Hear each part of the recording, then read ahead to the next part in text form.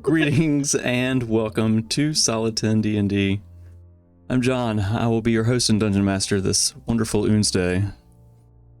Today, in place of our usual Chronicles of the Nildoran session, we are playing a one-shot in our Stories from Truistria series called Powder Run. Tonight I am joined by the Solid 10 cast, but we are down one Fallout. How are you guys doing this evening? Excited to play some Dungeons and Dragons? Yes. Yes. I'm pretty tired. I've yawned about 30 times. It's time to caffeinate. Yeah. I'm double fisting until I'm done with the caffeine. Before we get started, I'd like to thank our friends and sponsors, Nat20 Dicery. They are currently at RageCon, which is super exciting. Phoenix, what do you have for us this evening? It's a few of us. Oh boy.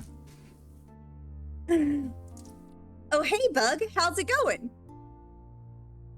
Not too bad. I'm hoping Roddy's one shot will become a full campaign. That would be awesome. You can never have too much D&D. Right?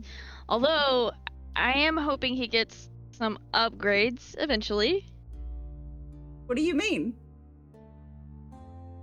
During the session 0, he ended up using dice as the enemies. Wait. What? Why? Well, he doesn't have any minis yet. The 6-sided blue dice were the goblins. The 4-sided green dice were the wargs. And then the one big D20 was the big bad guy. Hold that thought. Hey, Roddy! Roddy! Roddy! Roddy! Hey, you. Hey, Phoenix, yes, why are you so loud? Bug said that you used the dice instead of minis. Well, I mean, it's a decent substitute. Well, yeah, but, I mean, you know about Nat20 Dicery, right? Well, of course, they have some sweet dice and have a discount. They also sell minis. You should check out how cool they are. You're so right.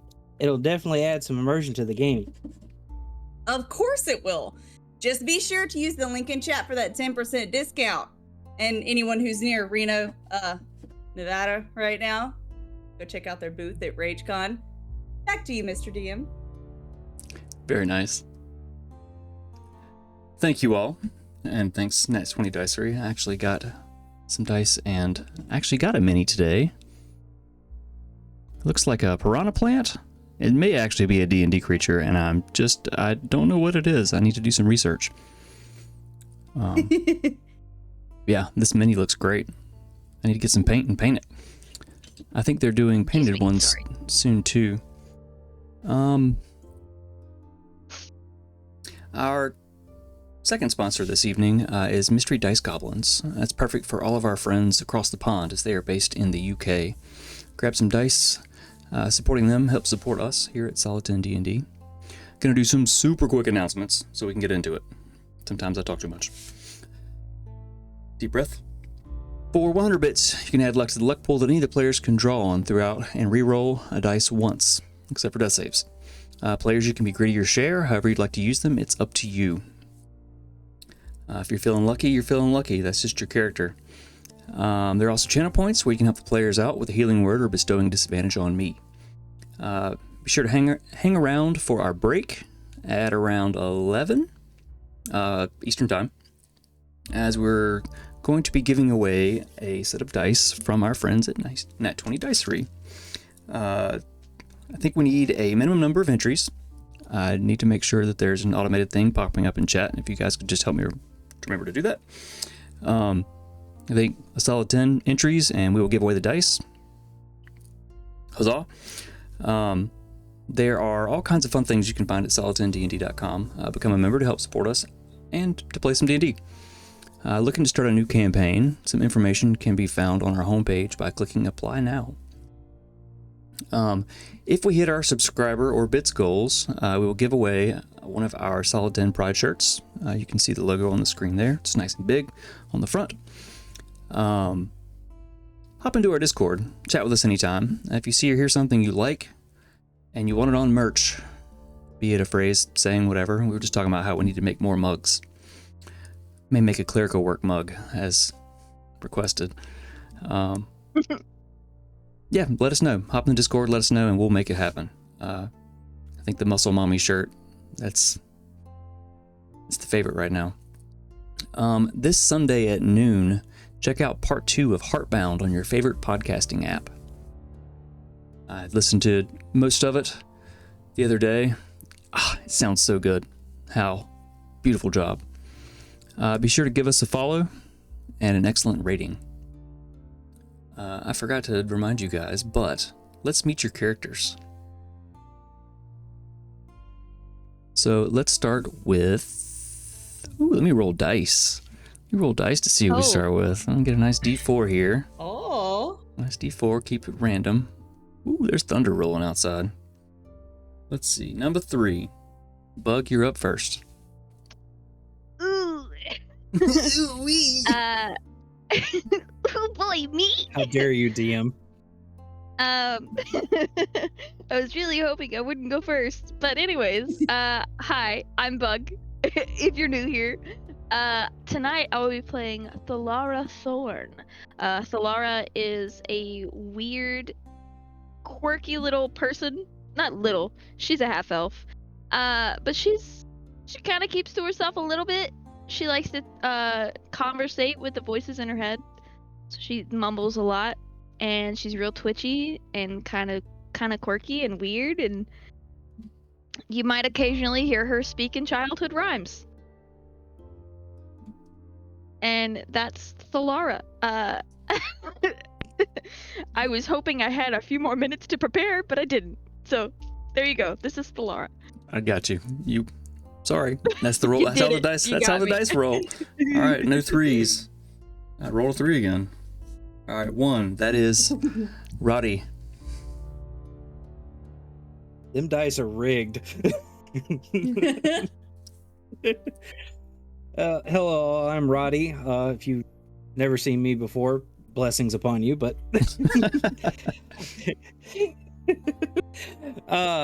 tonight I will be playing Darius Ravenblade. He's a sharply dressed human rogue with a silver tongue and a taste for luxury. He's a bit of a rich snob, if you will.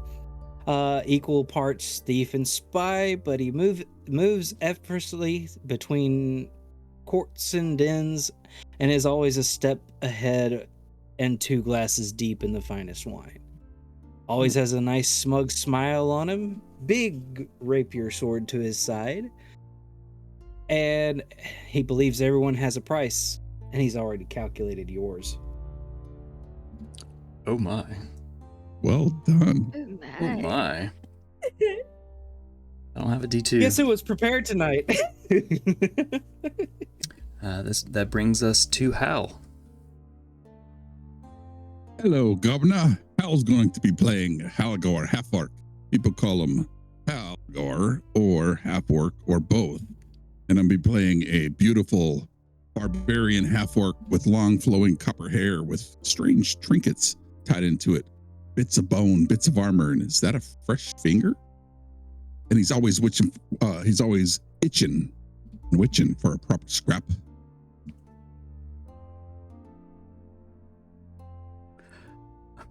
Very nice. So I guess I don't need to roll. Let's see if I actually roll a 4. I do roll a 4. Phoenix, that is to you. It's me. It's you. Okay. Hello, I am Phoenix, or you can call me Jen. Either one's fine. I am playing Crystal Claire tonight. I highly doubt anyone's gonna use her last name. They're probably just gonna use Crystal. But she gets bored easily. These fellow travelers with her have seen her be bored a lot over the past few days, and whenever she gets bored, she plays pranks on people, usually with her trusty slingshot and some ball bearings. You know, that's kind of her go-to. But yeah, her slingshot is named Floppy. But yeah, she's eccentric a little bit. That's her. Just a little bit. I feel like Is all that of your rapier's name, Roddy? Phoenix, you've been with us way too long. So if her slingshot's name is Floppy and your rapier, Mhm. My rapier's name is Harding. Err. Err. All of my weapons have names, even her like 2 scimitars that she like doesn't necessarily like using. All of them have names. Oh boy, this is gonna be fun.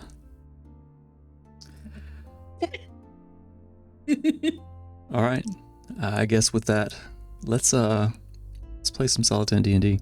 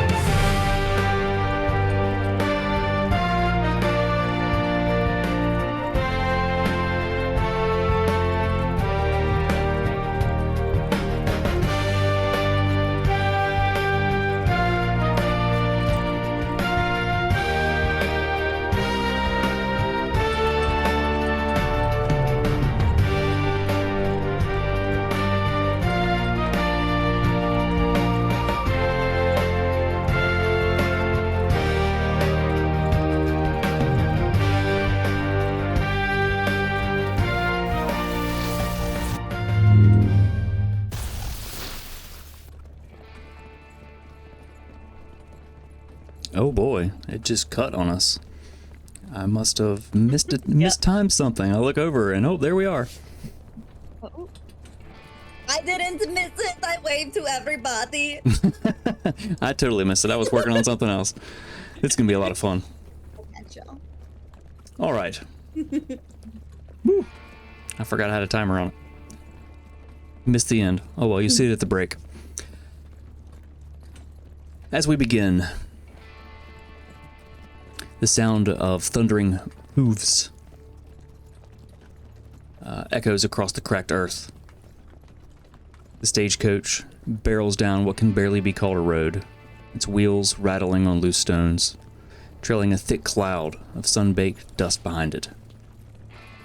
The midday sun beats down mercilessly from directly overhead, casting hard shadows beneath the 4 lathered horses dragging the wagon across the edge of the desert. To the north, the jagged spires of the Monadurg carve blood-red lines across the sky, towering peaks that loom like sleeping giants, watching your passage. On the driver's seat, a gnome named Milosh holds the reins with his callous hands, his face hidden behind cracked goggles, and his collar pulled up high. He hasn't said much since sunrise. He steers with the focus of a man who doesn't believe in luck and is on a mission. Clinging to the sides of the coach, arms looped, through worn leather. You all scan the horizon for movement. The desert only ever seems empty. Though you see nothing for miles, you know you're not alone out here, and what you carry could get you killed. Hidden beneath the false floor, packed in crates beneath salted meat and dry oats, lies your cargo. Spice. Rare, arcane, and addictive. You set out 3 days ago from the sun-baked town. The sun-baked town of Harena.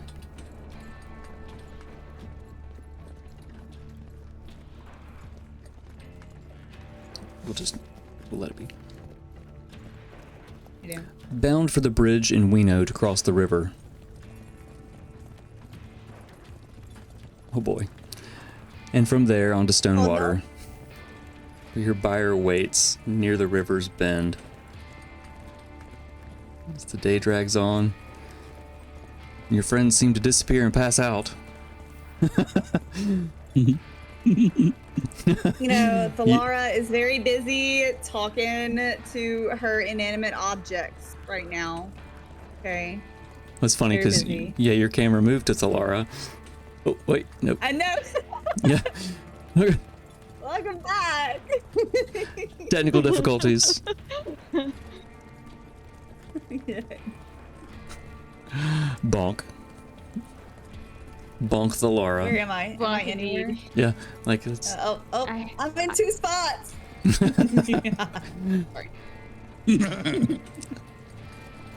I had to close a bunch of things. One of them including the stream. Oh, that happens, yeah. So. Yeah, it'll be fine. I guess we'll wait on Vinny. There he is. Oh, it's less fun now. I can stop doing this. I'm in 2 places at once. You guys good? Strong. That's okay.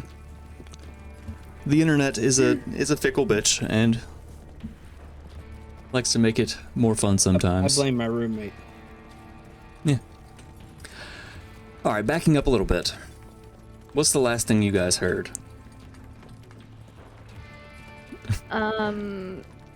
Milosh is a gnomish driver that doesn't believe in luck. Oh, dang. All right. So you all are clinging to the sides of this stagecoach. Your arms are looped through leather straps. You're kind of riding along on the sides of it, watching out towards the mountains and towards the desert. You know that the desert is not empty, but so far you've not seen anything. You're watching closely, even though it's been a minute, because you know what you carry hidden beneath the floor of the carriage, under salted meat and dried oats, is spice. It's rare, it's arcane, and it's addictive. You've been traveling for 3 days. You left from the town of Harena. You're bound for the bridge in Weenoh to cross the river, and from there on to Stonewater, where your buyer will be waiting near the river's bend. As the day drags on, you look to each other to pass the time as the miles slip by.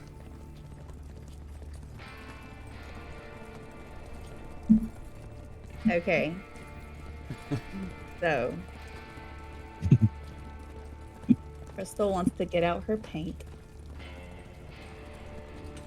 And I want to try to draw a smiley face on the back of the driver's neck. So I mentioned he's got his collar pulled up. I'm gonna look for a clear space. Is there any clear space? All right, so you crawl up on top of the stagecoach, and I imagine you're like army Yes. crawling up behind him, like just kind of peek over the edge at him, and he's he's short, so he's sitting down on the bench, holding the reins. Every now and then, whoosh. Occasionally, They'll try to you like see put a their little- legs on something to. see a little. You could probably reach down and reach him. Roll an investigation check for me. See what you see first. Goodness, okay. Investigating the back See what I of this see. Milosh's neck. 21. 21.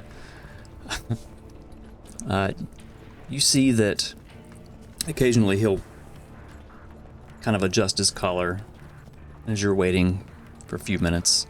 Eventually he pulls it back down. It's hot. It's really hot. So he pulls his collar down, and you can see his exposed neck.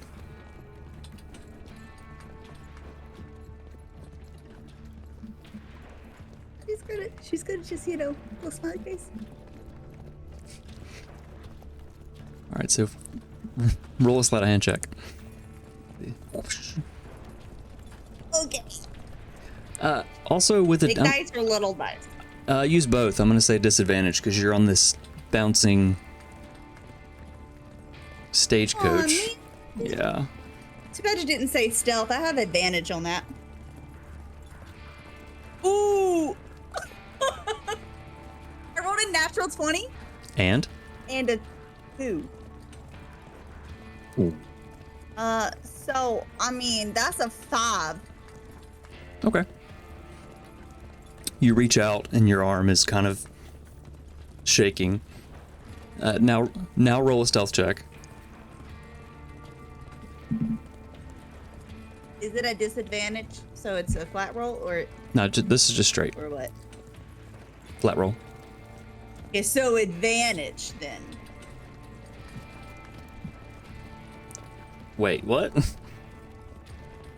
I have advantage on stealth check. In what situations? I don't know. It says on stealth checks. It's the boots of elven kind. It should be in movement, but it says you have advantage on stealth checks. I'm gonna give it to you, but technically it probably wouldn't be because you're not on your feet. I'm gonna give it to you. I'll give you advantage. Yay! You're lying there prone, so your boots are really doing fuck all to help you be quiet. They're magical. They're magical, okay. What'd you say you rolled? 21. 21. Alright, so you beat his perception check. Actually, wait. Does he have... what's the modifier for his perception? Stat block. Would be a plus... nothing. So yeah, +2. Ooh, that's close. Okay. You reach out. Your arm is shaking. You manage to kind of squiggle something painted on the back of his neck. You pull your arm away and you can kind of see it more clearly. It's not a smiley face. hi, Darius. Is it one of those Darius. faces where the mouth is like this? Why did Crystal just paint a dick on that guy's neck? I don't know. It's odd to me, but And it's pink. Because she only has 2 colors. She only has 2 colors. And she chose pink. Of course she did. Although it would have been more funny if it was blue.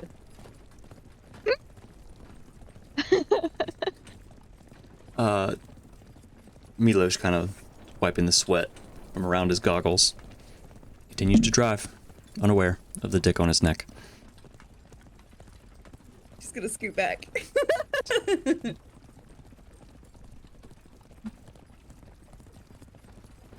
I'm bored again. Or 2. We don't get into a proper scrap soon enough. I don't know what I'm going to do out here. Except get a tan. Darius, you should take off your jacket and your shirt. Get yourself some color. My elegant garb? I think not. I think I'll leave it right where it's at. I'm fancy dressed for a reason. We're in the middle of the desert. Where do we think we're going? Wherever I need to go. You're not going to be able to impress them city slickers out here. At least take off your jacket. It's got to be like 120 degrees. Look, this isn't just a coat, my dear friend. This is a distraction so I can rob somebody while you're admiring the stitching. The last guy that tried to rob me, this intertwined in my braid is finger. Oh, fancy. All right. Ding dong, time for dinner. Oh, this sun's making me hungry.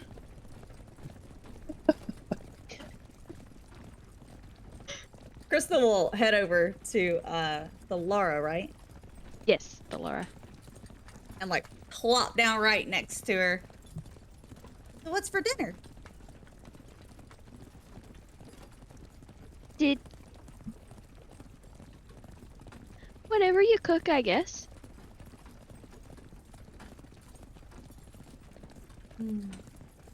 She's gonna get out floppy. And the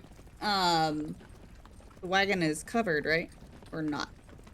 So It is covered because I was just on top of it.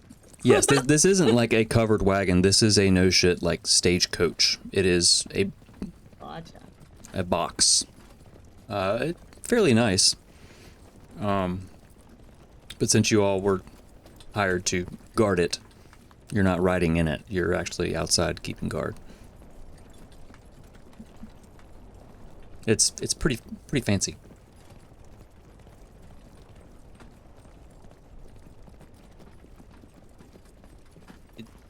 Did she say dinner?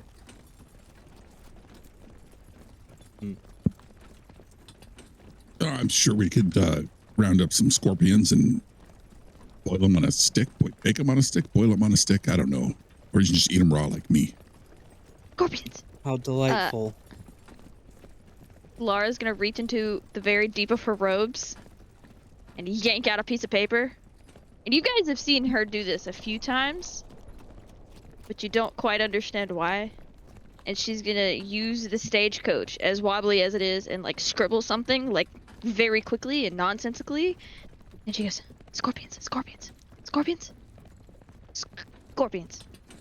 And then she holds it out, and she uses produce flame to catch it on fire, and goes.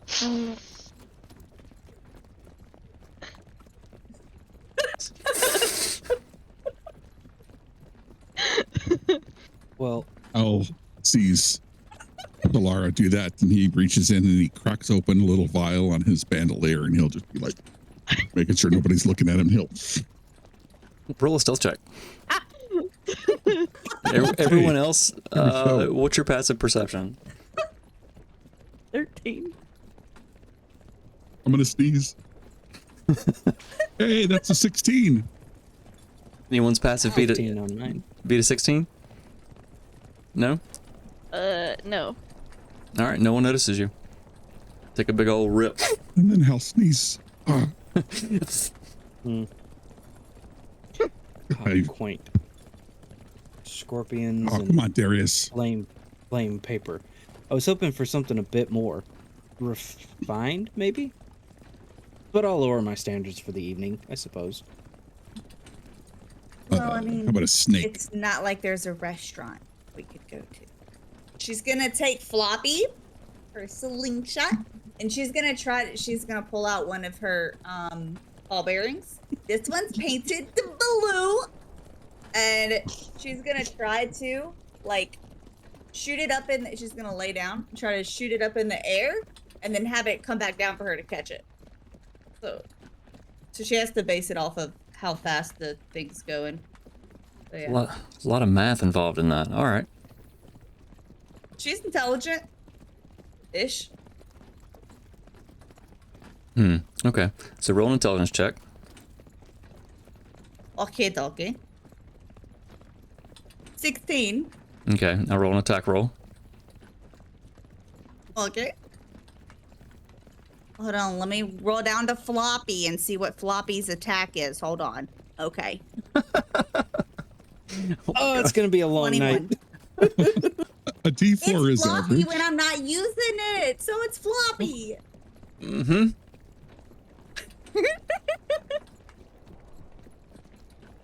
So what was that attack roll? Yeah, it was. What did I say it was? Add again. 21. 21? I'm rolling a lot of 21s. Yeah. So you take a minute, you stretch Floppy out, just maximum distance, picking words carefully, and you release it, aiming forward a bit, doing the math, and it flies up in the air, and as the coach moves forward, you manage to reach up. Now roll a dex save. Okay. 12. That's enough. With your intelligence check and with the attack roll, you manage to get it just right, and you pretty much hold your hand up, and it just smacks into your palm.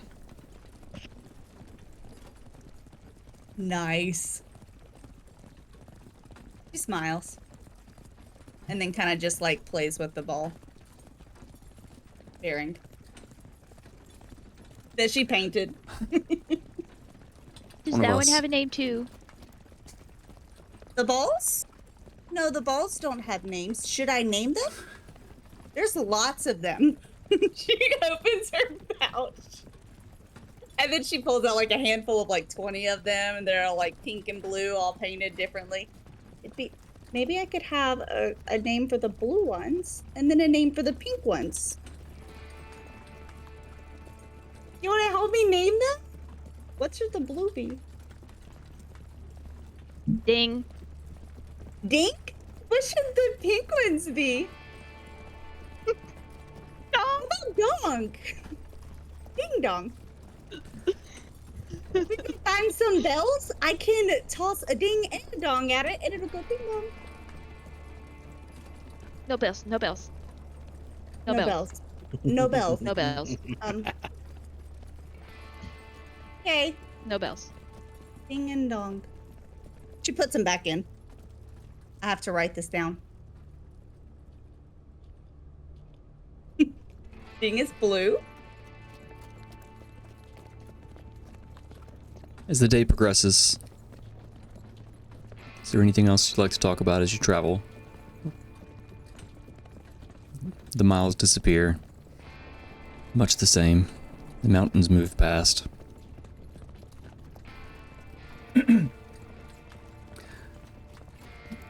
Sun moves. The shadows begin to lengthen behind you.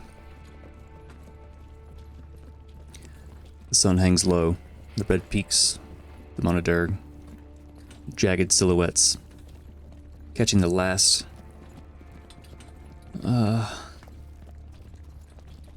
rays of light. The coach rattles as it slows, the wheels creaking over hard packed earth, loose stone. A dry wind skims across the open plain, tugging at cloaks and clothes and Darius' fancy jacket. Milosh pulls back from the reins with a sharp grunt. He guides the horses around a bend of the dune. There's a lone, kind of twisted tree that stands nearby. It looks like it's been dead for a long time. It's bark gray and splintered. It's long been stripped of its moisture, life, or purpose. There are a few coarse, kind of stunted plants that push up through the dust, holding on like they've got something to prove.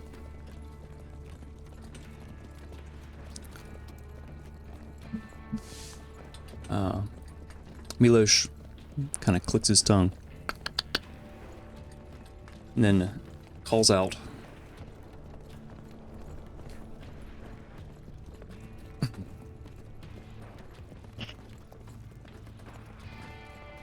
We need to take a moment. Okay. Take care of some technical issues. That's good because I totally forgot to connect the map to the thing.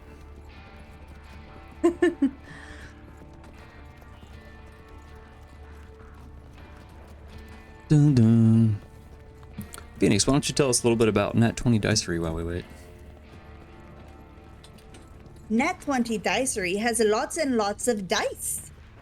I have spent lots of time on there, and some of them are super pretty. I like the gold, like the rose. It looks like a rose gold one, but it also has like some silver mixed in it. It's gorgeous. There's also some that are just like have little gold flakes in them. So they're pretty cool. I like the minis because I talked about this last week. They have like this whole tavern set. Ooh, and they have like a mimic library set too. Y'all, it's awesome. Mimic library set. Yeah, like it has like they have bookshelves and like all that kind of stuff. It looks really cool. And then one of my favorite, I'm gonna tell y'all about my favorite miniature. Let's see, where is it? It's part of the goblin set. Okay, so they have a few different goblins and they all look really interesting. You know, like anytime you're in a game online, all the goblins look the same. You know, there's like, oh, look, it's 15 goblins and they all look the same. These are so interesting, and like the faces have very distinct like looks on them and everything. And there's this one that's part of the goblin army one. There's an ogre that's holding like this like tray kind of thing on top of them, and you can put two goblins inside the tray thingy that it's holding. It's like really cool. I'm gonna send it to you, Mr. DM. Yeah, I need to see that. I need to dig through more. Like I've gone through all their stuff looking at it, and I must have missed that one. I think they're always adding new stuff. I think they plan to expand. Cool looking. They're always adding new cool stuff on there, so if you haven't, go check it out. Oh, that is not it didn't copy it properly. Hold on. It's still not copying it. I'm gonna just do a screenshot of it since it's not playing with me properly. There we go.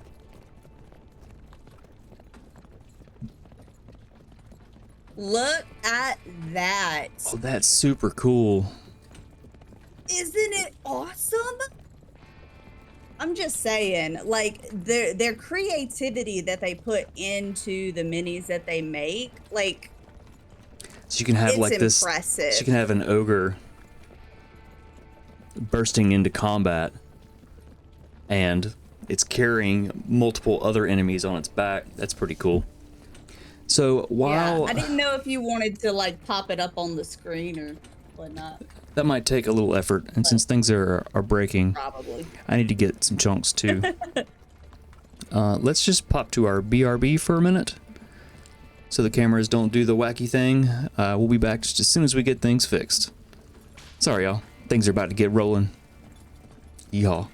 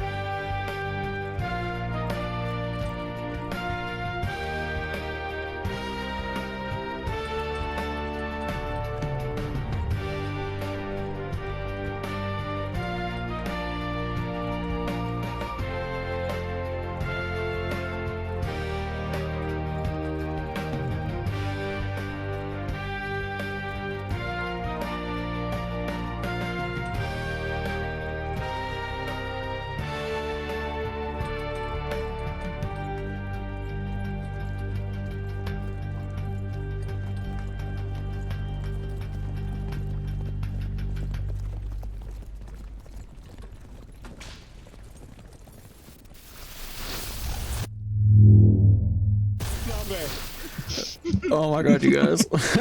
I think we have the tech issues resolved. We're going to rewind a little bit. Better than ever.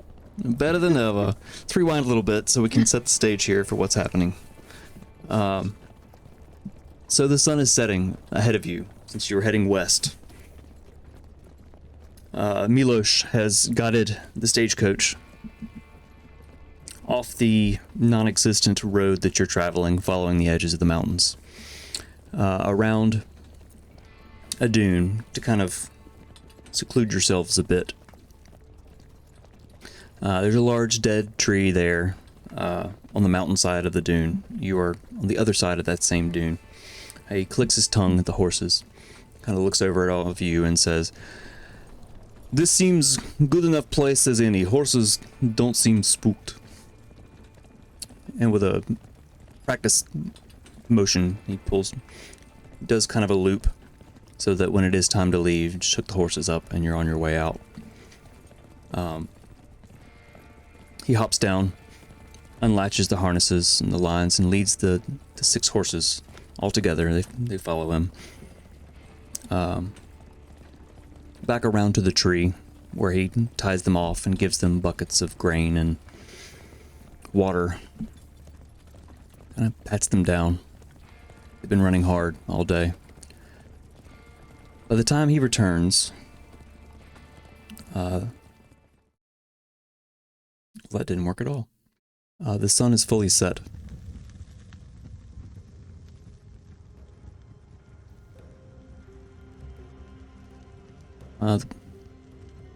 Begins to cool a little bit. He makes a small fire and sits a dented kind of tin kettle on top. You all settle in for the evening. Hey, Milosh, what we having for dinner? Well, we have lots of salted meat. I think it's part of the cover, but there's plenty of it. I don't think they're expecting it. You didn't bring any food? Why in the hell are we going to eat our cargo? It's not our real cargo. I thought you knew.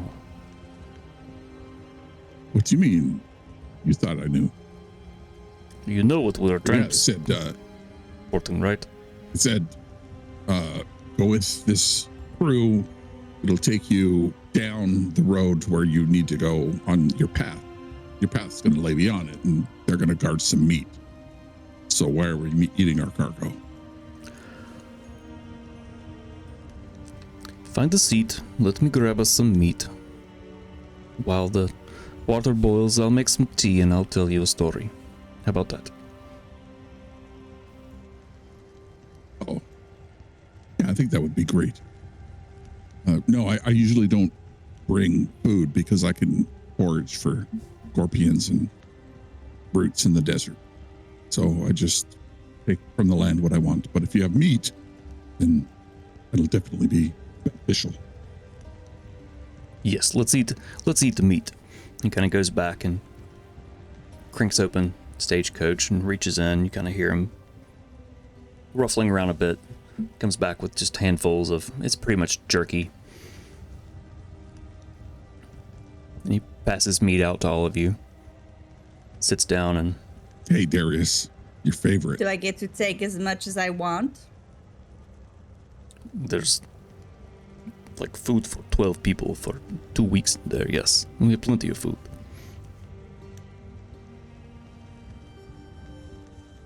Start eating some meat. Kind of like biting and tearing it off. It's quite dry. He sprinkles some tea leaves into the kettle and puts the lid back on. Kind of sits back. The wind is kind of whispering softly across the ground as the fire crackles.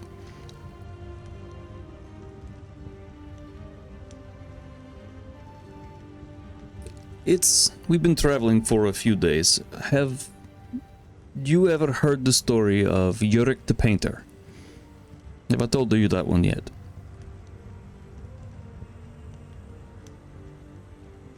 Anyway, I don't think so. he was a good man. Quiet. Not too smart. But not too stupid. Just the right amount of stupid to live long time.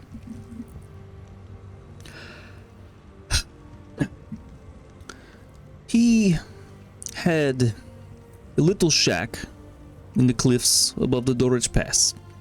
Cold place. Too many goats. He would paint pictures. Not with brush, but with his mind. He reaches forward and grabs the kettle and he pours a cup for everyone. Sits it back and takes his and kind of sits back, blowing across it and drinking.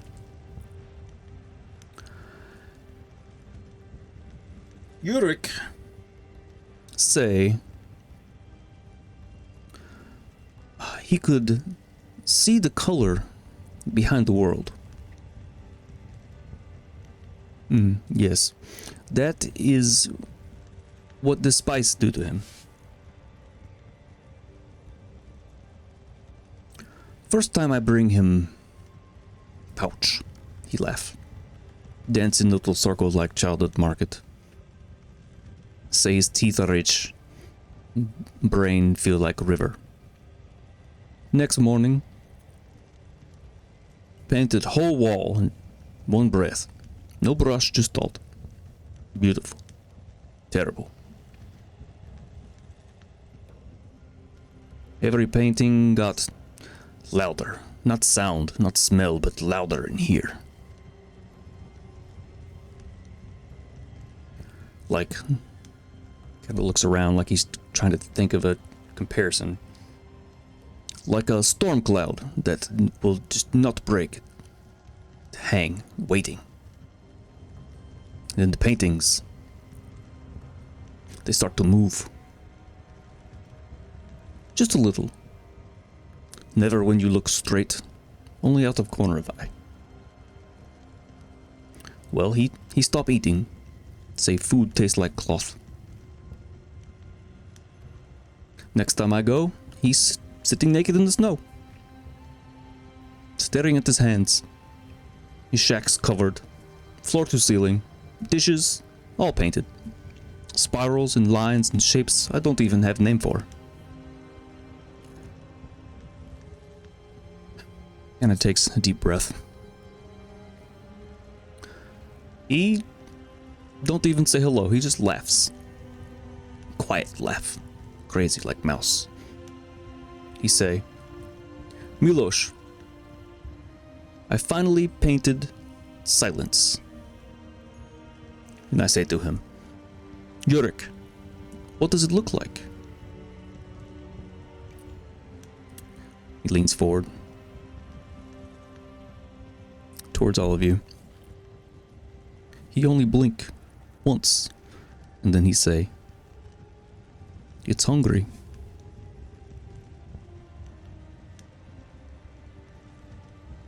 I leave and I never go back. The shack's probably still there. Maybe not. Anyway, that's why I do not take the spice. Not even a little bit. Make my mind do crazy thing. That is what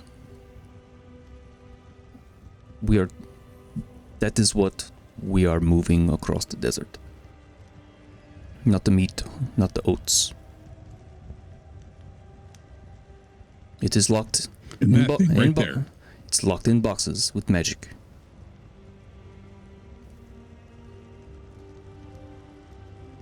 But hey, I must say, Yurik, he did paint real good.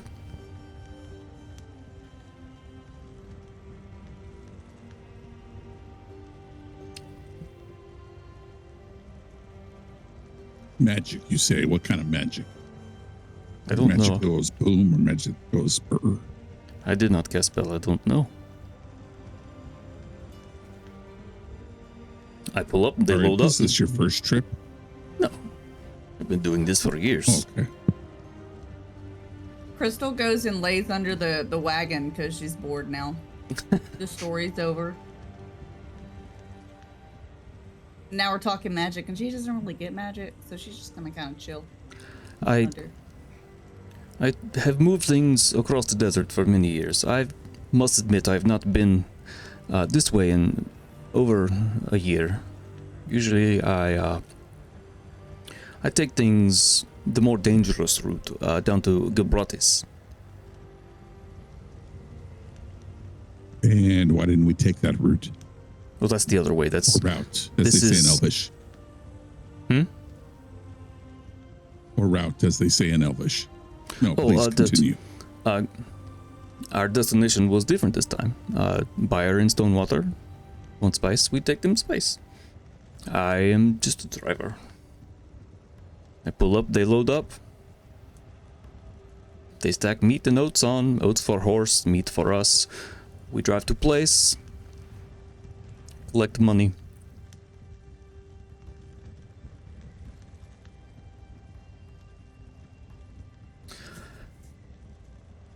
Takes a big bite. When are we going to get in a fight? That's what I need to see. Like, this traveling is all well and good. But we were here hired as guards, which means you need guards because there are bandits and giant scorpions and dragons and things like that here on this route, right? It is not safe route. They were right to hire you.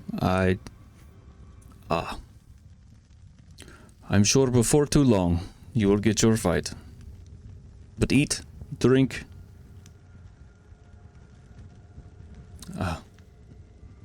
Don't count eggs before chicken hatch. Or, I think I said that wrong. I've been in the sun way too much today. You can never be in the sun. It keeps you away from the terrifying water.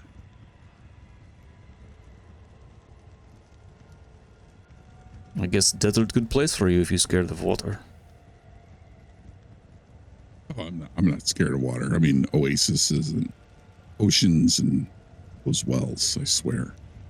You stare into them and something's going to grab you and your reflection will disappear. I have heard a story like that. That also sounds like something Yorick said once. But,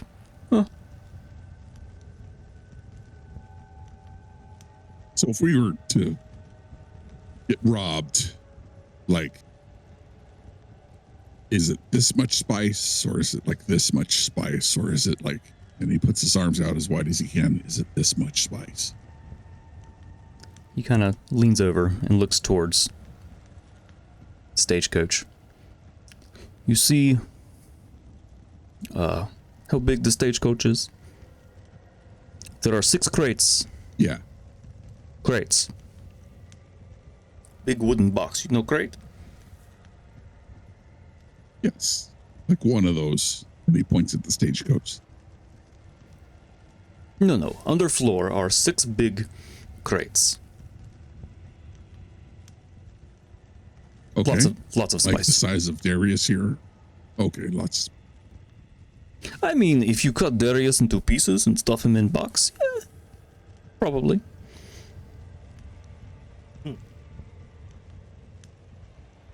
I mean, the small one, And the one per.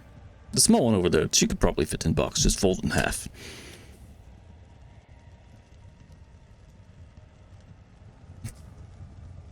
Okay. Which one is he talking about? I don't know how small you are. I think they're on a delay. How small is I'm your not very kid? small at all. What do you mean? You mean Thalara? Or Crystal? Or the man in the nice jacket? I mean, men in nice jacket, you cut him 2 pieces, you can probably shove him in one of these crates. That's how big crate is. The small, creepy, Thalara is... We haven't talked much. Yeah, the one that looks like a doll that doesn't blink. Yes, that one. I mean, no offense, but you're kind of creepy. Little half-elf girl. Woman. Sorry. Yes, fold her in half. You could fit her right in box. Big box. Big box, big box, big box. Lots of spice, but not for us.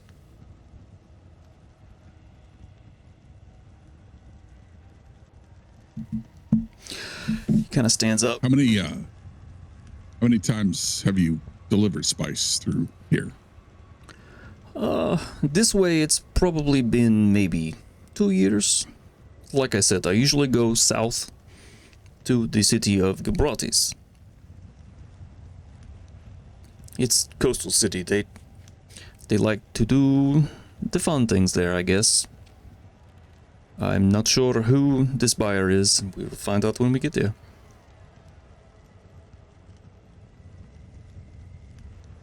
All right.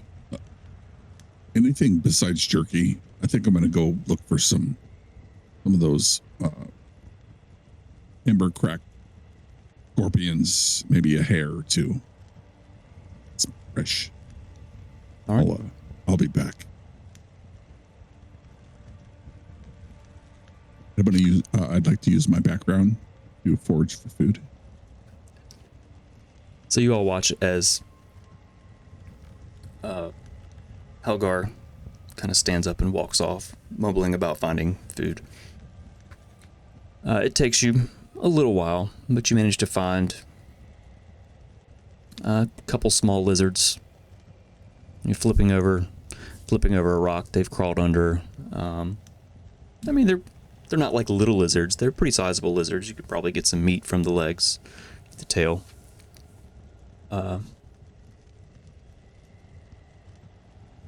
No hairs. Mostly just lizards and a couple big bugs. No scorpions. Perfect. He'll come back with some of these big bugs and put them on a stick and start like roasting them over the fire. And he's like, you see this one here with the red wings, Asterius? These are spicy. Like you eat them, it'll clear your sinuses and maybe some of that pity slickerness to you right off.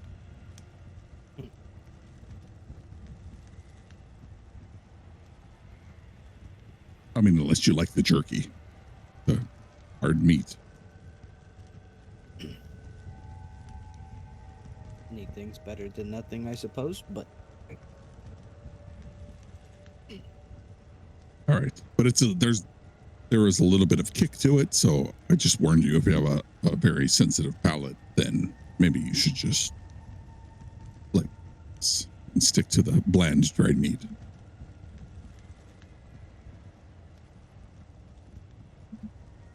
I mean, these lizards and bugs are for men of the wastes. Milosh is like, He reaches out and takes some. Ooh! See his face start to turn red. Told you. Drink some tea. That is, woo! I will feel that in my butthole tomorrow. I am sure of it. I'm sure of it too. You're supposed to eat the other side. Oh, shh. Just kinda, I wish you would have told me that sooner. I am going to try to sleep because I have a feeling this is not going to be fun.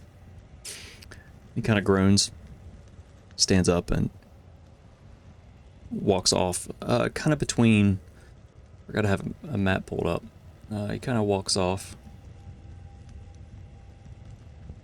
kind of between the horses and you all. You can kind of keep an eye on them and keep an eye on you in the cart. He rolls out his bedroll, kind of lays out on it.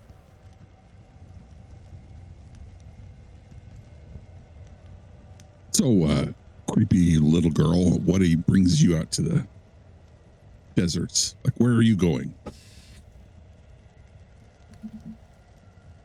The great old one told me to come this way. Milosh?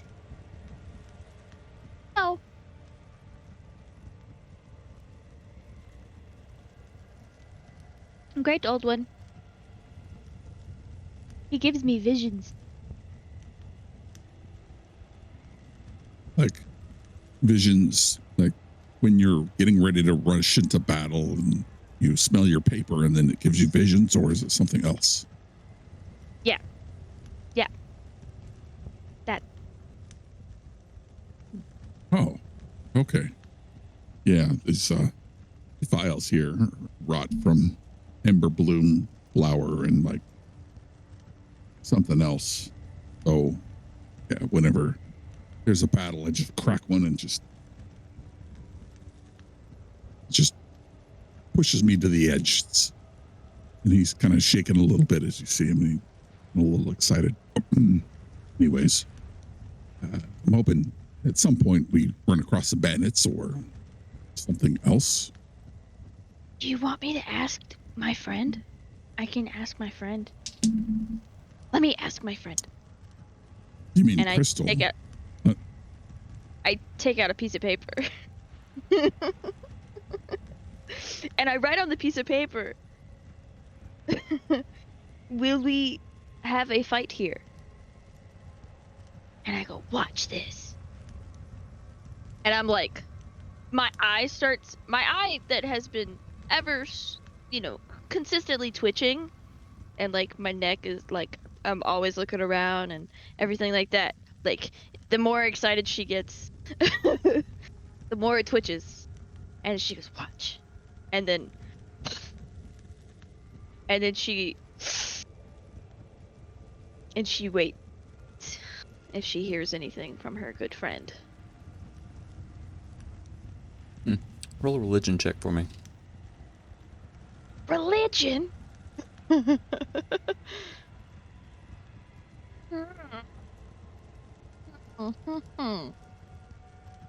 it's not the dice I want to use. It makes it really funny, actually, that you say that. That would be a 7. Sniffing your paper. Kind of look around and you're waiting. You just hear the usual chatter in your mind. You don't hear any answer directly. Ding dong. Ding dong. Ding dong. Pulls out her slingshot. She said ding dong, right? She's gonna get a blue ball and a pink ball. And she's gonna shoot Halgar. Roll an attack roll.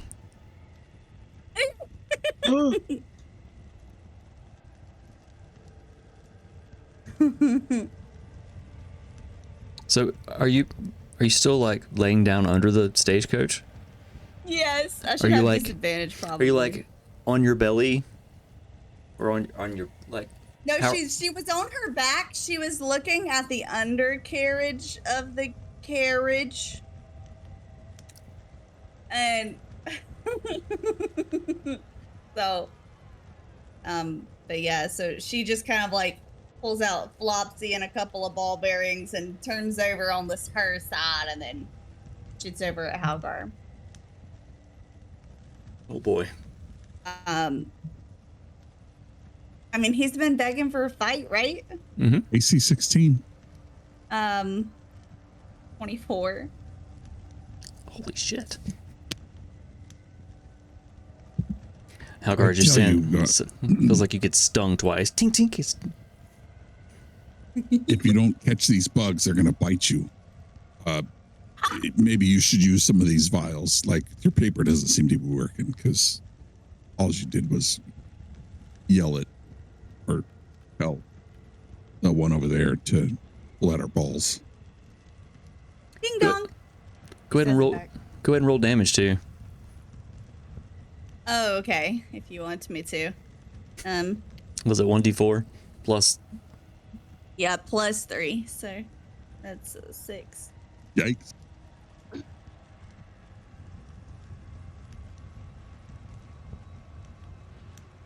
that max damage? No, 7 is max damage. 6, okay.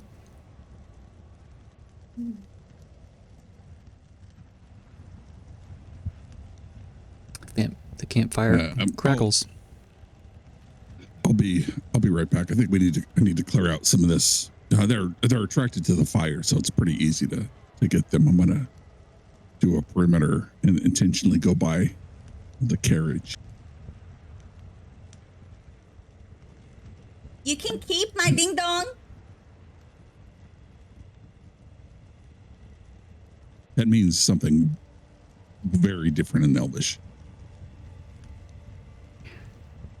So Halgar, you walk I away, don't speak Elvish. kind of doing a perimeter sweep. Roll a perception check for me. All right, perception +4. It's a 10. Oh, Solid. You look kind of back the way you went out to find dinner. See far off in the distance, there's something large moving, or there's kind of sand moving around. It could just be the wind. Walking back towards, like around the other side. Let me use the map for this, make it a little easier. So you're kind of peering out this way. You see the sand kind of blowing, and you circle back around. You take a peek at the horses. They're still there. Kind of come back, and Milosh is just snoring deep. And you circle back behind the carriage, where I'm assuming you're gonna stop. Hal wants to see if he can deadlift the carriage to determine, like, how many rates are we talking about? So roll a strength check for me as you like grab the bottom of this carriage and you begin lifting. It's a 19. 19. You lift. And you kind of strain a little bit.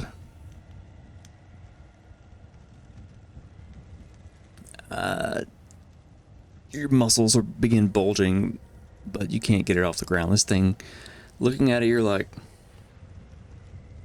I mean, the carriage itself is pretty sturdy, but with the cargo, it probably weighs at least half a ton.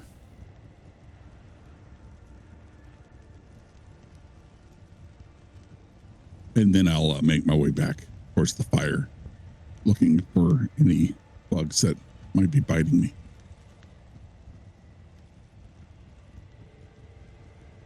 Crystal's gonna stick her head out to Halgar and say, "Hey, do you want to have a little brawl? Can't hit me too hard because you're really big." I only fight people who try to kill me. Oh, I don't really want to kill you. So, and then she goes back under the carriage. You pass the test. While you're under there, you just see these two big hands kind of pop onto the side, and the whole carriage begins to like kind of rattle as he's trying to like lift it up.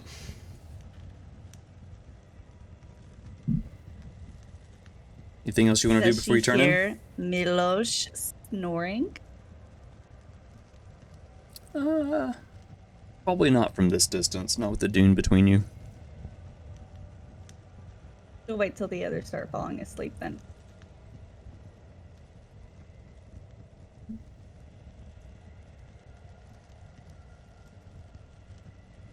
Yeah. So anything else you guys want to talk about or do before you turn in for the night?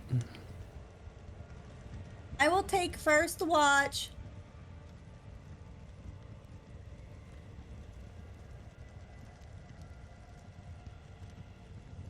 take a watch, middle watch, end watch, beginning watch.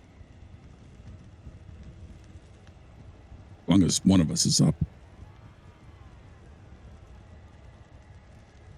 I'll take the watch just before the sun comes up. So I like to stand at the top of the dune and just feel the rays of the sun wash over me. Okay, and I'll wake up Thalara. So you'll be number 2. For second watch.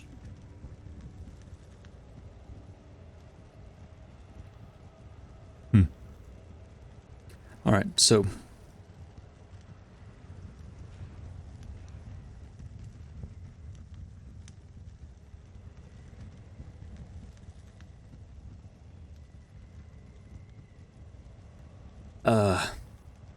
Darius, Thalara, and Halgar.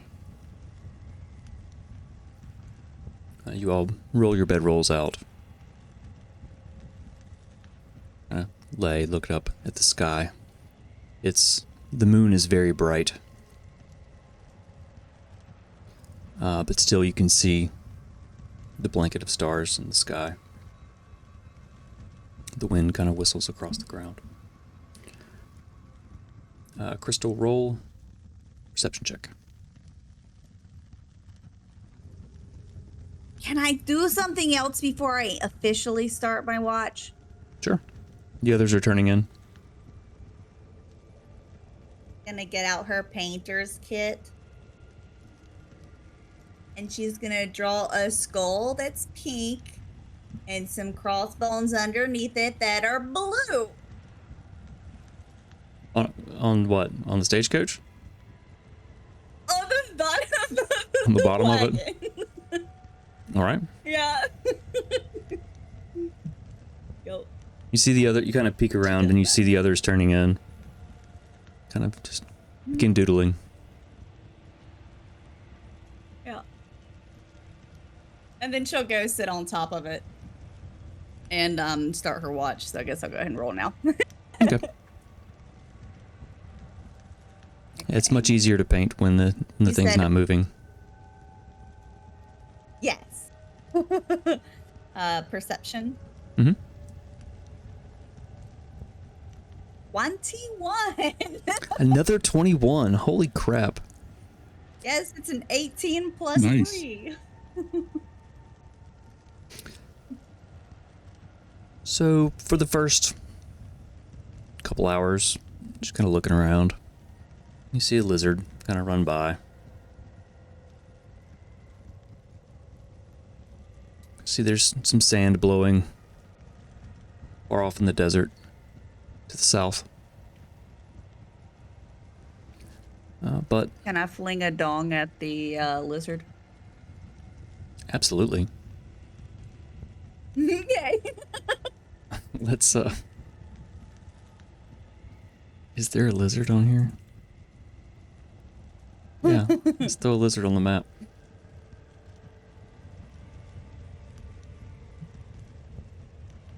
I rolled an 18. 18. Let's look at what's the stat block on this thing.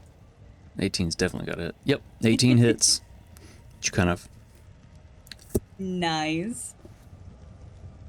So Kinda- a pink ball bearing goes. Fuck.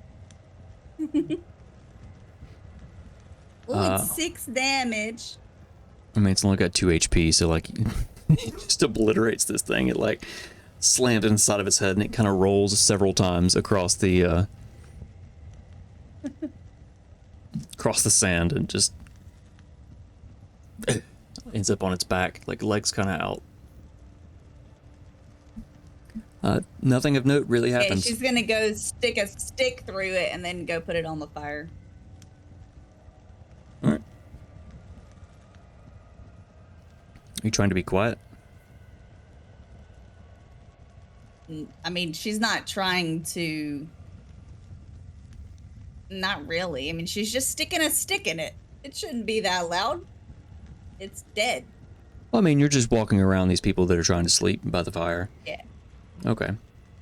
So you're just kind of crunching through this sand and the packed earth, and you just kind of skewer this lizard, kind of drape it over the fire, watch it as it burns. The hours pass and nothing interesting happens. To wake up Thalara, she's gonna tickle her. All right.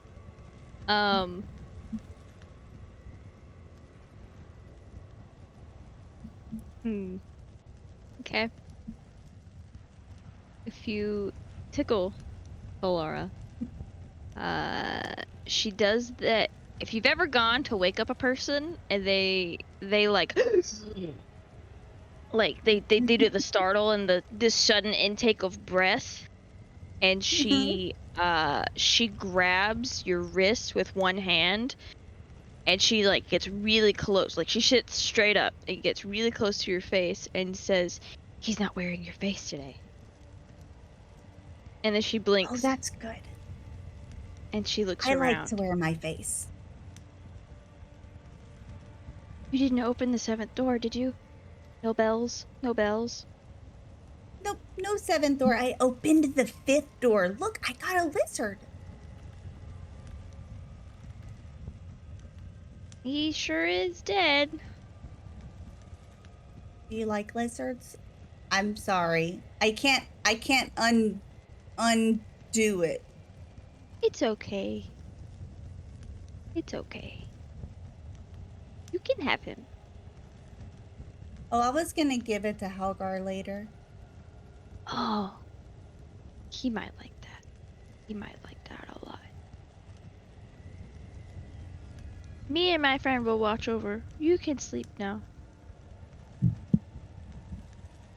Okay. And She's gonna lay her head on her lap and then go to sleep. Okay. She's kind of like rocking back and forth, and before you fall asleep, you hear her like whispering under her breath, and she says, "Up and down the hallway thin, up and down again. Ding dong, the crooked bell. Time for dinner, time for then. Don't look back, don't look ahead. Don't ask who rang the bell. Ding dong, your plate is set. Time for dinner, time for hell." And she just repeats it over and over and over.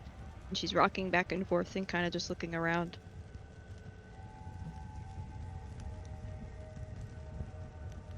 She gets rocked to sleep, so I mean...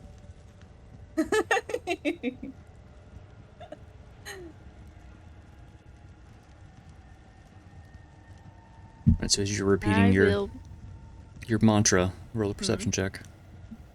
At this point, it's late in the night. You stop just after the sun went down, so it's early to bed, early to rise.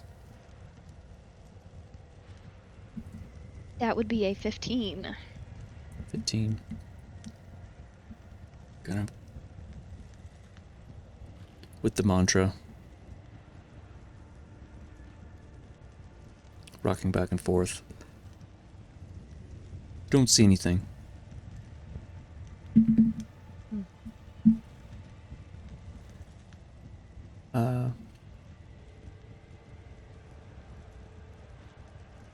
Do you hear the horses whinny?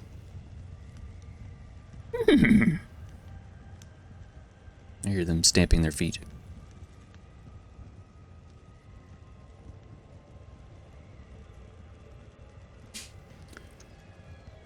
The fire's still crackling softly at the center of the camp. And a breeze kind of blows by, tossing sand kind of across your feet as you sit there. It kind of startles you a little bit, just to hear Milosh kind of just kind of mumbling in his sleep, probably at the horses to, settle down.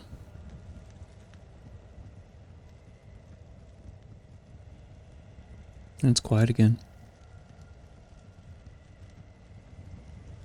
For a long while as you sit there. In seconds and minutes. Only passing of time you can really tell is that the fire is slowly burning down. getting dimmer.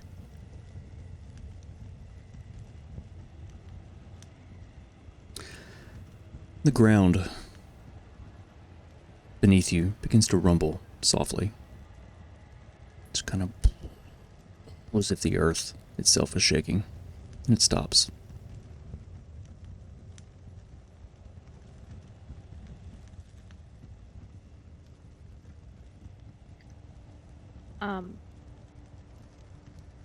Alara's going to shake Crystal.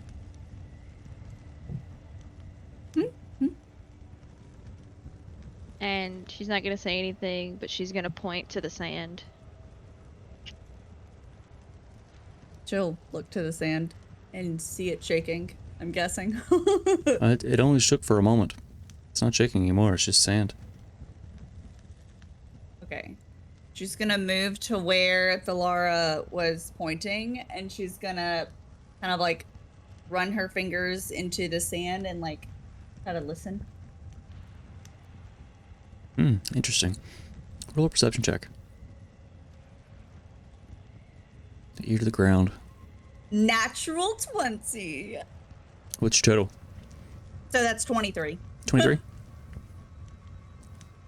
Ear to the ground. The ground itself is not shaking, but somewhere below there, it's like a rumble that's carrying something deep beneath it is moving around.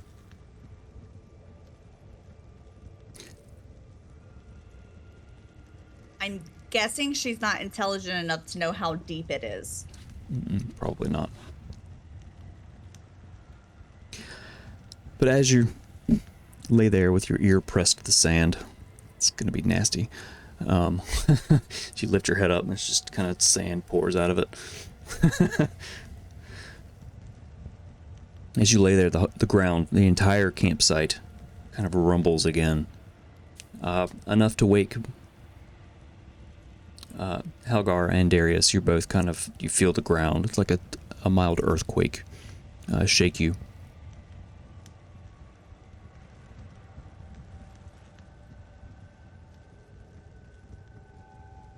What do you do?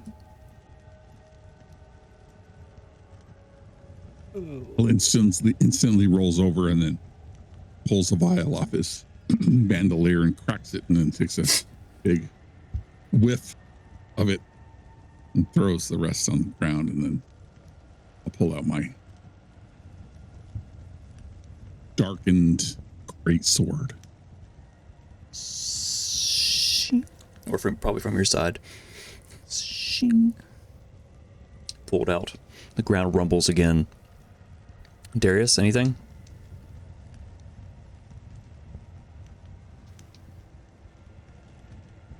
Alara's gonna stand and bolt about halfway to the cart and then stop and listen. All right. So Thalara, darting towards the wagon. As she kind of pushes past Darius, he wakes and he's kind of looking around, confused, like, why am I in the desert? And then he remembers. The ground rumbles again. Crystal's gonna get up. Can she tell? She's been laying there for before the rumble that she was awake for, and during those two rumbles. Can she tell percentage-wise how close it is from the first rumble she heard? Maybe. Not really. It kind of just seems like the ground, all underneath you.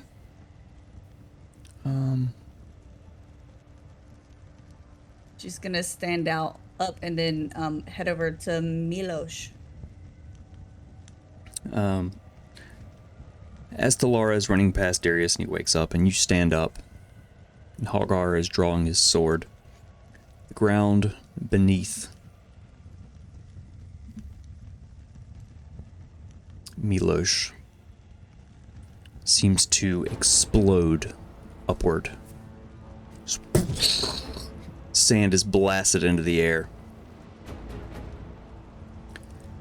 Just a fountain of sand.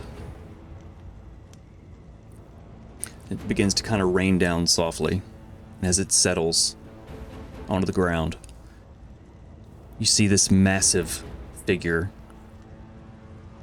You hear Milosh. What the? Kind of just from his sleep. You see this creature grab him and toss him upwards into the air. Kind of just see a glint of his goggles as he flies up into the air.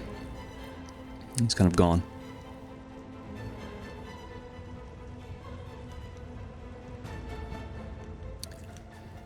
The sand finally settles so you can see this creature. Looks to be some type of colossal, just undead scorpion. It skitters out into the desert. Its claws snapping. One is slick with blood. It's got a curled stinger.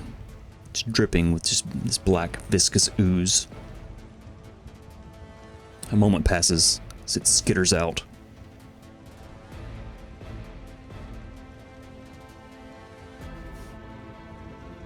And Milosh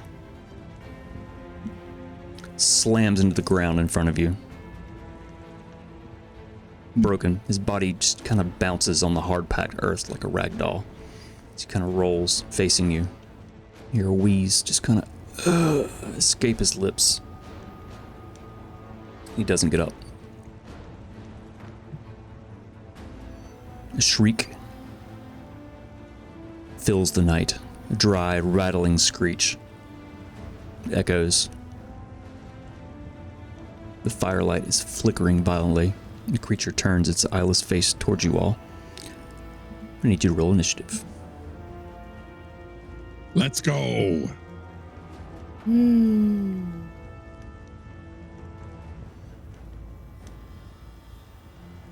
Guess what it is?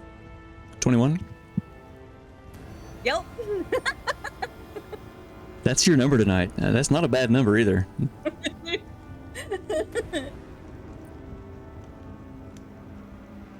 Quick All right. question. Is he dead or is he just like, is he unconscious or is he still like breathing a little bit?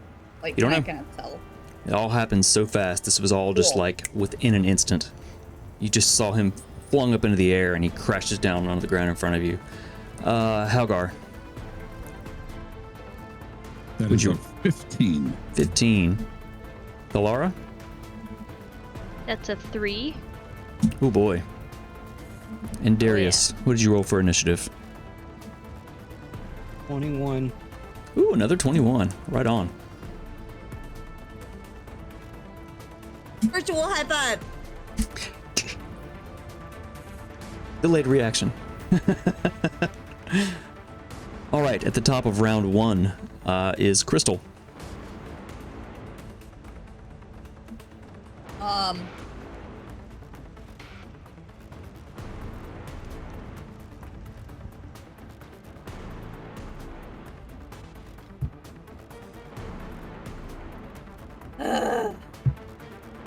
Unfortunate. I'm not used to playing characters who don't care if the driver dies. So she's going to pull out.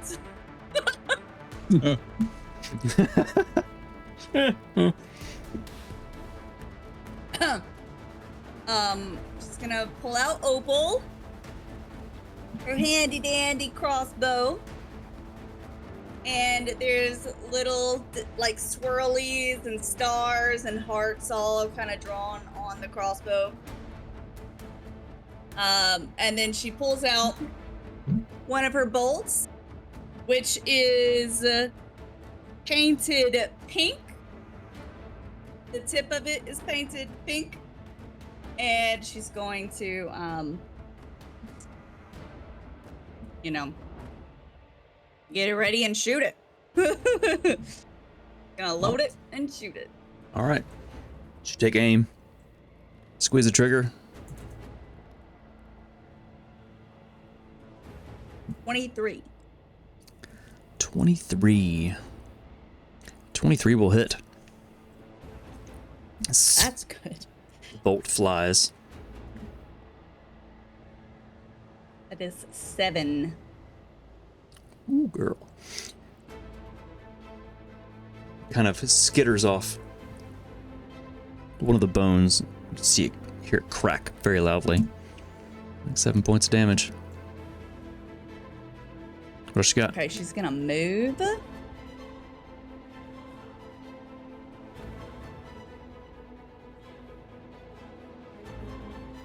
wait, no, hold on. She's gonna go here. Okay. Well, that's her turn. All right, next up is Darius.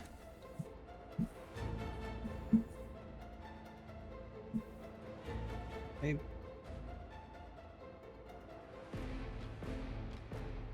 Let's see what.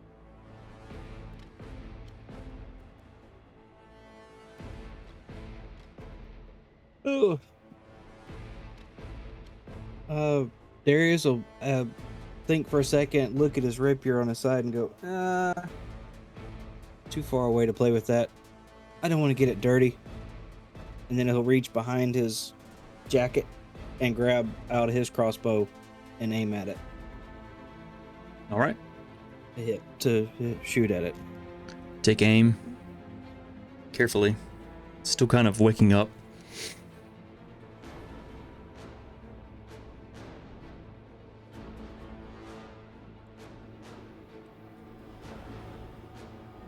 Would be a 13. She squeezed the trigger. It flies. It kind of just glances off the creature's skull. To no effect.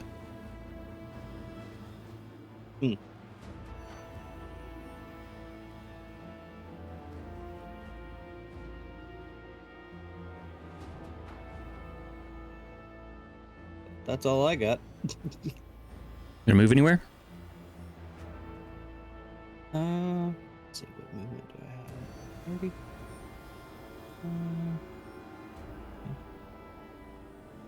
Yeah, I'll move 5, 10, back just a little bit. You can dash as a bonus action, or you can hide.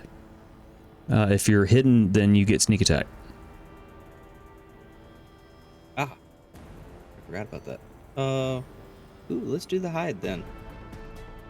Okay. To do so, I must succeed on a.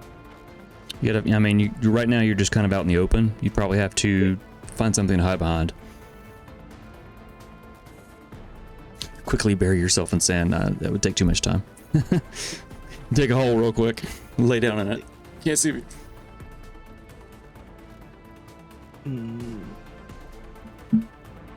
That was what there. Then that would be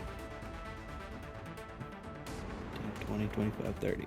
So we'll go 5, 10, 15, 20, 25, 30. And hide behind the corner of the carriage. Okay, roll a stealth check.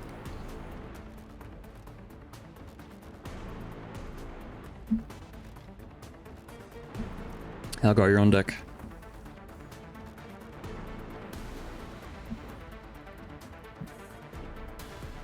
That's a 21. Yeah, you move behind the stagecoach and press your back to it, your crossbow, and you get ready. You're hidden. Halgar, that's to you. All right, Poppin, this is exactly what I wanted. And I will move 5, 10, 15, 20, 25, 30, 35. And I will close the distance to this creature, leaping the last 10 feet, bringing my greatsword down. Reckless attack. No rage? Oh, yeah, bonus action rage. Gotcha. Reckless attack. Just leaps and bounds, just sword out, leaping through the air. 25 will hit. Swinging down on the creature. That is 4 plus, what is my actions? 4 plus 4 is 8, 10 damage. Just kind of crack. slice across the bones, a lot of them cracking and some of them just kind of clattering to the ground. The creature just kind of screams at you. Doesn't necessarily seem to be in pain, just aggravation. Hal needs the venom for his morning coffee. Second attack, reckless. You scream and strike That again. is going to be a 21. 21 will hit. It's the number of the night. 10, 14, 16 points of slashing damage. Again, pieces of bone just broken away. That's my turn. Bottom of round 1. Actually, no. It is now the creature's turn. Ooh, stat block. Helgar.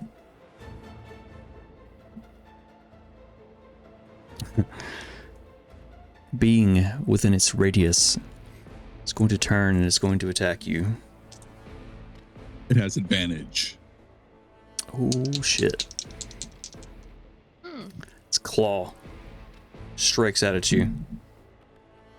It's a 22. Yeah, that hits. Come on.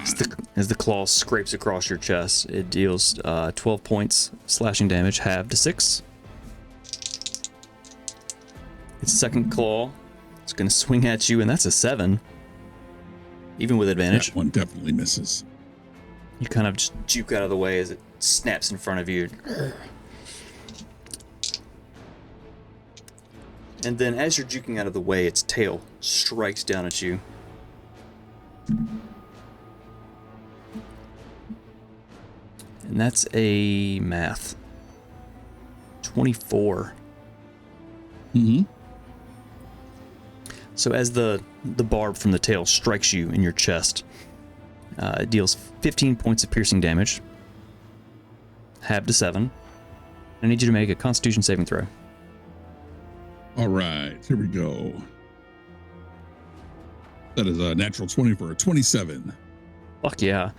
You feel this necrotic energy try to surge into you, and you just flex, and just kind of, as you flex your muscles, the barbed tail pulls out, and with it, all of the venom just kind of sprays out of your wound. I'm not even going to have you take half damage on that one. That's awesome. Then it's going to skitter around you. I will say that Milosh's body is right here, so you have a point of reference of where he is. He's going to skitter around without leaving your range, kind of put itself in the middle. Movement. Alara, that is to you. Alara is kind of staring at Milosh, and then in the skittering of this creature towards him, she like slowly raises her hands, and she will cast Eldritch Blast. Eldritch Blast. Let's go. Eldritch Blast. Eldritch At level Blast. 5, I get 2 of them, so I have to roll for each. Does it come from your creepy blinking eyes? Yes. Lasers. One is like pale green laser, and the other one is like dark gray. 'Cause why not? The first one is gonna be a 14 to hit. 14 unfortunately does not hit. Like you're just the first one blasts and kind of flies past it. You see far off in the distance, it takes it probably at the end of your turn. You see it just kind of against the side of the mountains miles away. This thing's moving fast. The second one is an 18 to hit. 18 does hit. Yeah. Heck yeah. That's going to be 8 points of Is it force damage? Force damage, and I would like to use the, I don't know if it's a thing that automatically happens, but I have repelling blast, and it shoots it 10 feet back in a straight line. Also, it pushes it. Yeah. Right on. Okay. So it blasts into it. You said 8 points Yes, sir. force damage. And it's blasted backwards as it slams into Halgar. And 2 points. Halved to just 1 point. Bludgeoning damage as it pushes you back as it's blasted away from you. Ooh, that's cool. Got anything else? Valara will continue her run to the carriage or the stagecoach. Mhm. And she is going to, so it was 5, 10. She has about 15, 20 more feet of movement. Could I possibly use that to climb on top of the carriage of the stagecoach? Since you're pretty familiar with the stagecoach, I would say it's difficult terrain, but it's only, less than 10 feet up. So yeah, you could easily scrabble your way up. You've been clinging to the side of this thing for a few days already, so you're familiar with it. Okay. Clamber up to the top. Yep. And that is my turn. Top of round 2, Crystal. Watching your friends wail in this thing. Okay. Milosh's body is lying on the ground. He's unmoving. A quick glance, you can't tell what's going on with him. She's just gonna yell out, Milosh, you know it's bad to just lay there, right? And then she's No response. gonna pull out a bolt and load it.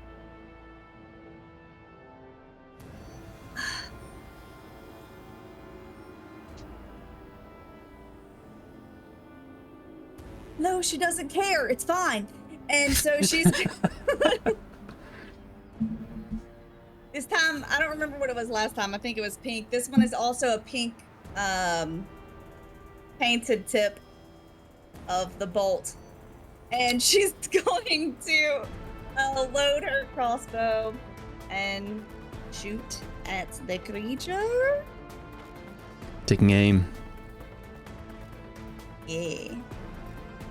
Squeeze the trigger. 25. 25 will hit. Okay, that's The bolt only streak. 5 damage. This pink streak flying through the air. It flies through the ribs and seems to clatter around inside. Dealing 5 points. Piercing damage. Got anything else? She is going to. I'm assuming she can see Darius. Like, I know he hid, but he didn't hide from her, right? Like, he's right there, right? Yeah, you can see him. Yeah. Logically, you can see his back is pressed up against. He's kind of reloading his crossbow. It's dark. He's in shadow, but you can still see his silhouette. She's gonna run up to him, put her hand on one shoulder, and then spin around to the other side of him, dragging her hand to the other shoulder and say, "You won't mind giving me a hand up, right?" And then she's just gonna use him to help herself up, whether he's okay with it or not. So as you run over, wrinkle the jacket. drag your hand across. You jump, you step like on his shoulder. Roll an athletics check. Okay, she's gonna wink before she actually goes up there, though. Nice. Okay. Oh my. Oh, it's a 9. I wish I could use. Can I use a luck for cool? The luck. for Absolutely, cool. that's what they're for. Okay, we're gonna use the luck. I'm gonna use the other D20 that I have. Okay. That's better. 15. 15. Okay, yeah. So you jump and like you hesitate for a second, like you don't really care. You step firmly on his shoulder and grab the edge. You leap up and land on your feet on top of the stagecoach. Cool. Firmly grasp it. The shoulder, yes. Okay. That is all of her turn. All right, that brings us to Darius.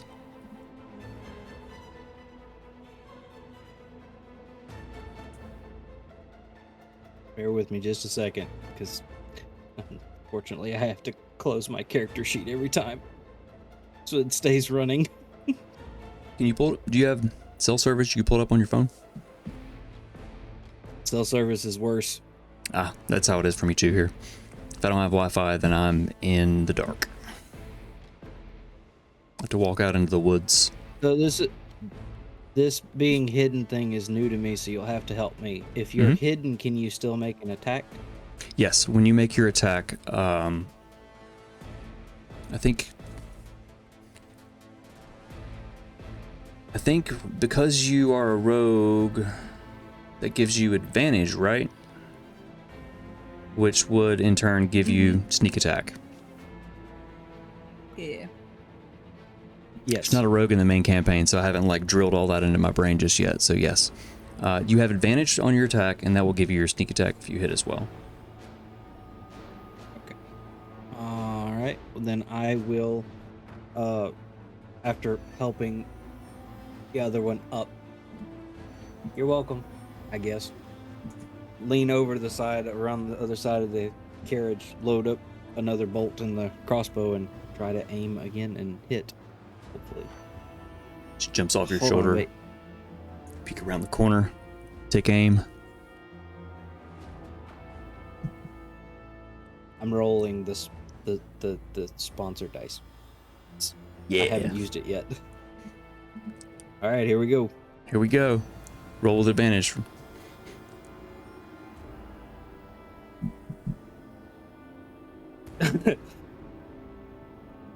So I rolled an 18 twice. Plus. Plus 1, 2, 3, 4, 5, 6. That'd be a 24. Oh fuck yeah! 24 hits. Cool. All right, now I gotta turn on a lamp because I can't see the other dice. So I can see what I can hit. I'm telling you, I'm about ready to go back to Stone Age with, like, rub sticks together. Yeah, print your character sheets off just in case. Yeah, exactly. All right, so I do the damage for the crossbow first, and then I do the damage for the sneak attack, correct? Yes. Okay. So for that. So the damage with the crossbow is a 9. all right, now roll 3d6. 1.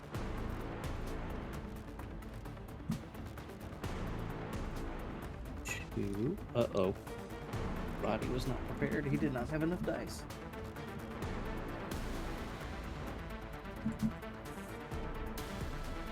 There we go. Alright.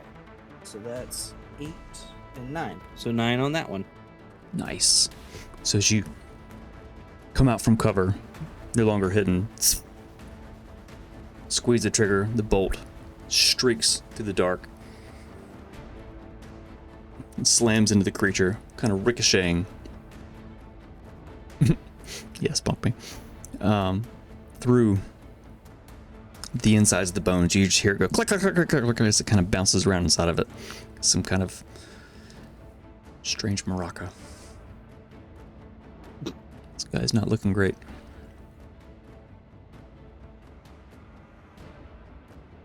You have a bonus action and some movement. I think I'll stay right where I are. Where are I? Yep. You want to hide again? Yes. Yes, I'll Alright. hide again. So roll stealth check.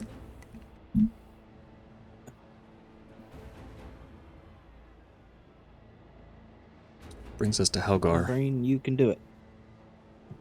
Darius has a nice view of the battle. So that was 25? You duck back behind after loosing your arrow, and you are hidden again. Algar, you've just been pushed backwards. Come on. Is that all you got? Reckless attack. Yeah. That is a 21 again. 21. Yes, it will hit. 10, 14, 16 damage. Second attack. Reckless attack. That is a 23, 24. Yes. Just hacking and slashing, and bone shards are flying off of this thing, and it's just kind of screaming at you guys, wailing on it. That's a 9 plus 4 plus 3, 15 points of slashing. And I think that's bonus action. Nope, that's it. It's my turn. All right.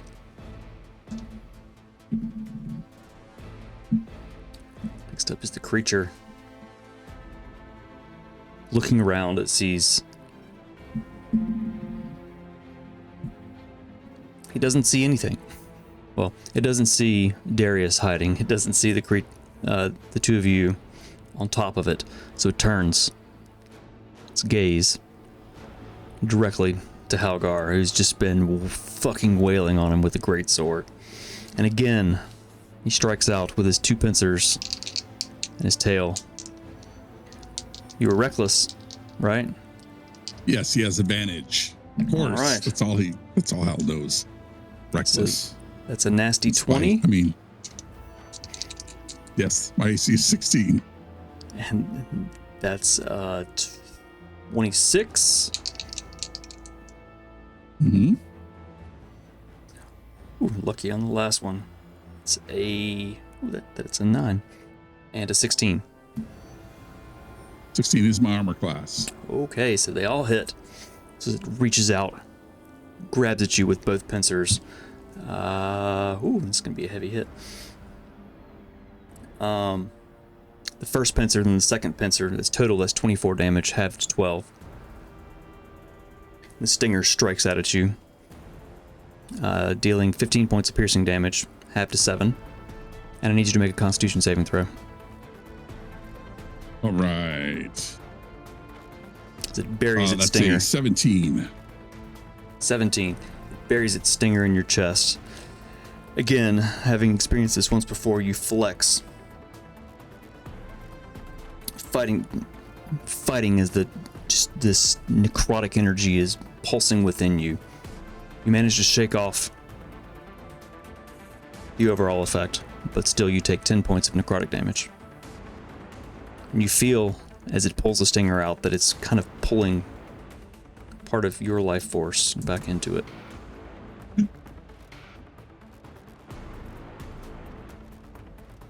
Is that all you got? Come on. It just roars in your face, and just this kind of spittle just slapping your face. Thalar, that's to you.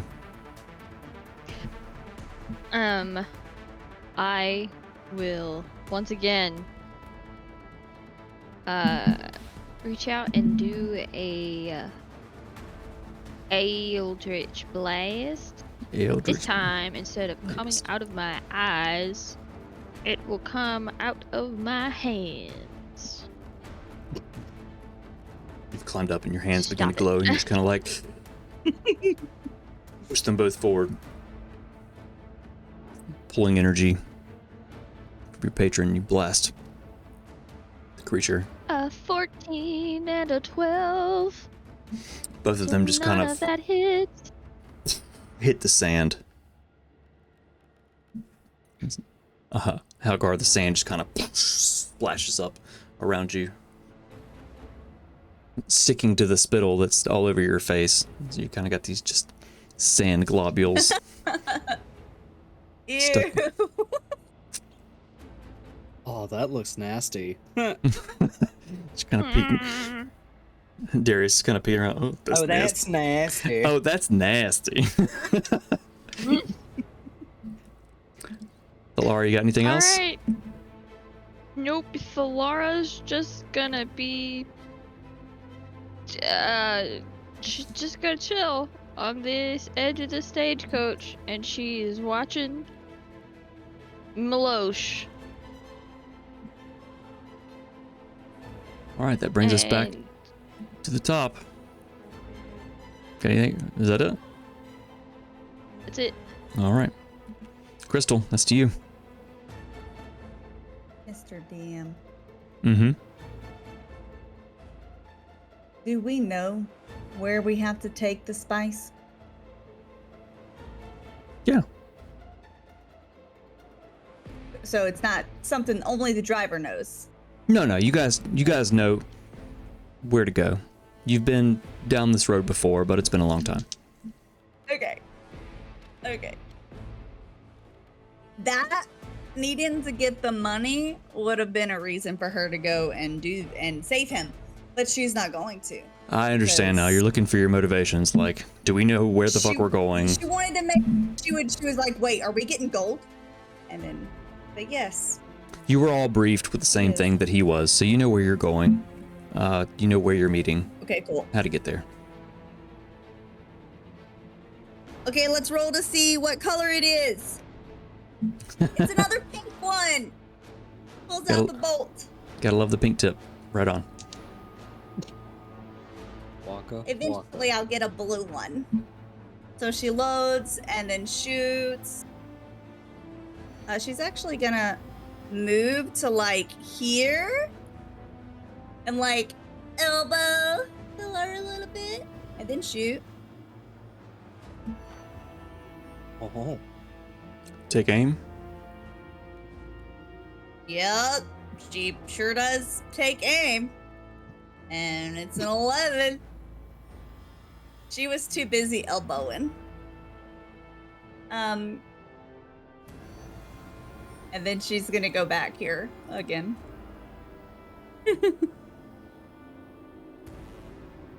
try shooting with both your eyes instead of winking and shooting. That's a Well, callback. if you know I'm winking, you aren't paying enough attention. That's a callback to Dante in his very first session.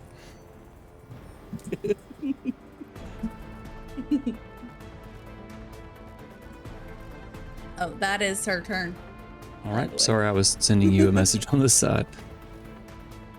Oh no. All right. Let's see. That brings us. Where'd to go? That brings us to Darius, hidden, making your little comments from the dark.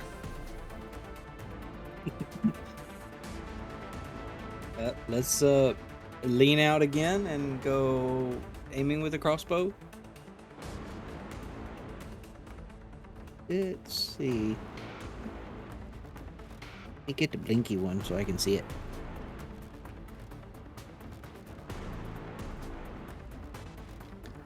Real quick, Crystal, you can attack twice I'm on your doing turn. it right now. You can also attack twice on your turn. How? Attacks per action too. Oh, I forgot that I'm a fighter. But I have to reload. So I'll have to spend. Can I use an action to reload You actually named instead of a bonus action? named your sometimes? weapons in here. Yes, I named my weapons. Sorry, I'm digging through your sheets. Come I'm like, on. there's got to be more that you guys can do. So I'm looking through your sheets. Yeah, you can attack twice. Take care of that other thing I messaged you about real quick. I'm gonna look through some stuff. I did just take care of it, but it was only, a 1, but Still help a lot. so I'll just have to. See, I'll I've go not, ahead. I've Can I not go dealt ahead? with weapons that reload much before. Yeah, it's kind of sad. I was hoping I could get the crossbow feat so I didn't have to reload as a bonus action. But But we did do beats this up. Can I just have her reload as her second action so it's already loaded for the next one? You don't. I mean, you haven't used your And I'll bonus get action. two You haven't attacks used. every You haven't time. used your bonus action, so you could still reload and then use your second action. I did to load it at the beginning. I have to load it and then attack. Mm. So I'll use my loading for my second attack, so next turn I can get 2 attacks. Gotcha. But if It you seems want to like pretend like I did that last turn, I can get 2 attacks this turn. it seems like terrible action economy, but okay. She likes her crossbow bolt thing, okay? She likes it more than her longbow. No, that's fair. That's totally fair. This is one of the rules that I don't know a whole lot about, so I rely on you guys to help me with it. It is her weapon of choice. Do you want to give me the second attack for this one, saying that I used... Since you've missed your second attack a couple times, yeah, go ahead and take this one. Since you probably would have been able Okay. to attack twice a couple I times missed. already. Maybe. Let's see. You reload, you accidentally squeeze no, it. that's a 17. 17 just hits. Oh. Now you guys know the AC. Oh. Quick, write that down. Write that That down. is the maximum damage of a 12. 12. Right on. You quickly just reload, release. It goes through what should be the eye. Hear it kind of clatter against the back of the skull, and then see the bolt fall to the ground. All right. Sorry, Darius. That's to you. You're hidden. Yep. And I'm gonna re-roll because we went through all that. So leaning out, That's fine. Yeah. aiming with my crossbow.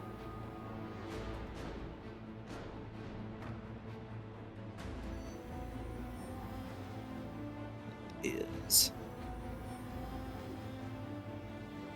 25. What do you think? I don't know. I like asking you. You have to tell me. You're the DM. Nope. For some reason, for some reason, that one just 35. decides to not hit. It flies Yeah, right. sure. It would hit if it had internal organs. It just kind of flies right through the bones and hits Halgar. So, I'm kidding. I'm done. Go ahead and roll sneak attack. No, yeah, that hits. Okay. It catches it kind of along its tail, crashes into it, and the bolt sticks. So roll your damage and then roll your sneak attack damage as well. All right. So the damage for the crossbow was 4, and then the sneak attack was the. That's 3, 5, 6, 7, 8. So that's 8. So 8 and 4. 12. 12. Quick math. All right, since we've established reload rules, you can either hide or you can reload. Can't do both. Sorry. That's okay. I'm fast and loose with the rules. Like if you guys bring them up and want to talk about them, then we'll go with them. If not, then we'll just slide right by. I'm kind of playing our own game here. Whatever makes it fun. As this bolt sticks into the creature's tail, it kind of lashes it around, just kind of roaring, kicking up sand everywhere as it kind of skitters in a circle. Not moving anywhere, but just kind of roaring in the sand, kind of quakes a little bit. Darius, are you hiding or reloading? I'm going to reload. All right.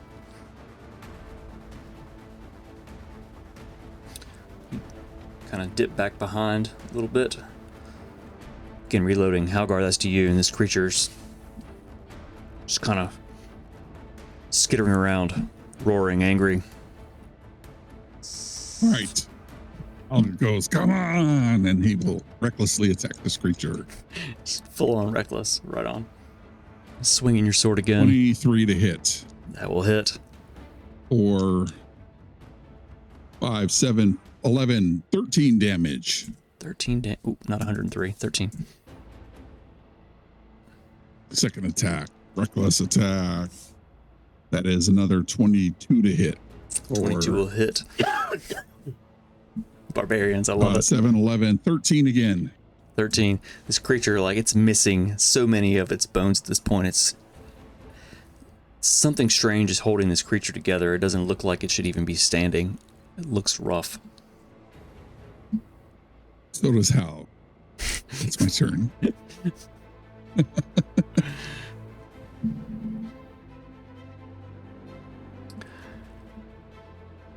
You're still standing right in front of it. You're still beating the shit out of it. You've by far done the most damage to it. Just it's gonna lash out at you again with advantage with both of its claws and its tail. It's a dirty 20, the first claw.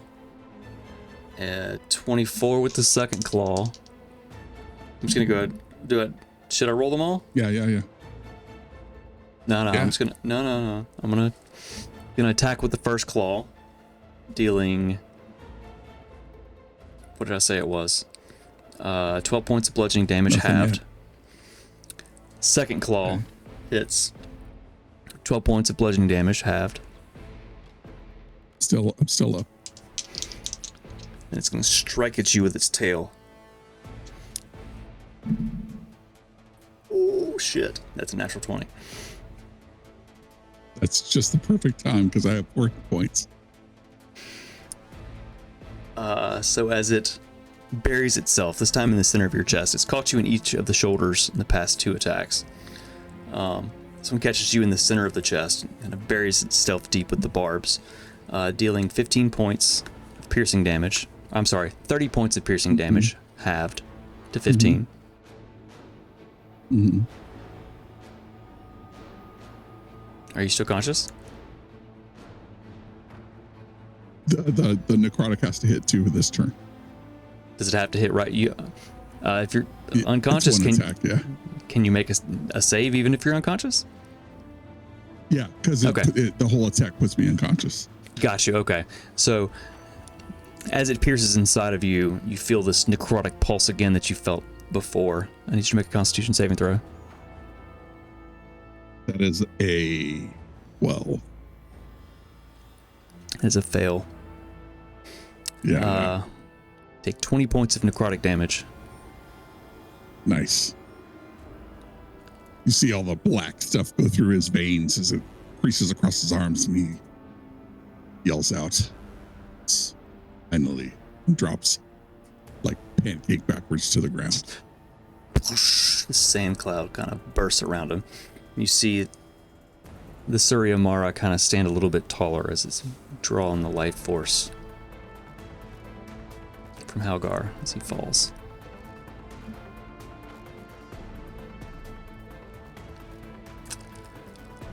That's seeing it fall. It's going to turn and it's going to skitter towards Cart. That brings us to Thalara. Oh, Yeah? I'm at 1 hit point. Did you bring yourself back I up? have relentless endurance. All right. As you hit the ground, you kind of.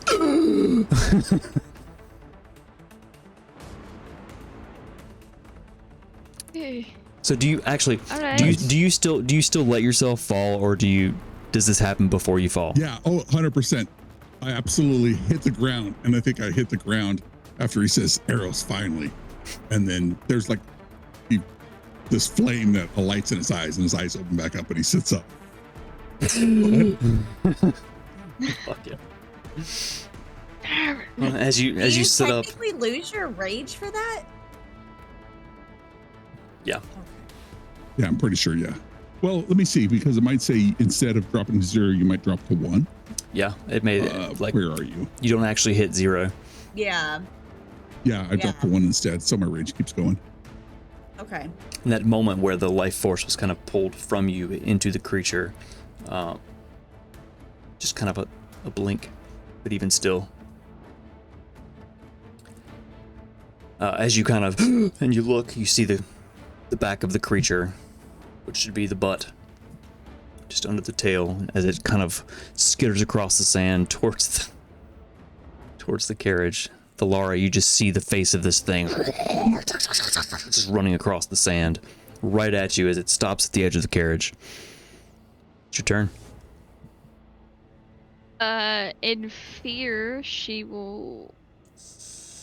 So Thalara she's wearing like a long, dusty robe coat thing, and she has like a thick scarf around her neck, and she reaches up underneath it to grab, maybe like a necklace or something, and she like throws a hand forward, and I will cast Shatter. Nice. Oh. And it'll happen right in front of, it'll happen right on this creature. And What's it the has to ra- make what's a the Constitution saving throw. what's the radius on that? It's 10 foot. 10 feet. 10 foot. 10 feet. So just far enough away Yeah. that it's not going to hurt you. And Gotcha. it's real loud. Hello? Oh no. Bonjour. Sound Okay, check, 1, there we 2. go. Sorry. I can hear you 3, 4. now. 5, 6, solid 10.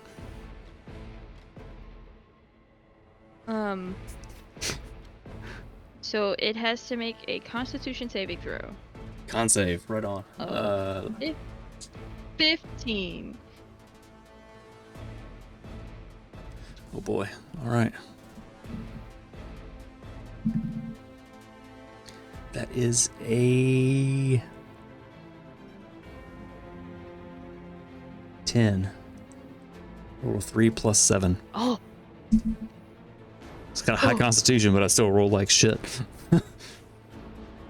okay. Cast Okay. the spell. All right. I'll let you do the description if you'd like. Okay.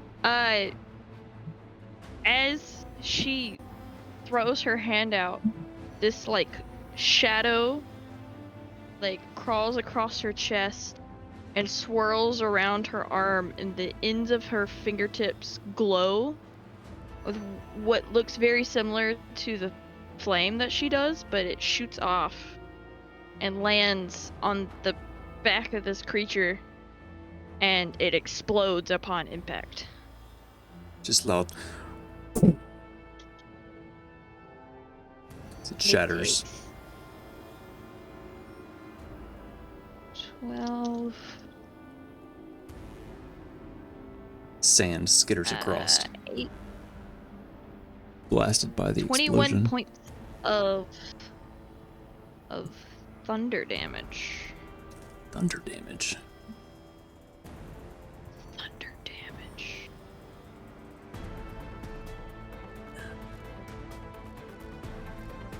Ooh. Pieces and bits of it And are blown away. It staggers, but it's still standing. she's probably gonna like skitter backpedal back to the center. Still take an attack of this opportunity. thing. It's a ball. I should have known. Okay, go ahead. Go ahead. That's a natural fine. 20. Huh? It actually rolled up onto my little wrist thing in front of my keyboard. It rolled up onto it and stopped perfectly. It's not cocked, but on a 20. So what have we said? The damage is 12 bludgeoning. As you back away, it lashes out at you, pissed from the spell, dealing 24 points of bludgeoning damage.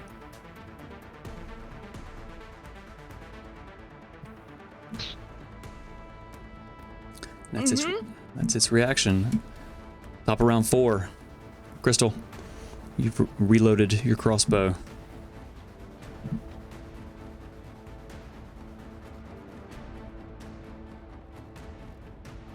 You see this creature charging stagecoach. Thalara unleashing a spell. It's loud, shattering sound. Okay. So I reloaded last time. I'm gonna say yeah, you did. Okay, okay, so she's gonna kind of go to the edge and kind of lean over just a little bit to fire because she wants a good view of it. I mean, this thing's pretty tall, but yeah. She wants to. Okay. You look it in the eye. Okay, so that is 17, basically, yeah. 17 to hit. 17 just hits. That's 10 damage. Reloading with a blue-tipped bolt. Before you do that, you lean over the edge and you take aim. You squeeze the bolt. Spirals through the air. How do you want to do this? I wanted to look in its eye, right? So I'm going to shoot right down its eye, and it's going to go ding, ding, ding, ding, ding, and shoot out the back. Squeeze in the bolt. Through the air. Laura, you can actually feel the wind, the bolt passing you. It goes directly into this creature's eyes. Its head is pretty much level with you all on top of it. And it flies into the empty socket, the darkness. That is its right eye. And you hear it clatter around, and the creature just... and its legs are just kind of clattering around, and it tries to almost run in a circle, but can't. And it falls to the ground. Dead. Again. She's gonna sit down on the edge of the top part and just kind of like dangle her feet down.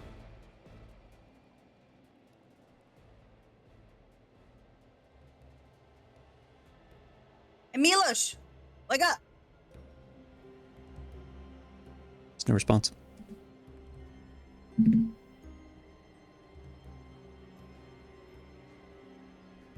That was He opened exhilarating. the seventh door.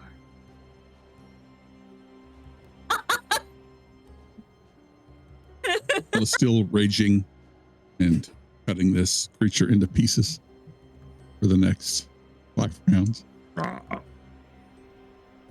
As you're cutting through it, you realize there's nothing really holding it together. Like, as it fell to the ground, dead, it's just a scattered assortment of bones. There's still the... roll a nature check for me.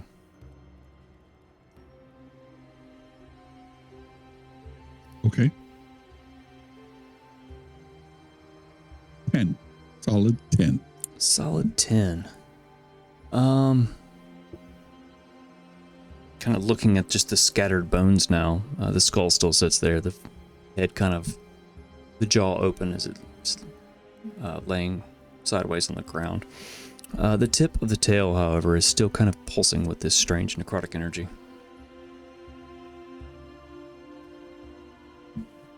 I'd like to chop it up.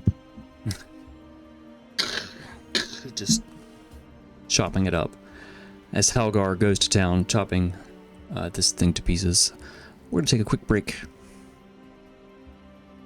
We ran a little over on our break. We took a couple early breaks. We're going to take a quick break. While we take this break, we're going to do our giveaway. Use your channel points. Let me activate that real quick. We need at least 10 entries, and we're going to give away a nice shiny set of dice from our friends at Nat20 Dicery. If we don't hit our 10 entries this time, then we'll add new ones next time, and we'll give it away next time. Gotta hit that minimum entry. Turn that on. There we go. It is up. We'll run it until we hit 10. And give away some dice. But we'll be back in a few minutes. Tech, I knew you'd hop right on that. Let's take a relatively quick break. Probably about 10 minutes ish, and we'll be right back. Continue this story.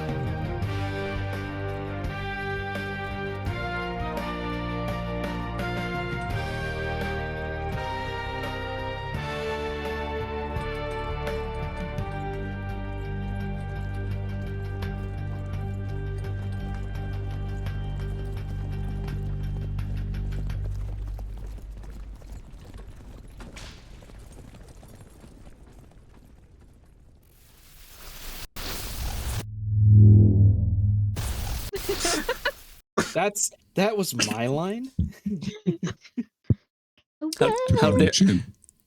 How dare you? I love it. I love it so much. Welcome back. I hope everyone had a great break. Be sure to enter that giveaway.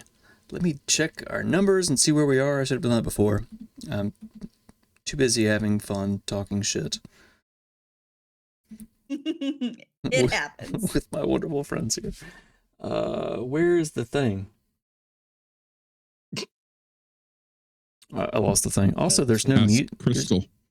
So there's no music. Let's get some music going here. We can sing for you. Yeah. Let's go. La la la. Copyright free. This is my copyright free song. What's up? Do do do do. Dootin' dootin' doo doo. I have no idea where anything is anymore. You lose your thing when you don't pay enough attention to it, right? Or whenever it's loose. One of us. Like one of all us. the ding dongs in her pouch.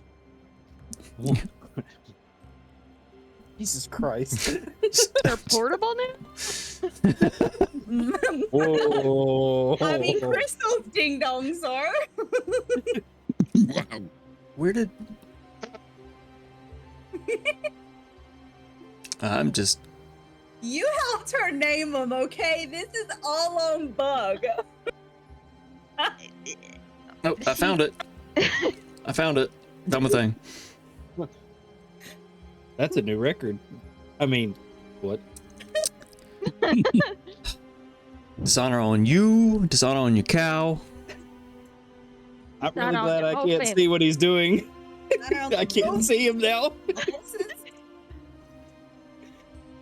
All right, so we don't have enough entries to give What are you doing? to give away the dice tonight. So check us out in 2 weeks, and you can get multiple entries.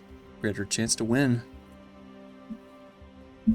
Also, if you'd like to gain one additional entry tonight, roll a natural 20, starting now, on the D20 dice roller. Since we've opened it up. You guys, And that's 20 on the dicery. nat 20 dice roller. Dice roller. Dice roller! What are we selling, pasta now? Yes. Wow, that is just, wow. Dice roller. So far, I was going to say so far, so I just went so far.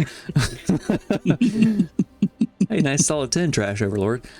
What do you guys think about the powder run? You've not run the powder very far, but what you think? I like That- it. My party knows of. This dude's been running all Know kinds of some powder. stuff. It's really hard to play a character that doesn't care about other people a lot. I was like, the me in me was like, Mm-hmm. wait, do we know where the gold is? Do we know how to get the gold? We do. Darn it! I can't save him.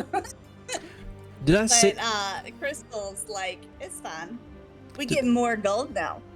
I did say that if they rolled a solid 10 on the D20 dice roller, right? I didn't say a natural 20.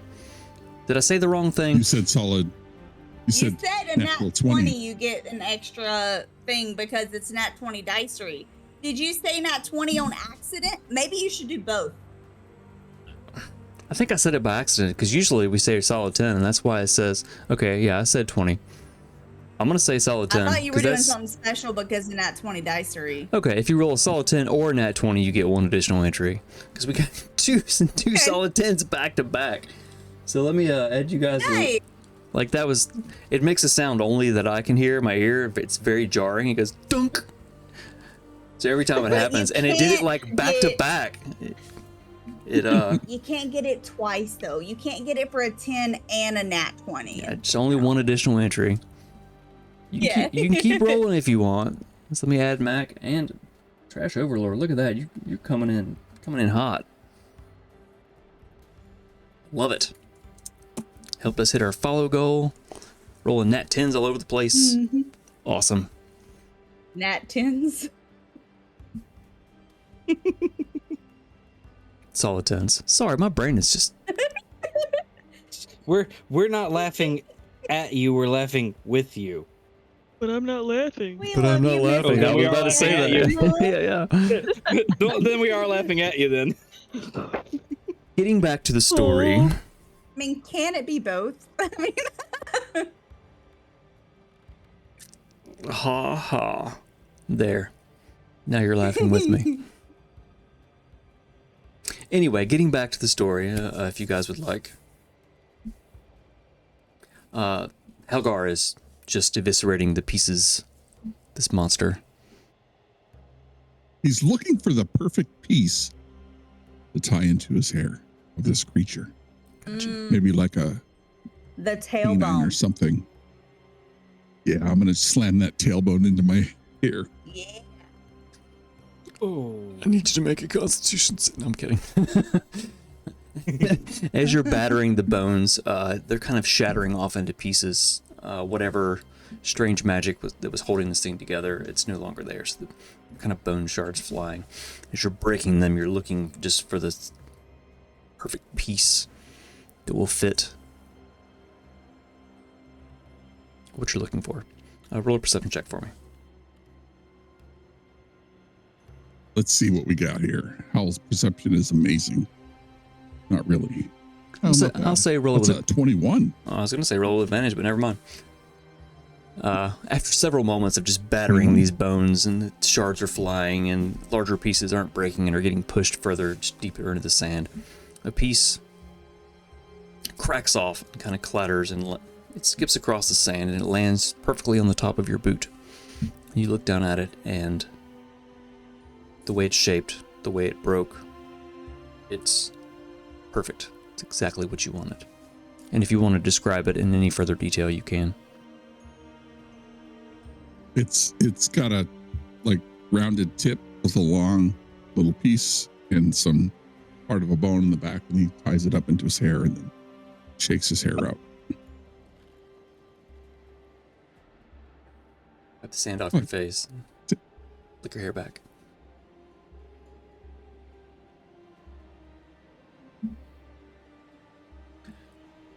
The creature is now just pretty much obliterated.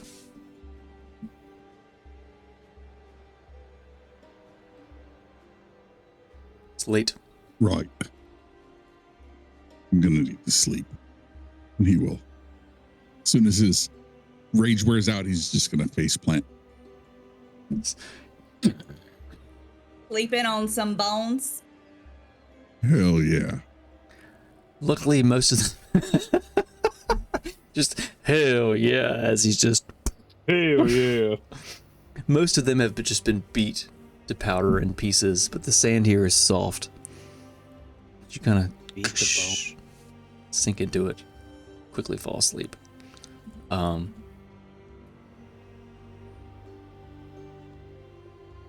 What else do you want to do before you turn in?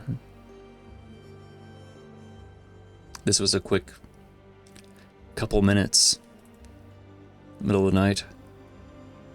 So Laura's gonna climb down and walk over to Milosh and start like she's gonna like put her ear to like his chest or to his back just to see if she can hear anything. Roll a medicine check for me.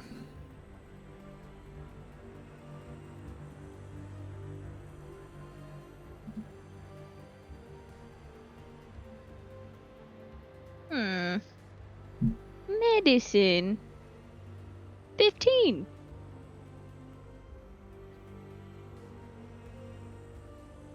You listen. As you're listening, you hear the of Helgard hitting the ground.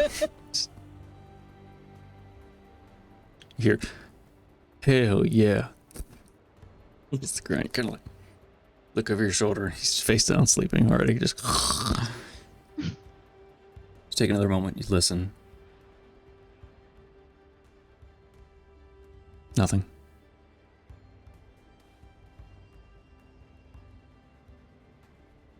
So Laura's gonna like sit up and she's gonna call over her shoulder. I think he's broken. He broken. He shouldn't have opened door 7. Bad things happen with door 7.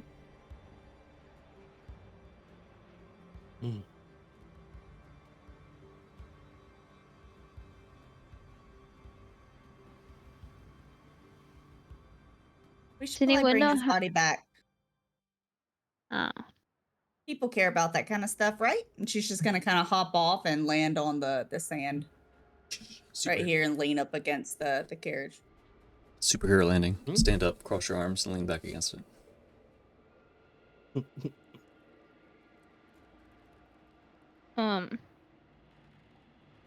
So Laura's going to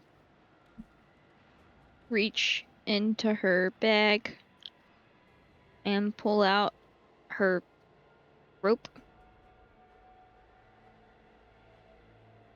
and wrap it around him and just drag him in the sand to the stagecoach. Takes you. She's not real strong. He's not. He's a gnome. He's not very big. Ah. Just kind of roll him a few times and get the rope around him. Tie a simple knot. Walk kind of the rope over your shoulder and kind of drag, leaving this long divot in the sand behind you as you drag his body across. Over to the stagecoach.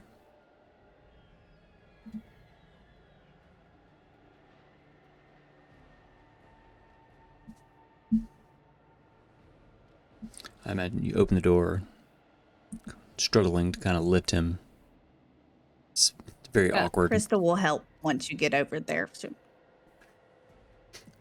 Even being a small corpse, it's still... Two of you heave it in. Lands on the oats. And close the door.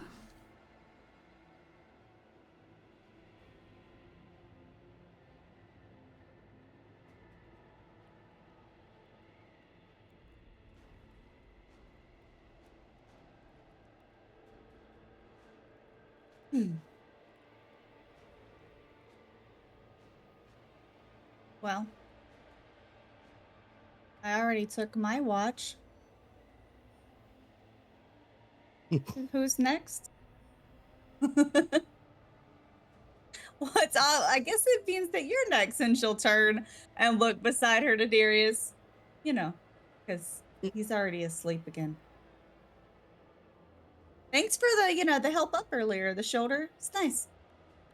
Made it easier. You're quite welcome. And by the way, on the way up, was that a wink, or did the stars just flicker out of envy?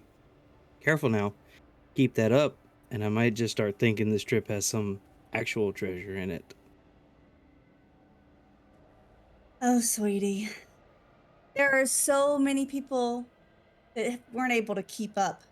You know, I bore very easily. So, I mean, good luck. Challenge. And then she'll walk off towards the campfire and lay down.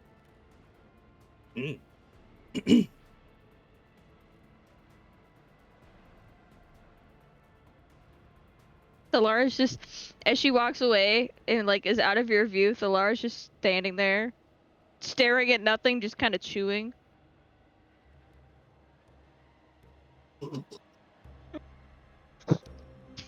Awkward camel. I can't see your face right now. If you could, you'd laugh more. I can. I saw it on the stream. It's perfect.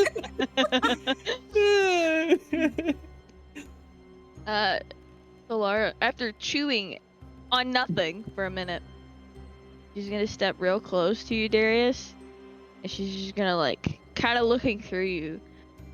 She'll just say, "He's not wearing your face today," and then turn around and walk back to Crystal. She's gonna pat her stomach for her to use it as a pillow. No questions asked. Yeah, it's a little tea, you know. Everyone settles in. Darius, keeping watch. The skirmish. Suryamara. Roll a perception check for me. Hold on, I gotta get that back up here.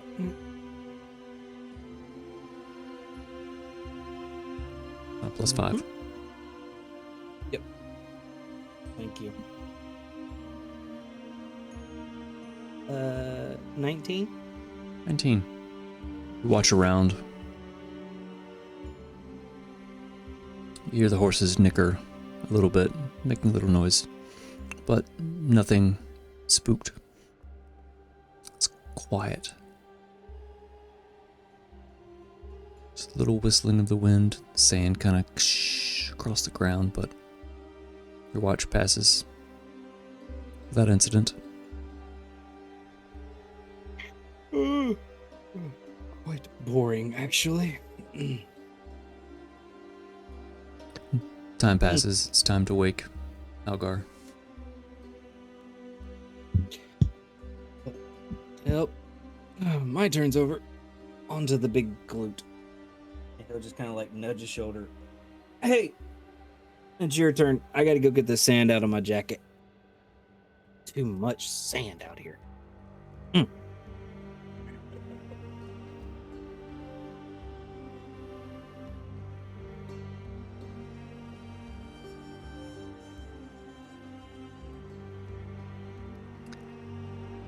Doesn't wake.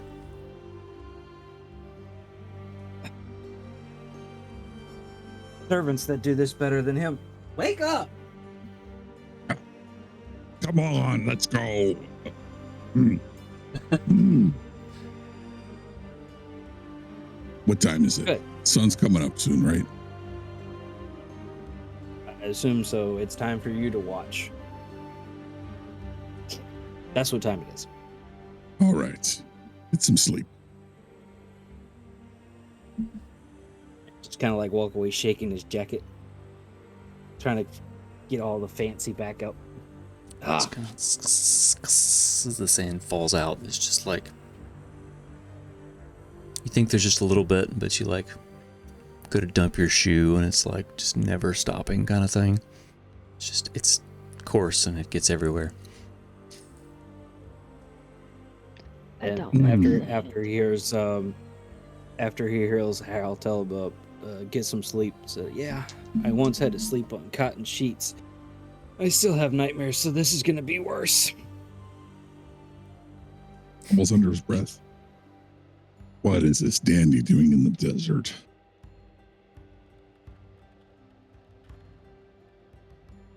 Do I hear him say this?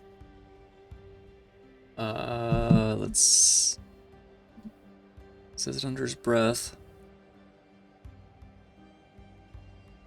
Yeah, you probably catch the gist of it with your passive perception. He'll kind of like open one eye open and say, the same thing you're doing out here.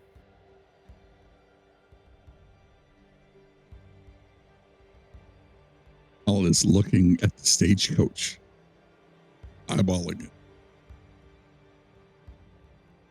Darius settles down,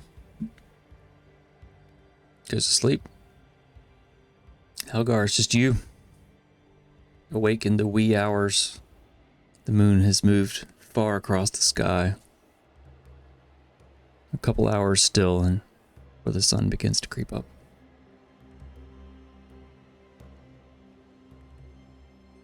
Are there any sharp bones on this creature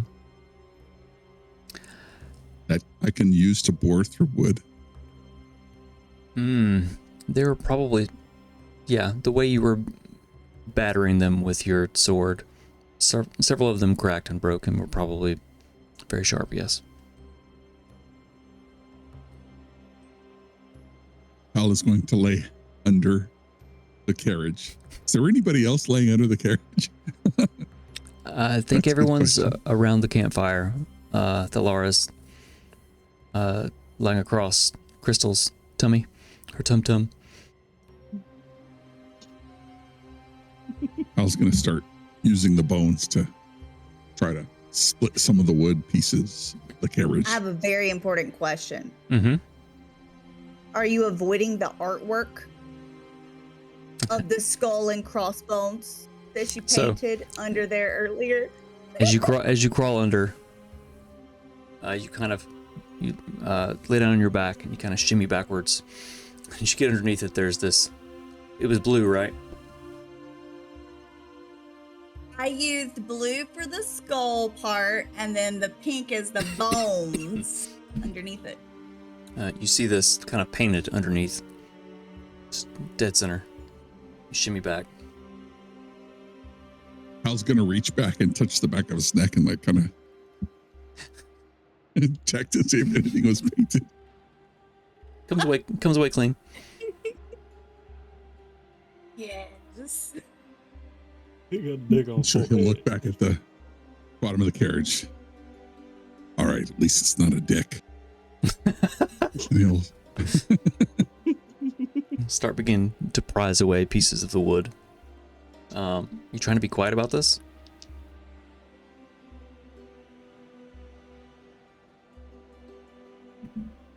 No, he's more interested to see how he can get into it than it is about being quiet. He figures everybody's zonked out like he was. Everybody sleeps like Hal, right?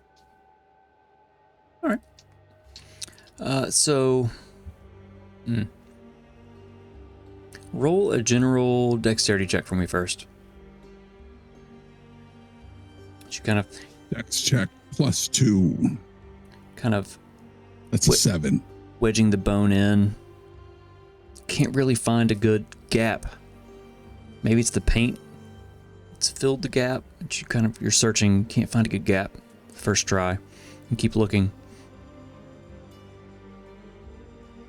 What are you gonna do?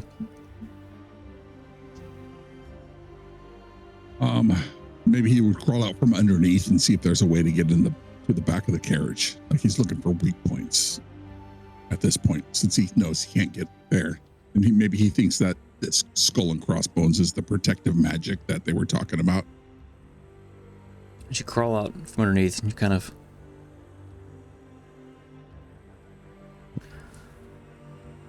trying to be astute, kind of walking around the carriage, looking at it. Either side, there are doors.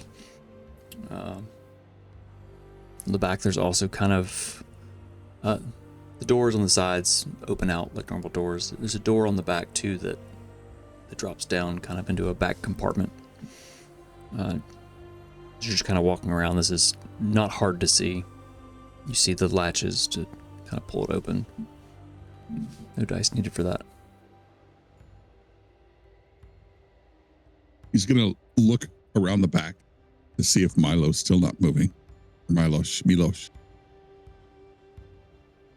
You can peer inside. There's still just his body wrapped in rope, laying across a couple sacks.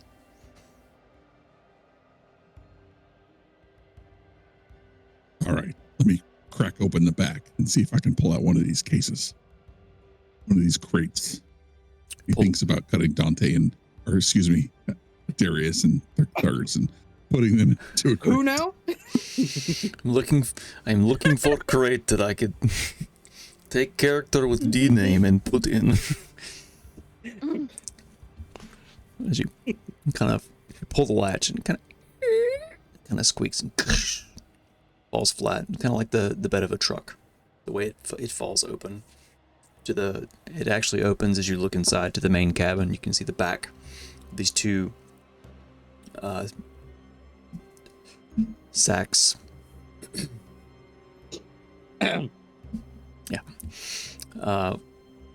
With just kind of the silhouette of Milosh on the other side of them. It's all just kind of one big open cabin. The doors open and the back opens. Are the sacks made of meat, or there meat in the sacks? I don't know what else to say. Are they painted pink? I mean, it's perfectly fine. You poke one of the sacks. It kind of gives. Not hard. Seems like there's lots of small somethings in it. It kind of gives. You figure, you heard, okay, there are oats. That's probably that one. You poke the other one, and there's kind of, it's probably the meat sack. All right. He's thinking to himself, how am I going to get this crate from under here? I can't go underneath. I can't pull it. Where the hell is this stuff? Roll an investigation check for me. Oh, it's a good great.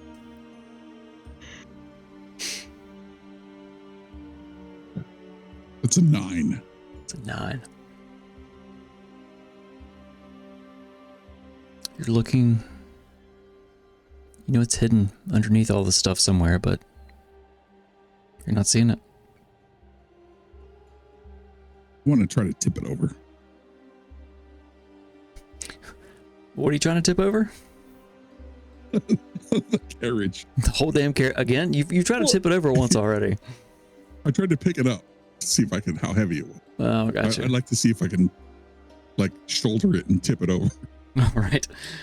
So you move around Stagecoach tip it. You move around to the side of it. You put your shoulder against it, and you begin kind of rocking and heaving against it. Roll a strength check for me. What are you doing? I think he tries to push it, and it doesn't move that much, so he gets a running start. All right. All right.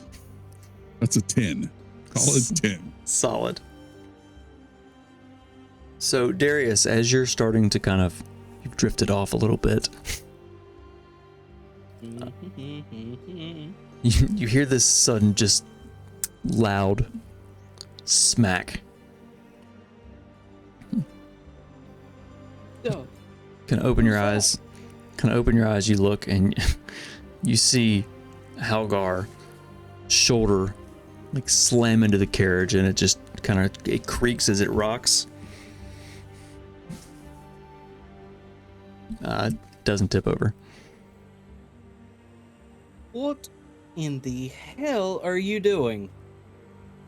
Oh, there's one of those scorpions over there. Roll a deception check.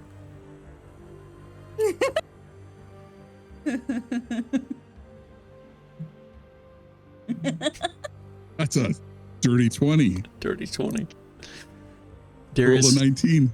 Darius, roll an insight check.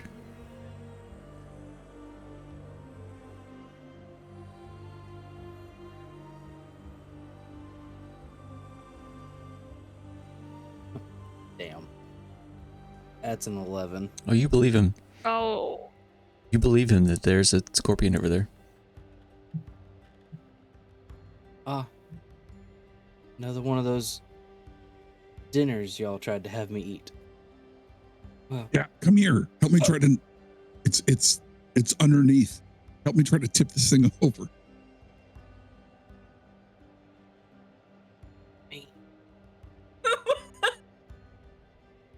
sure, why the fuck not? I'm not doing anything else. Ah. Take it to Scorpion that's underneath.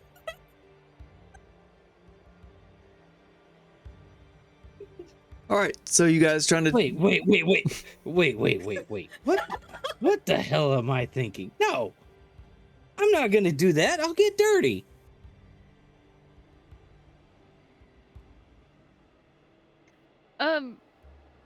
Question. Has this woken up either Thalara or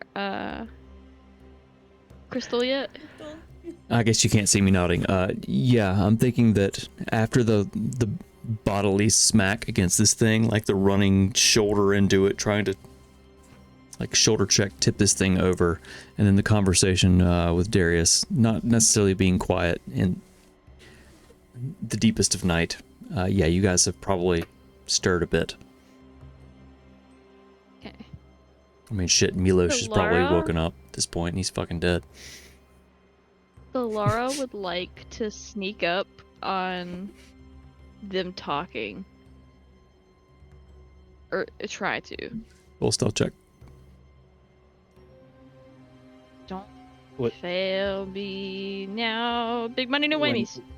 Crystal Hal pulls asked- out a no, no. sling, sees what she's doing, and pulls out a slingshot, and she's gonna try to shoot something in the opposite direction so they pay attention to where she's shooting instead of Alara sneaking up.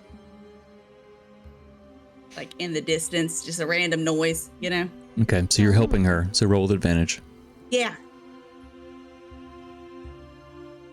Big money, no whammies. 19. Nice. They don't see you. You sneak up in the dark, preoccupied with their He sits conversation cross-legged and watches.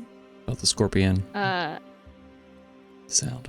in a very, like, calm, childlike voice. A voice that doesn't really match anything that she said before. She just goes, "What you doing?" Oh, what the hell is that? Why is the creepy lady walking around in the middle of the night? Harena, she's supposed to help me tip this over. I mean, I would have really liked to help you tip it over, but I recently just injured my sense of manual labor. I don't do that. No, you said that wrong. Your sense of manhood, manual labor. You could have at least supervised, like, here, you should pull it right here and push it here and it will knock over. The scorpion's going to get away. I mean- So, why are we tipping it over? There's a scorpion over there. Right, Darius? Roll another deception check. Right, Darius? Insight. And roll insight against it. I guess it could be persuasion or deception. It's up to you, really. That's a deception. It's Right, deception. Darius? There's one over here, right? Sure, if you say so. Roll advantage with your deception. Oh, that's a 7. Dirty 20. Sees through that shit. And all the voices go, Uh-uh.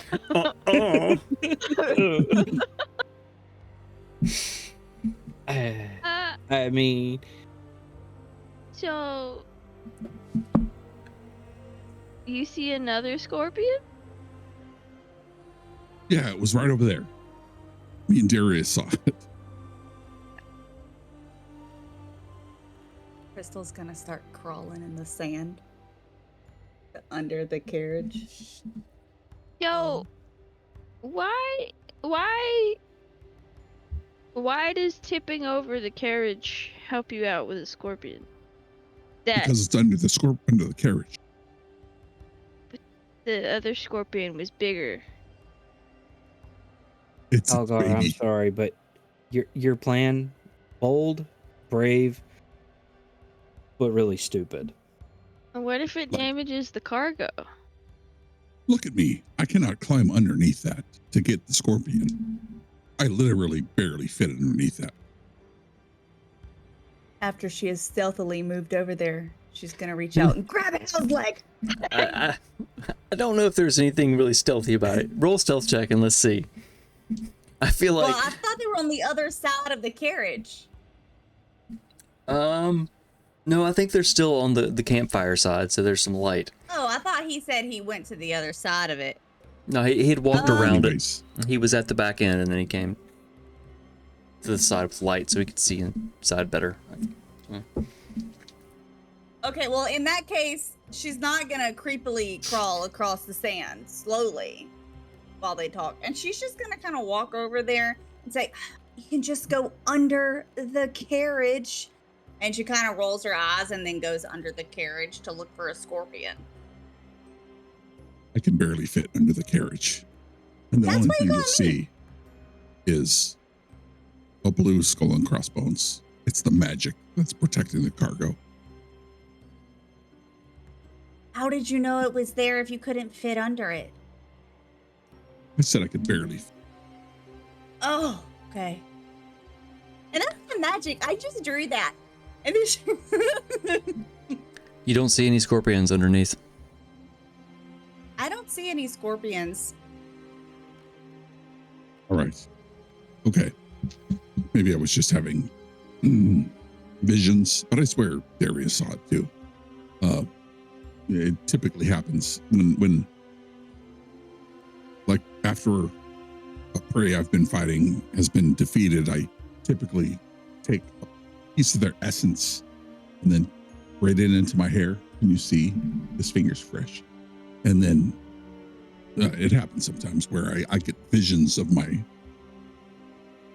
prey's feelings and thoughts right before they died. So I was just seeing that scorpion writhing underneath a carriage because I have this piece of mandible wrapped in my braid. Why in the world would you collect things that make you see that? I like to. Actually, I want to do that. She's going to go and crawl and go try to find a cool looking bone. There's one over there. The scorpion's still like. There's a lot of pieces. I only picked a little piece. It doesn't take long as you kind of comb through the sand that you find She it. wants to find one shaped like a heart. You find a piece.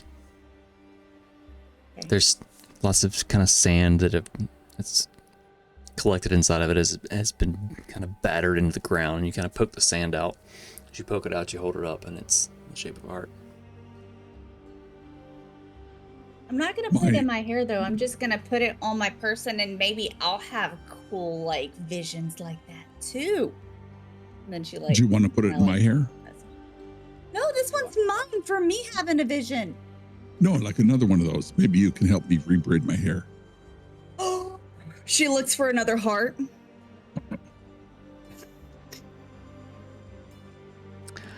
Darius is just kind of like standing back watching all this and be like, you are all an odd little group, aren't you? Yeah, it's Charming in a barnyard sense, but like 3 o'clock in the morning, and you guys. I figure to know where I'm going, I have to know where I've been. And if I collect the bones of my prey, then I can understand their visions right before they died. And it'll carry me from where I've been to where I'm going. I like that. She's gonna find a heart, and then she's gonna go grab his arm and like pull him over and sit him down beside a wheel, and she's gonna sit on top of the wheel, and she's gonna start fixing his hair.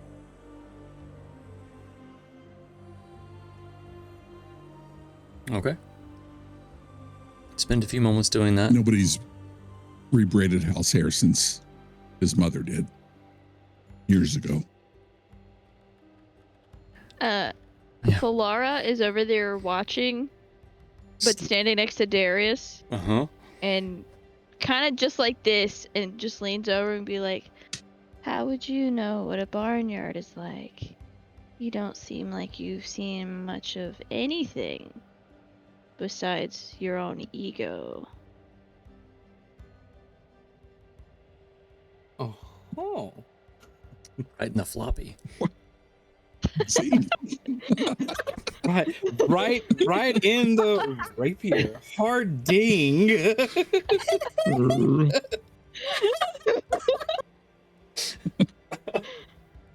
Aren't you adorable? And if you turn to like look at her, she's like staring at you, like just playing with her hair. I feel like the moonlight Adorable. reflects strangely off of her eyes, kind of like a cat in the dark. She's got her hood up, just pulling her hair.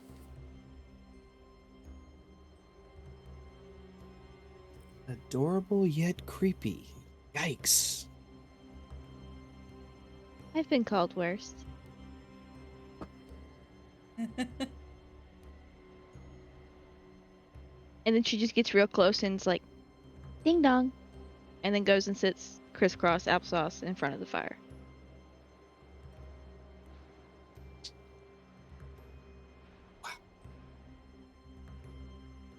Crystal's Not the gonna crowd reach in I'm her used to. pouch and grab a pink and a blue and toss it over to to Falara. Here you go. Here's ding dong. Kind of land in the pick 'em up. sand. And just like, she'll pick him up, and she doesn't know how to braid, but she's just like trying to like put them in her hair. That is very choppy. It looks like she's like cut it with like a dagger, but she's like trying to do something. And just kind of stares into the fire. Yes. Except more like this. That's all I got. Pastels. Crystal rebraids Algar's hair. The deep night drags. You've yet to rest fully. As soon as she's done, she's gonna go over to Falara and help her. She's gonna like sit like crisscross applesauce, but like right up against her side, and then like kind of help. Well, up against her hip, I guess. Hal definitely fell asleep I've got while it. Crystal was braiding her hair. He's like,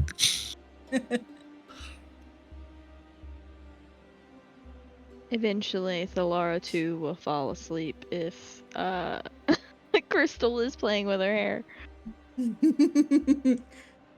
And she just sits there and like is mumbling. Nothing really makes sense. It doesn't really even sound like words. Kind of just mumbling to herself. Does she kind of fall against her since they were both sitting up like next to each other? Yeah. She'll just keep playing with her hair. Softly, not to like wake her up. Darius, what are you doing? Kind of just looking around at everybody, seeing that Halgar's passed out, now Dolores passed out. He'll look at Crystal and say, well, you magically put both of them to sleep, so it looks like it's just you and I awake now. Magic hands. Plays with because she was doing stuff with her hair, okay? With her hands. Morty face. Oh. She continues to play with Lara's hair. You can go back to sleep. I'll sleep, whenever we start moving tomorrow. Al kind of fell asleep during his watch. So. That's fair, but I mean, I don't mind staying up as well if you need the company. But then we would have two people that were sleeping as we were like on the carriage. Do you need help falling asleep? I can braid your hair. On his head that's visible. That's a good clarification. Yeah. I don't know why that's So a good with- clarification, but it is.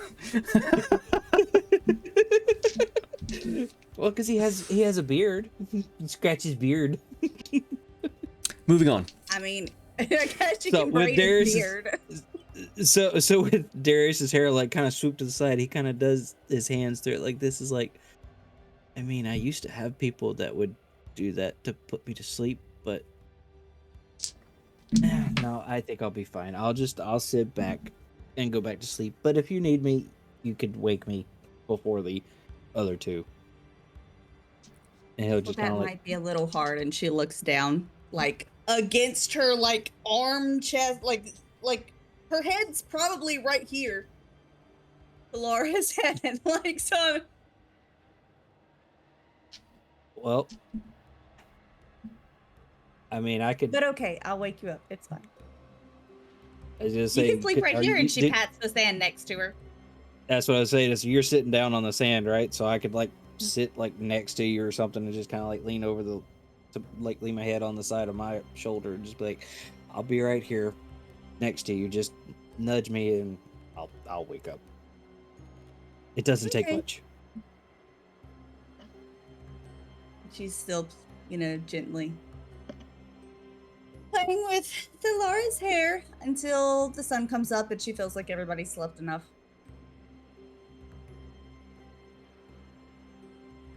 Night passes without any more incident.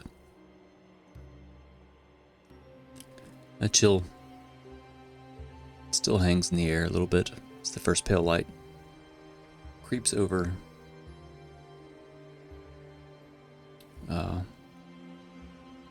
the sands to the west, east. As the sun lifts higher, you all wake. And for the sake of brevity, you collect the buckets, brush the sand from the horses. Working together, you slip the reins back on, coaxing the horses back to the carriage. You set out. Who's driving? Not me. Al is going to drive. Hal Oh, has, as part of his subclass, first level speak with animals at will. Right on. So he's going to just spend like casting this every 10 minutes so he could have a conversation. So where are you from? Where are you going? So you're talking to the animals. I'm a horse. I don't remember where I'm from. Where are we going? We just need to keep going this way. All Same right. way west, traveling west All right. or east. However you say it. I think I know what that means. All right, let's go. They kind of begin clattering along. picking up speed. How fast can you go? Like if I said, I dare you to go as fast as you can, for as long as you can, and then you'll get double oats tonight. I mean, it's hot yesterday. It's gonna be hot today. I mean, I don't want to die. I could go fast. Kind of see him flick his head, looking at the other horses, and they're like, just kind of like flicking their heads as they're kind of beginning to trot, pulling the carriage along. Okay, number one, don't die. Number two, all right, don't die. Got he it. thinks to himself, okay, if they go fast enough, maybe they can crash the carriage. Then it would break open whatever's inside the carriage. All right, so forget the second part. I was going to say, go fast, don't die. First part, second part. Go fast, die, don't die. Okay. Go fast, don't die. Got it. Double oats. Double oats. Oh, double oats. Got it. You feel the carriage kind of lurch forward.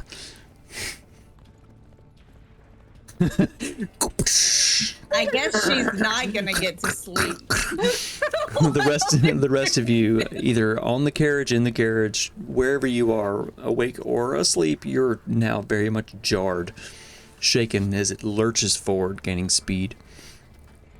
In the heat, the sun crawls across the sky behind you, eventually midday over top of you. Hal, I took your watch. I was trying to sleep. I'm going to say that you all got... What? I can't hear you over the wind going through my ears. It's rough if you guys actually all got a long rest. I'm going to say you may have gotten a short rest. So if you want to roll hit dice, you can. Jeez, full hit points. Fun.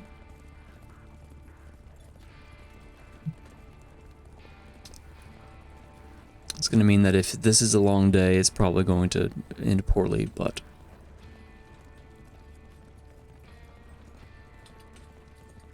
Well, everyone else should have gotten a long rest. Right? Thalara... I'm going to say, yeah, slept a lot. Darius got his rest. It was just me that wouldn't have because I took 2 watches. Basically. Yeah, and then I guess Darius got his, so yeah, everyone else will get a long rest. Correct. So, for the first half of the day, the scenery shifts pretty much only slightly. It's the same thing, passing by hour after hour. The dust is beginning to cling again as you're all kind of keeping a watch for anyone that may try to intercept your cargo. Dust clings to just everything. It's your boots, your clothes, your teeth. It's just dust everywhere. Just Darius, this bothers you a lot. Especially the dust on your teeth. Eventually, the sun has moved past its peak. It's now moving down before you, and the air begins to change a bit. You spot the first signs of it in the distance, a streak of green along the horizon.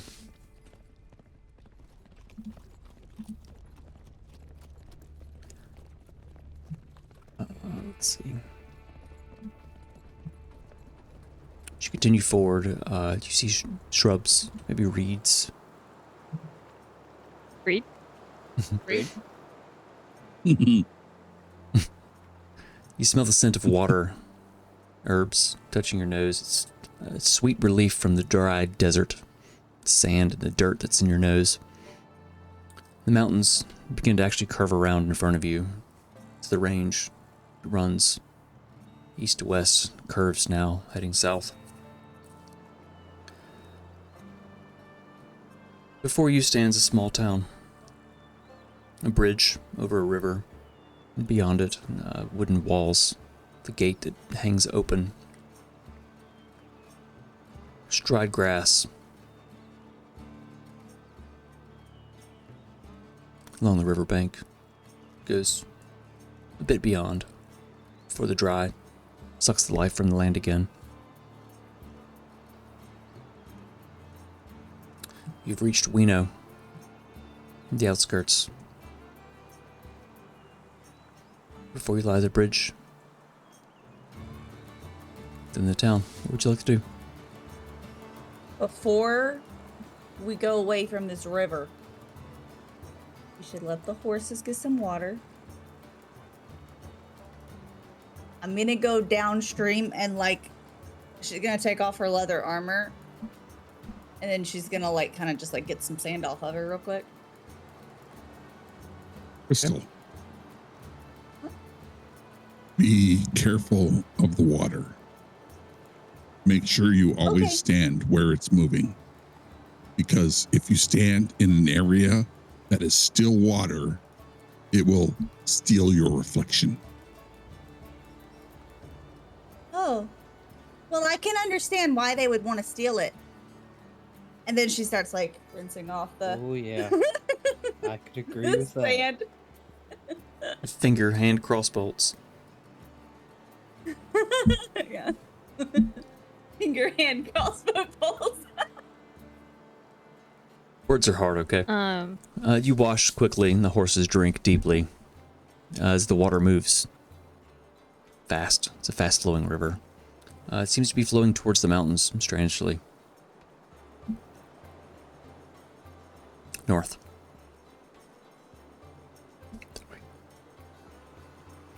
That is odd. Darius, do you frequently wash off your armor? I don't personally, but I mean, I Okay. can. No, me either. Like this layer of grit and dirt helps fend off the blades of my foes. I'm not sure why they find the necessity or the need to wash off the armor. She's not washing off her armor, if that's what you thought she was doing. I mean, once you get all this caked dirt off, don't you just lose your armor? Oh, okay. She didn't go back so much. I have other armor. So Laura is still on the coach, just kind of sitting, and she has been scribbling. And she's not writing words right now. She's just kind of drawing a rough sketch of the gate in the town, and puts a big question mark over the top of it, and then lights it on fire and smells it. What are you asking your patron? Sees if she can... It is a general sketch of the gate with a question mark, and she's intending and thinking,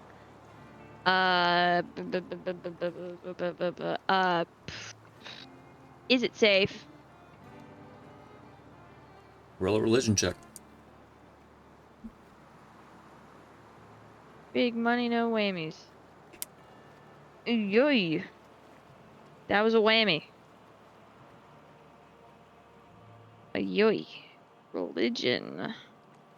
I heard A that whole 6. Smells like burnt paper and ink. What'd you roll that time? I dropped it and rolled an 18. Just dumb. Those of you that are washed, the horses have drank.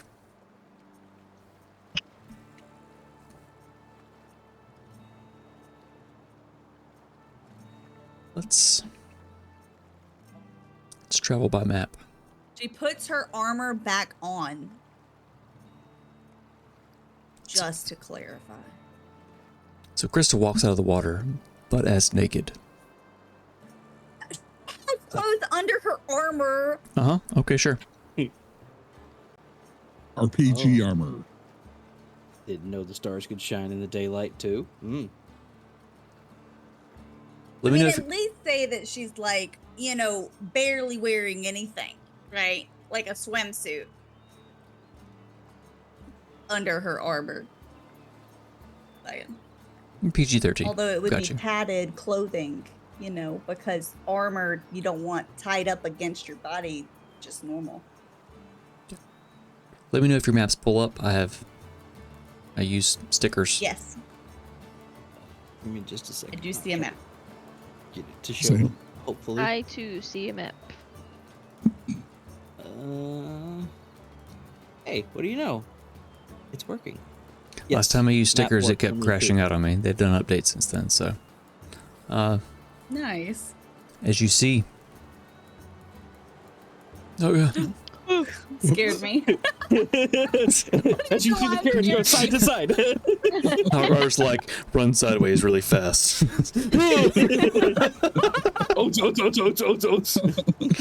Somehow, the carriage doesn't They're, tip like, over, doing it the just prancing. slides as they're all like, ta-ta-ta-ta, like crossing their legs, walking Please sideways. never tip over. Oh, sure. Now you get it to tip over. And then we all died. I love it. Crystal's too tired to pay attention to if people are watching. She's just gonna lay down and close her eyes. She's tired. So Lara starts playing with her hair. Algar, you're driving. Okay. It's a slight incline up to the gates that hang kind of ajar. This wooden barricade, I guess, is kind of around the town. Mm-hmm. See- So, all right, come on, let's go, friends. Take it easy, though. We're not gonna run up through here. Okay, I'll move you all Coax as the a horses forward. group. Clickety clackety, clickety clackety. Just kind of tell me when. As you move up, I mean, With the he's gate. not assuming that there are any issues. He's just going to continue to push forward. all right. Eraser. Why is it so small? Make it big. Jeez. Floppity floppity. Yeah. As you move forward, No, through it's not floppy anymore. He made it big. as you move forward through the town, Free?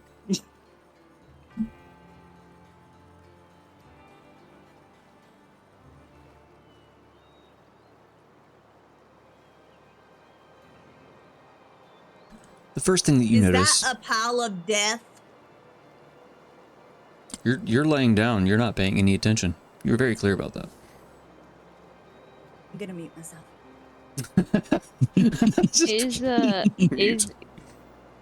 Is there actually a fire with smoke? No, it just looks to kind of be a general, the equivalent of smelly lines.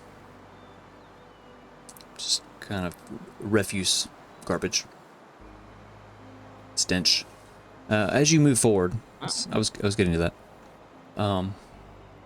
The air turns sour, almost. It's kind of thick with rot. Yes? Can I use another of my ability to detect the beast sense to see if I can leverage the horse's sense of smell to see, hey, is this normal or is this just like Hal smells it? He's like, it smells kind of foul. What do you guys think? And he'll talk to them and then he'll do beast sense and see if is it amplified by them? I'm not sure if they know what smells like, but cat sure does. Let's see. That would be.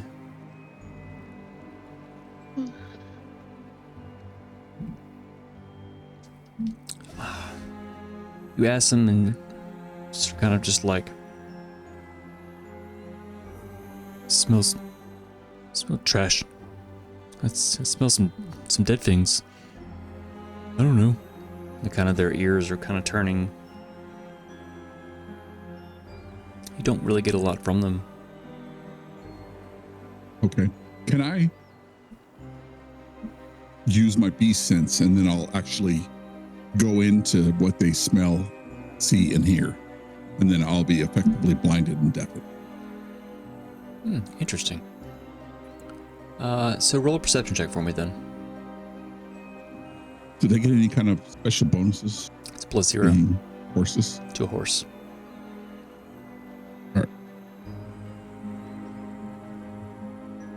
15. 15. What you smell is mostly rotting trash. Piles of refuse that have just been left to bake in the sun. There's kind of a little tint of something rotting. The thing that jumps out more than the smells are the sounds. And most notably, it's the lack of sound. There's no clanging of blacksmiths. There's no call of traders, the market. No chatter of children. The town is still. Hear the buzz of the flies around trash. Just generally, there's a soft buzz. Flies. And chittering of just rodents. As the horses move forward. I think Hal's has his great sword, at least on the bench or next to him, because I don't think he can sit down with it. But it's close at hand. As he, all right, well, this is fine, right? As he coaxes the horses forward. Yeah, click on the stream. As you continue forward. The windows that line the street, many of them are shuttered. Those that are left open are kind of dulled, cover of dust. There's no light behind the glass, no movement within the homes. The only sound is the soft creak of the coach as you all move forward and the clatter of the horses' hooves. As you move forward, you reach the square. It opens wide.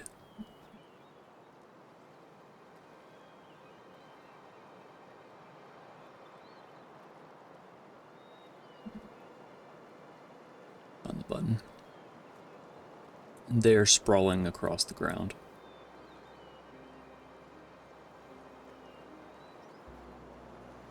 Oop, let me catch up here.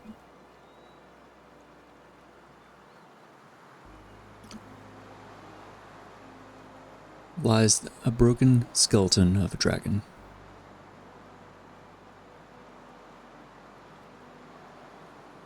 It's not ancient. Its ribs are arched up. It's kind of gradually rotted into the ground. They're bleached white by the sun.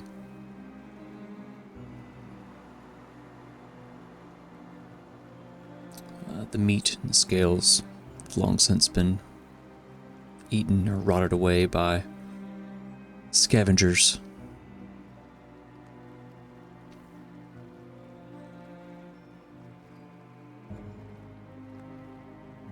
The wind. Does it block our path? No, not completely. Okay.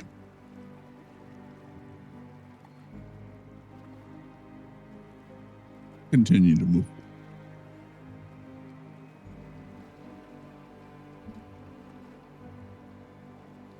I think from where Hal is from and what he fought as a child, ash drakes, he's like, okay, this is just a big ash drake, not really a dragon. It's been here for a long time, not a big deal. And maybe he thinks we'll coax the horses to, make them a little bit more pliable to his, he'll talk some soothing words into their ears. They make it up to about right here. They stop and they begin stamping, ears twisting and turning.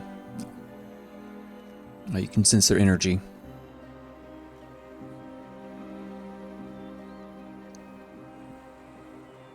This time slows. A grinding hiss echoes from the corpse.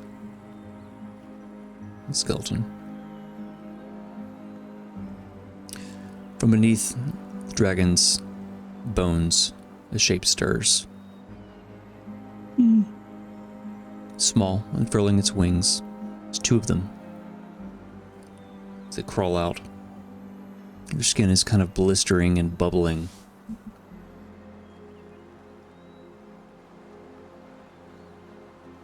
As they crawl out.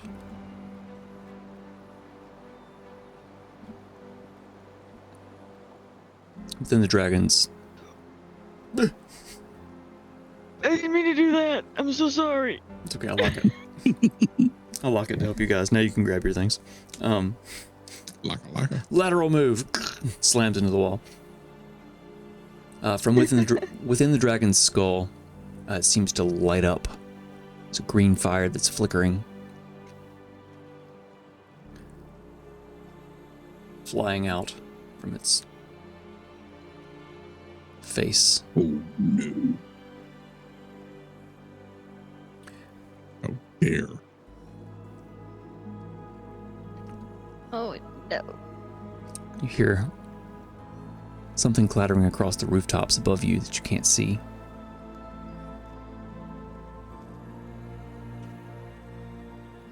They dive off, flying, and just out of your peripherals you see these creatures diving towards you.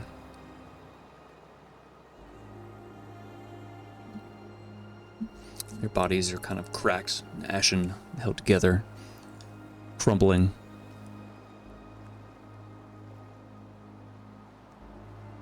They're all locked onto you.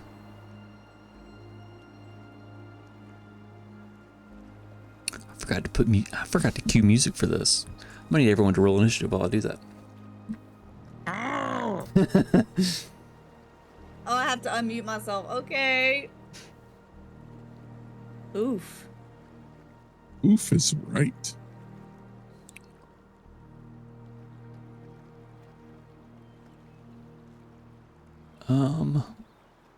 This one. I hope this works. Crystal's just lying down, head in Lara's lap.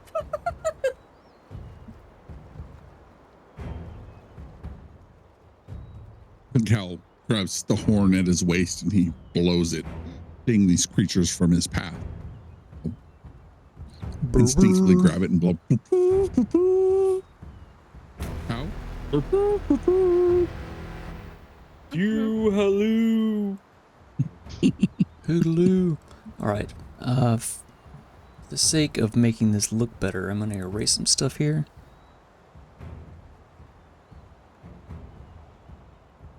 All right. Crystal, it's your initiative. Oh. 14. Hey, that's what it has on here already. Darius? 18. 18, very nice. Oop, that's not the right thing. Let me click on it. There you go. Halgar, 5. big 5. Thalara, Yeah. He had to put down his names. 7. right. Top of round 1 is Darius, sitting atop the stagecoach. You see these creatures dive off the roof, dust trailing behind them. As these wings flap. Vaguely before you, you see the other creatures crawling from the skeleton of what once was a dragon.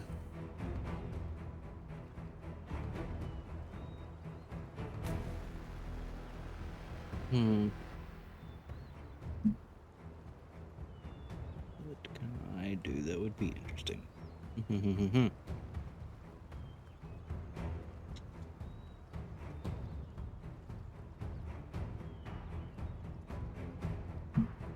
Yes.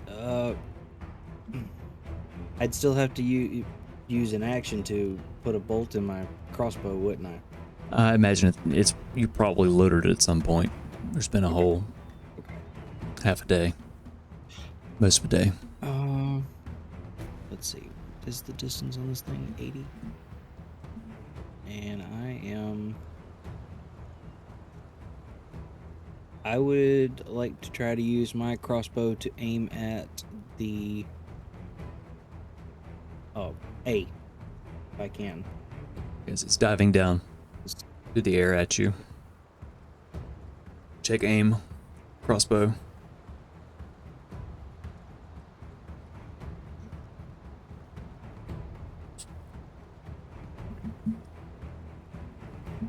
It's not too bad. 17.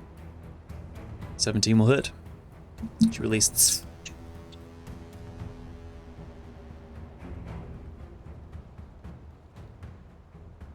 Thank you for lighting up for me. Now I can see what I was grabbing.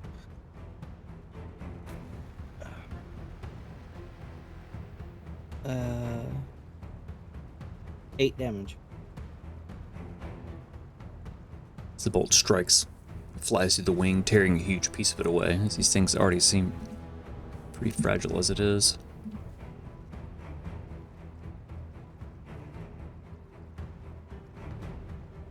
What's your action? What else you got?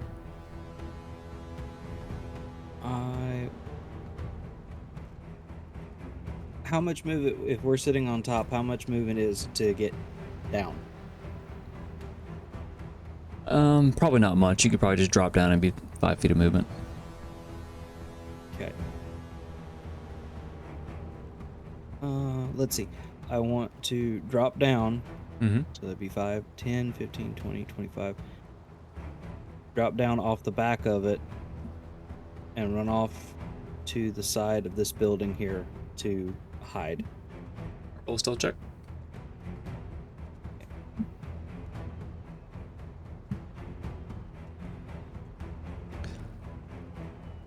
That's all you've got. That'll bring us to Crystal. 18. 18. You're hidden. I will use half of her movement to stand up. Yeah. She'll pull out her crossbow that's all decorated. Yeah. Say, all right, Opal, let's go. And then it's gonna shoot with a blue-tipped bolt. At A or B? Oh, B, because it looks like it's close to the horses. I didn't put a height on these. These buildings are probably 30 feet tall. They're 2 stories at least. And they had just jumped off and were diving towards you. So they're still probably 25 feet in the air above you. Whichever one looks like they're closer to a horse is the one she wants to shoot. They're about the same. So B's fine, yeah. Okay. 14.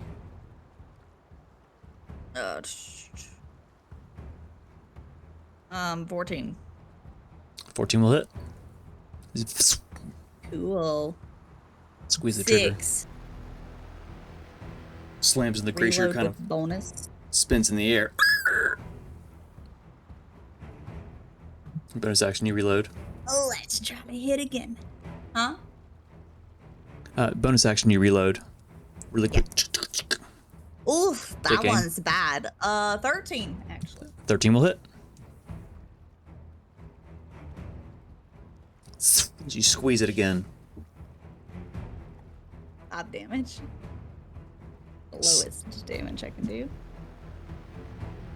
Oh, wrong one. Bring it B. How tall is this roof? Above where she's standing now? You're probably, really,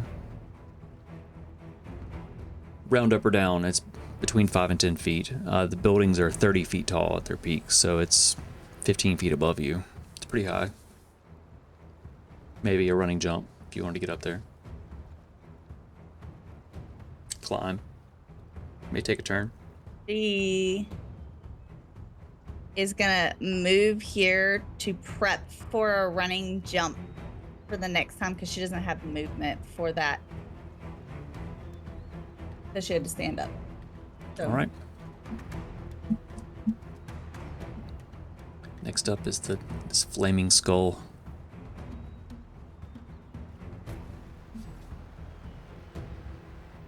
As it floats, flies, kind of through the air and up higher in front of you, so it's above you, probably 15 feet. It's 15 feet in the air, looking towards all of you.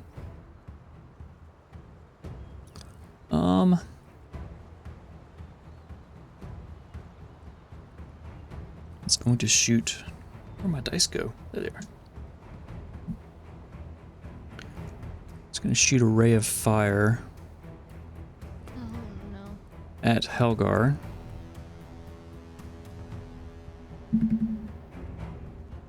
That is a 16. 16 is my armor. It's going to have to move a little closer before it can do that, actually. Gotta get that range right. Yeah. So that is... Its eyes kind of light up with this green flaming energy. Magical. This ray of fire blasts, hitting you in the chest, dealing 10 points of fire damage.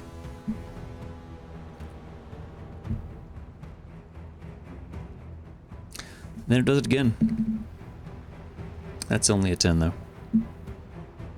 That misses. Again, it just kind of charges up and then shoots this ray. It kind of flies wide, slams into the building opposite.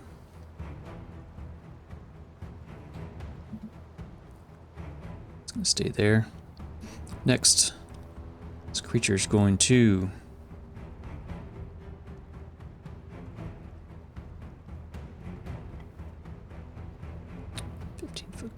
It's going to fly down in front of you. It's about at head level. It's going to open its mouth. 15-foot cone. It's not going to get Darius. It's going to get Alara, Algar. I need you to make a dexterity saving throw. It unleashes its mouth and just this swirling dust. Dirt. Now you see this attack? Yeah, you can see it happening. Okay. I can make dex saves at advantage if I can see the effect coming at me. Yep. As part of a barbarian class. That would fit within the parameters of that. Not very good. 8. That is 9. Ooh. As the dust and sand just slamming into your face, clogging into your eyes, the two of you are blinded.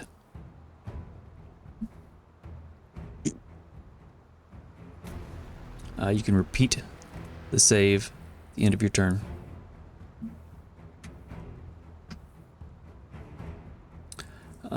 That's all it's got. So the other one is going to fly down Helgar and make just a claw attack. And that's a 15. Has advantage because I'm blind. Does it have advantage? Is that how that works? Yes. If I'm blind, yeah. Blinded creatures have advantage have disadvantage on Oh. attacks against other creatures. Creatures have Oh. advantage against them. Well, in that case, that's a dirty 20. Yep. So it flies up. You hear the wings just kind of flapping in front of your face. And you hear, and it begins clawing at your face, dealing 4 points of slashing damage.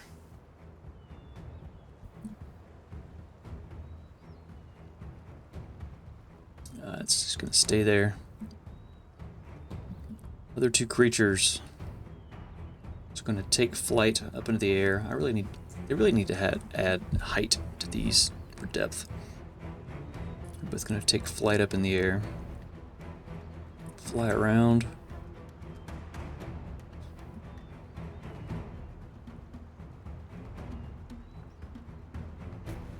I don't think they have enough movement. It's their distance, 30 feet. Yeah, it's about as far as they can go. Oh, my mouse just stopped working. That's about as far. They all die. And the mouse stops working. And that brings us to Thalara. You are blind. Right. So do I need to make a check at the beginning or at the end of my turn? Well, 1 second.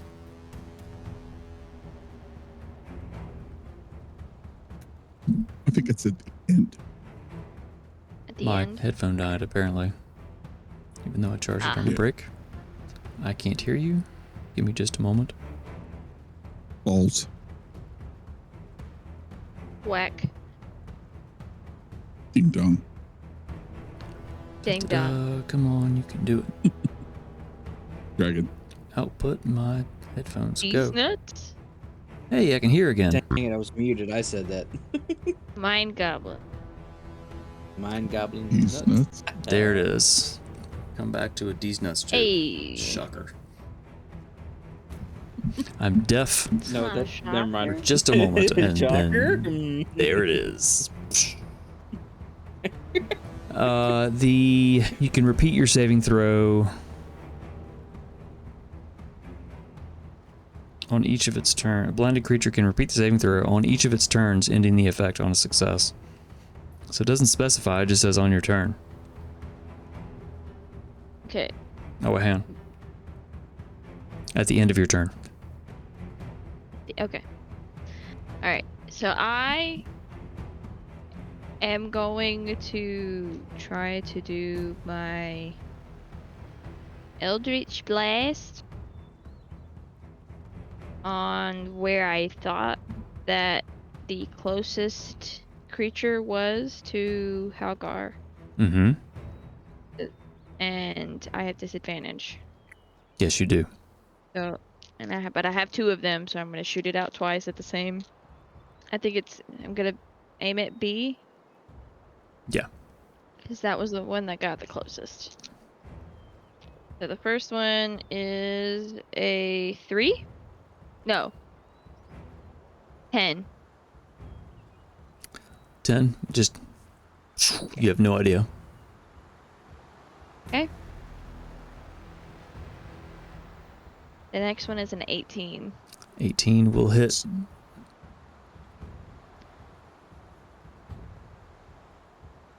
So that's 3 points of force damage, and it gets repelled 10 feet back.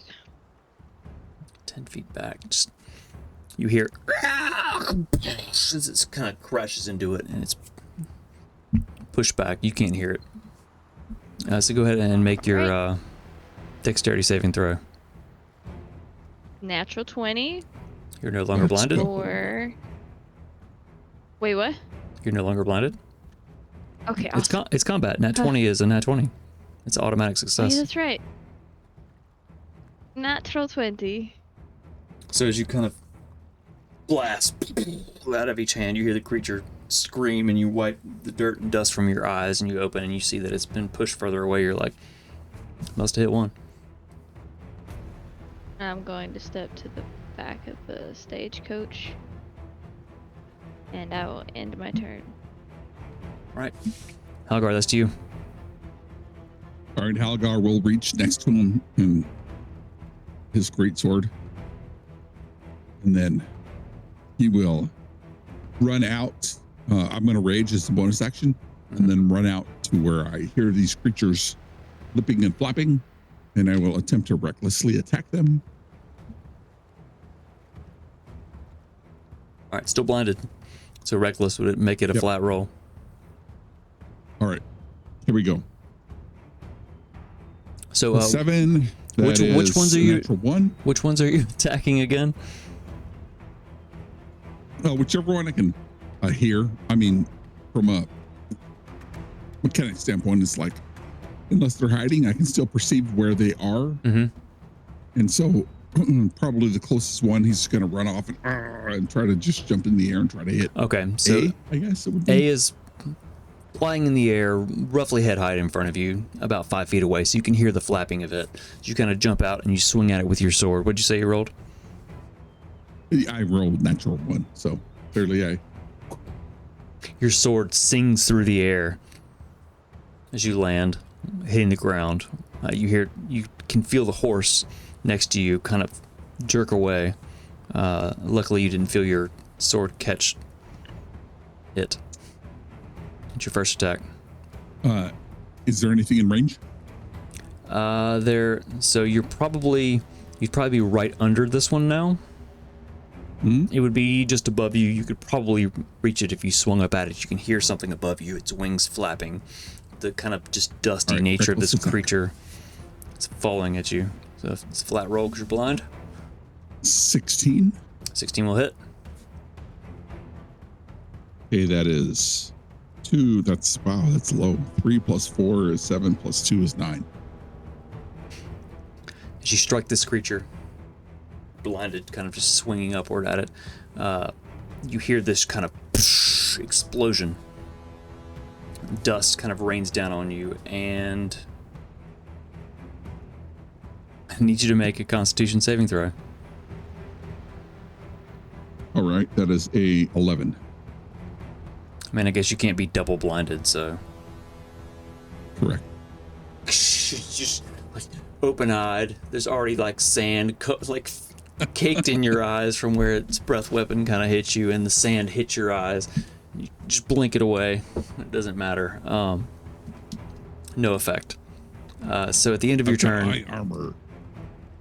roll a dexterity saving throw to end your blinded condition. That is a 15 plus 4 is 19. 19. As the sand hits the sand that's already in your eyes and the dust, you blink it away, and then you blink even harder, eyes welling with water, and you're no longer blinded. That's my turn. Right.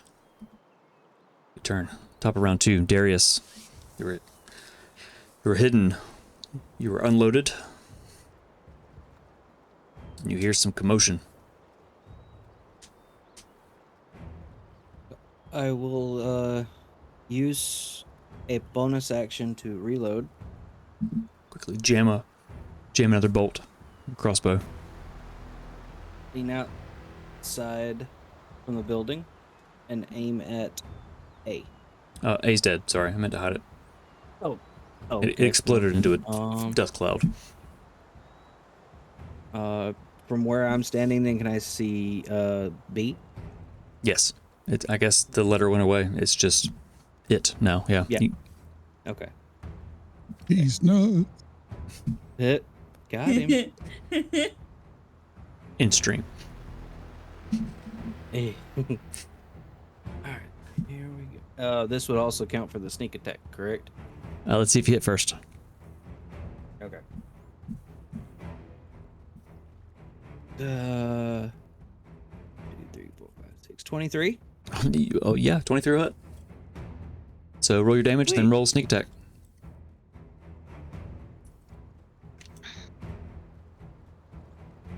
So that's 8 damage from the bow.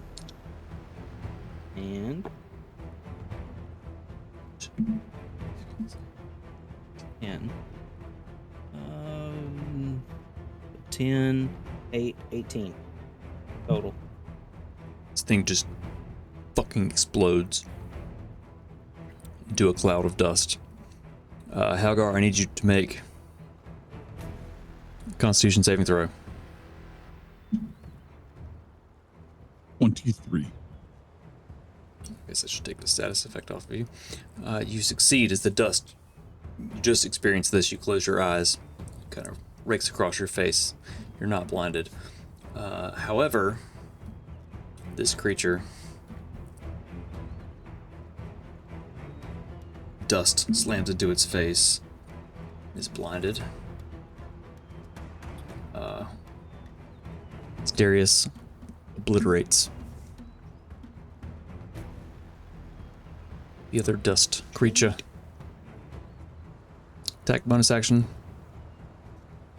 Gonna move anywhere? No, I'm gonna go back to hiding again. You can't technically hide, but you can move back behind cover. Yep. All right. Brings us to Crystal. Magma B. She's gonna wait. Hold on. I shot twice last time, so that means that I get to load twice. So we're loading a pink tipped bolt this time.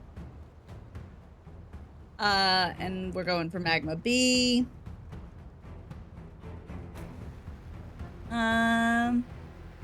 22. 22 will hit. That's 8 damage. Shoots. Slams in the creature. I got another crossbow bolt. It's pink again. And she loads the pink tipped Rolling bolt for the color. into the crossbow, and she's like, "All right, Opal, we got this." And she's gonna run here and then jump to there. Roll an athletics check for me. Okay.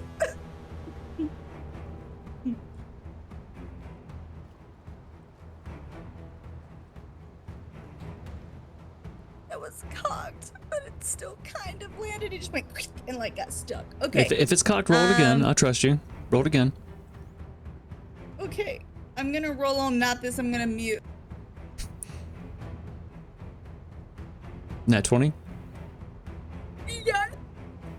You jump just like slow motion, running through the air. Just you actually jump. He looks so cool. You jumped higher than you thought. You thought you were just gonna have to like catch the edge and like pull yourself up and over, but you actually you're like, holy shit, I'm really high, and your feet land up on the roof. You kind of land, just kind of on all fours, up onto the roof. Stand up and bow.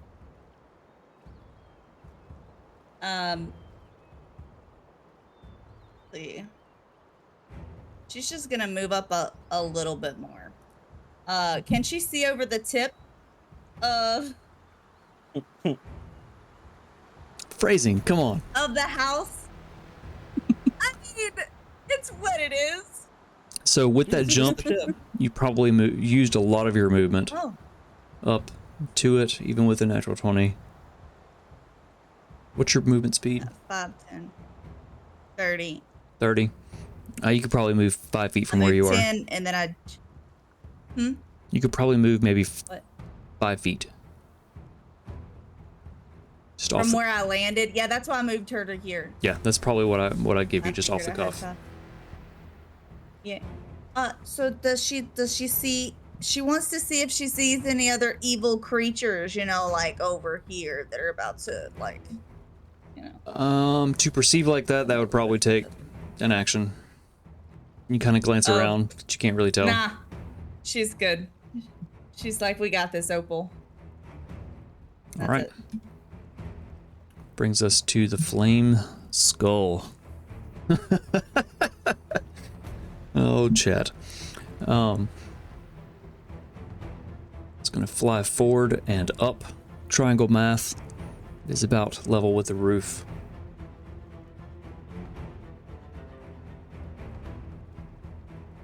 It is going to cast first level magic missile at Crystal, which is going to be, I guess I have to roll dice. Let's have a fucking dice roller in here. To the dice drawer. Not a witch, that's a skull.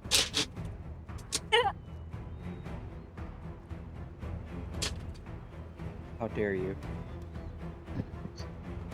Sorry, it's the sleep talking.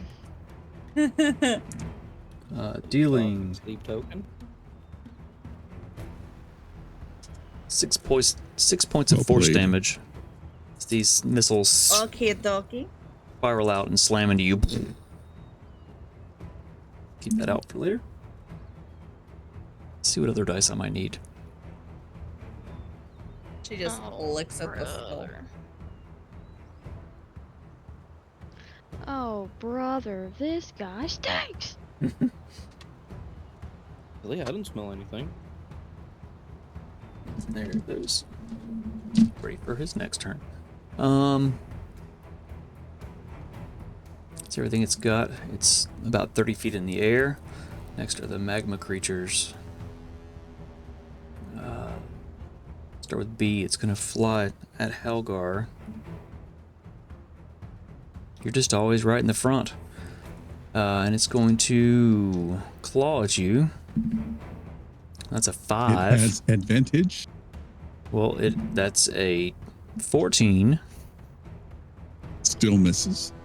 Just kind of scraping through the air at your face, like squealing. It doesn't hit. Then A is going to fly forward and open its mouth.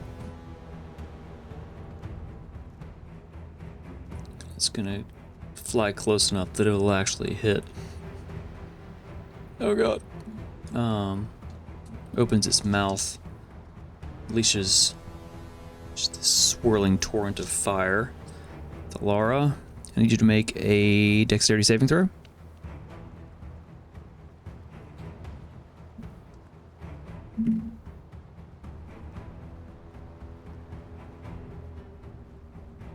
No. No. You can use the luck. You can use the luck. What'd you roll? Yes, do it. I rolled an 8. An 8. You want to use the luck? How many luck points do we have? Two. We have got one? 2. 2.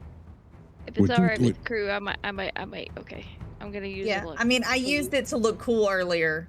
So, the thing with the luck is I feel like if you're feeling lucky in the moment, your character, it's a character thing. It's not a player thing. That's why I say you can be greedy if you want. It's really, in the moment, it's up to you. Think of it as a character thing, not a player thing in a way. Like, this is happening and just a moment of luck strikes. So, yay or nay? Yeah, I'll use it. All right. That is a 17. 17. Hey, yeah. You kind of duck, singes the edges of you, and you take 3 points of fire damage. That's all it's got. That is to your turn.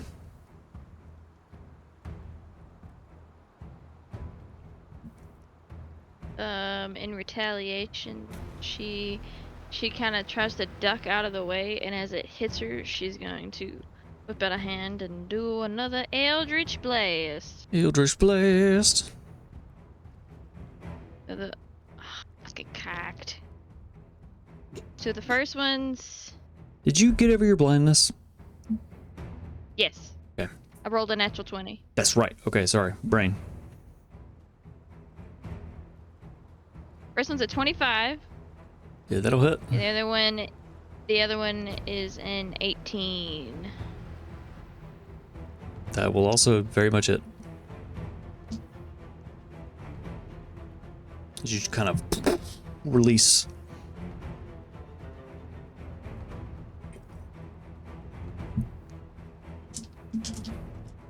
So that is going to be 16 points of force damage total. And it gets yeeted 10 feet away from me. In a straight line. Pa, pa, pa. It's kind of slams into it. It screeches. Its wings kind of stuttering as it falls a little bit. Let's push backwards. Looking pretty rough. 10 feet. That's 10 feet. Yeah. Bonus action And movement? I would like to use my movement to drop down behind the carriage onto the sand. All right. And then I'll Algar. end my turn there. It's you, Algar. Is this creature still in my face? Yes, it flew down to claw at your face, and it never flew away. He will recklessly attack this creature. That is a 16. 16 will hit. Swing and you slice across its body. That is 6 plus 4, 10 plus 2 is 12. You cleave this creature in two, and as you do, it explodes. I need you Awesome. to make a dexterity saving throw. That is a 26. Fucking hell. You take 3 points of fire damage. The creature explodes and magma just kind of faps and flaps and lands everywhere. It Huh? what? Yep. Yep. Overlook it. Overlook it. Move on. First step. Where is the next creature You kind that of is within my range? look over the horses and you see that there's one. It's about between 5 and 10 feet in the air. Can I, for flavor, run across the horse's back Absolutely, and you jump can. across and try to hit it? Kind of vault up onto the horse and Reckless attack. take a step. No. I'll say to them, all right, hold still. Here we go. Let's go. Thinking like he's still talking to them. Maybe he is, maybe he isn't. Their knees kind of But he lock up and runs they're like, across each one. all right. You step and you step and you jump and you swing your sword down, flying through the air recklessly. 24. 24 will definitely hit. All right, that is 7 plus 4 is 11 plus 2 is 13. I mean, it had 2 hit points as you just cleave this one in half too. I need you to make a dexterity saving throw. It kind of explodes, magma just. 21. You take 3 points of fire damage. 20, excuse me. 3 points of fire damage as it explodes. All right. So I have to run over here, and then where's this other thingy? You saw that there was the skull that's floating above you at the edge of the building, probably 30 feet in the air. Okay, I think he will slide over, so that's 5, 10, 15, 20 to here, and then he will stab his sword into the ground, and then pull out his short bow and take aim at the creature, and that'll end my turn. Right on. Top of round 3. Darius. Let's see. You said the flame's goal was 30 feet in the air, correct? To the edge of that building? It is. It's at all the way down the building, up in the air. Good triangle math. And how tall is the building? 30 feet ish. It's right at the kind of Okay. cusp. It can see it's floating right over the edge of it, so it could see crystal kind of with the incline. So if it's 30 foot high, let's see if I mathed this correctly. Second story, climbing is next mute. Okay, so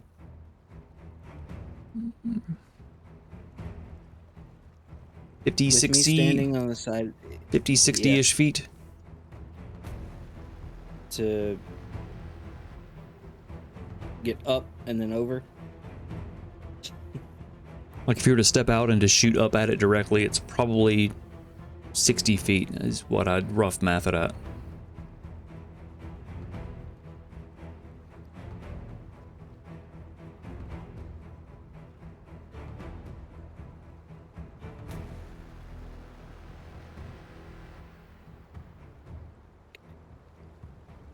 All right, so I'll just do this. I was gonna try to do like the full on climb the building, dash over, and shoot down, but it's not going to be enough. So I would just, as a bonus action, reload the crossbow. Okay. Step out. And then move up to here. Okay. And then would that give me a clear shot to it from it still being 60 feet up in the air? With the way that awning is, you move forward, you're breaking your sight line. You may need to move a little closer. Closer, okay. So that was 5, 10, 20, 25, 30. That would be my full movement there. Yeah, from there you would have advantage. Probably about 20 feet. Or 30, Okay. 20, And we'll go 25. No, it's 30 feet up. You're still 10 feet away. It's a math, triangles. It's within range of your weapon. Okay. So I will take aim with my crossbow, aiming up at the skull. Take aim. Roll an attack roll for me. 15, 16, 17, 18, 19. That's a 20. 20 will definitely hit. Excuse me, I said that wrong. 21. I mathed wrong. Well, now, Yeah, 21. Okay. plus one more. It's not going to hit now. Doesn't hit. Doesn't. Somehow, magically. I didn't want to lie. So- I had said 21. It's a world of make believe. Somehow, it's not going to hit now. You squeeze the trigger. It flies up and jars this flaming skull that's floating in the air. Now, Sickening would this still screech. Count for would this still count with my sneak attack? No, because you are not hidden.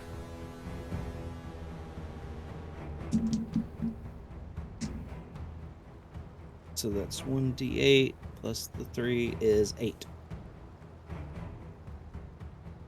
As it flies through the skulls, you see there's just a hole through it. It's still floating magically, screeching in the air. Bonus action movement. Action. Got anything else? I kind of want to do this just for shits, kicks, and giggles, because Darius loves to be hidden. Can't really get back behind the building. I want to hide underneath the horse. Roll a stealth check. As you climb beneath the horse. As you do, you realize this horse He's is. getting dirty too. You realize this horse Yeah. is very much male. Thanks for that. A 17. You're hidden. Kind of like. Get on my face. Oh shit! Slapping my microphone. You're slapping this thing away like. Slap. Oh, is that what they call it now? A microphone? I wouldn't talk into that The thing. more you try to slap it away, the more it's just like in your face, and it's It's floppy. not anymore. Oh. Oh. With that, we're gonna take a real quick break because we're running late tonight. So it's time to take our second break. Take a quick bathroom break, 5 or 10 minutes, super quick. We'll be right back to see how Darius handles this this member in his face. Jeez, love you guys. Be right back. All right, we're out.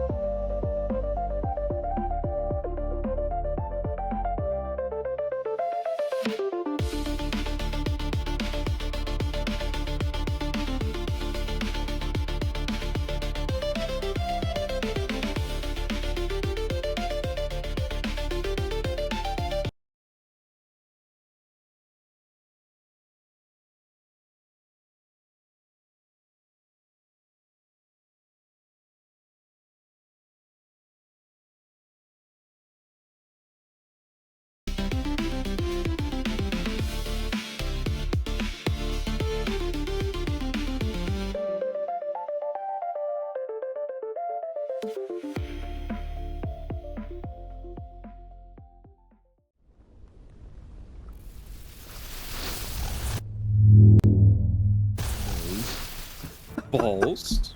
Tips. Balls deep. I love that the eagle screeched. I don't know if you guys heard the eagle screech right as I flipped it over, screaming balls at me.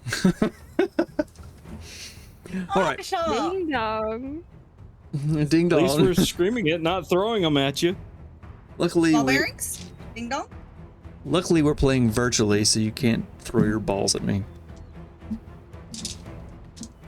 Challenge accepted. I would love to sit around a table with you guys and play some D&D. Anyway, where were we?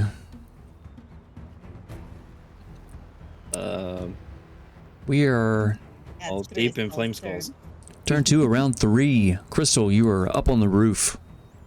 You've heard a few of these creatures screech since you've been up here and heard some kind of puffing explosion. Oh, And- her eyes are only on one thing. She's gonna roll and see that she's pulling out a pink-tipped bolt to load it. And she's gonna start slowly walking towards the flame skull and be like, "Oh, you seem like you're gonna be fun. Wanna have a play date with Opal?" And then she's gonna shoot it Taking aim. with Opal. Squeeze the trigger of your crossbow called Opal. Yes. So that is a 26. 26 will hit.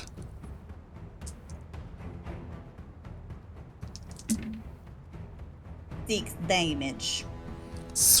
Flies and the creature staggers. Then we're going to use the second action. And it is a blue-tipped bolt that she loads. And she will action surge and shoot it again. Nice. Nice.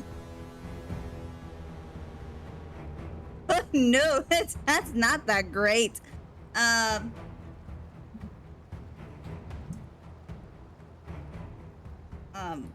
That is a 13. 13 will just hit. Yes. So you take aim, squeeze the trigger. Minimum damage of 5. Slams in the creature. At this point, I guess you're close enough. You're closer than anyone else has She gets been. to load with a pink again. You notice that these piercing bolts have not been doing quite as much damage as you thought.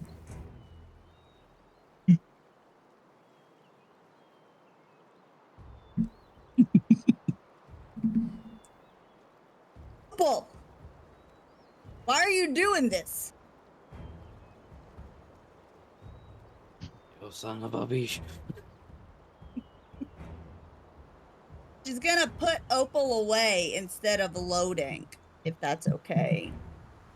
Okay. She's gonna pull out her scimitars.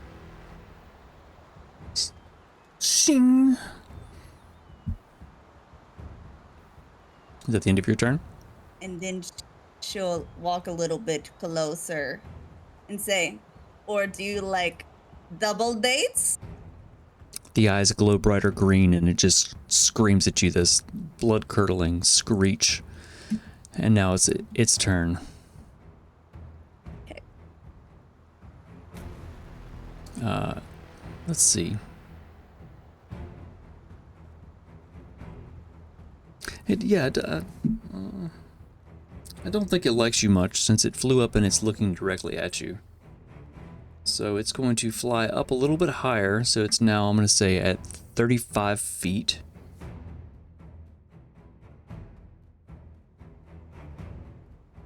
I will notate that just to help.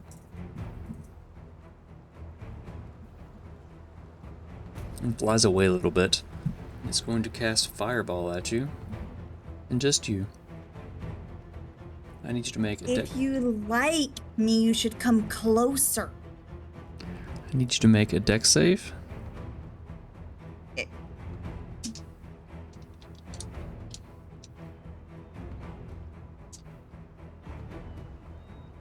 That is a 19. So you succeed. Half damage. Oh shit. Oh shit. It's cocked. That's even better for you. So that's 5, 10, 15, 20, 3, 25. After 25, you take 12 points of fire damage. Okay.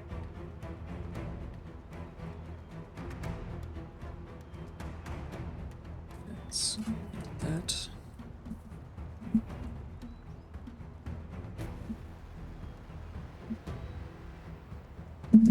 And that is its turn. Brings us to Valara.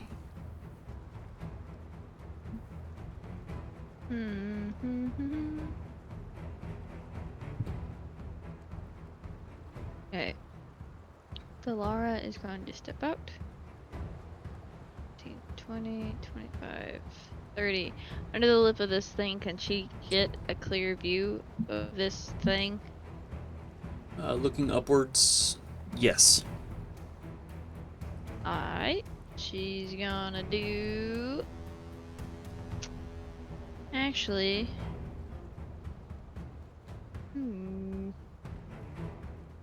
Double check the range on that thing. I had an idea, and then my brain went, wait a minute.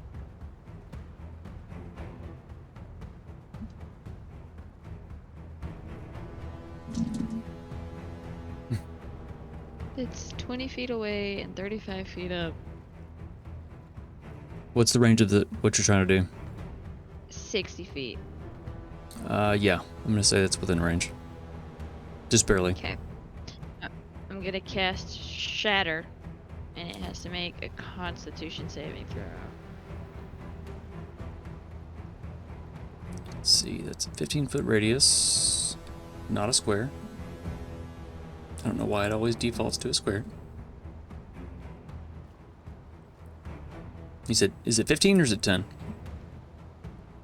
It's a con save of 15. Radius. Oh, radius is 10 feet. 10 feet, okay. So, con, save, that's a 9.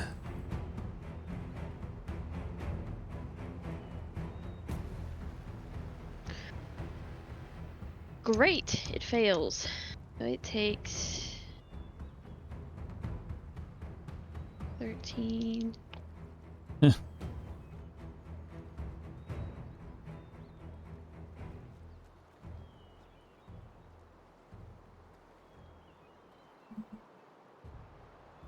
Hold on, quick maths. 28 points of lightning damage, thunder damage.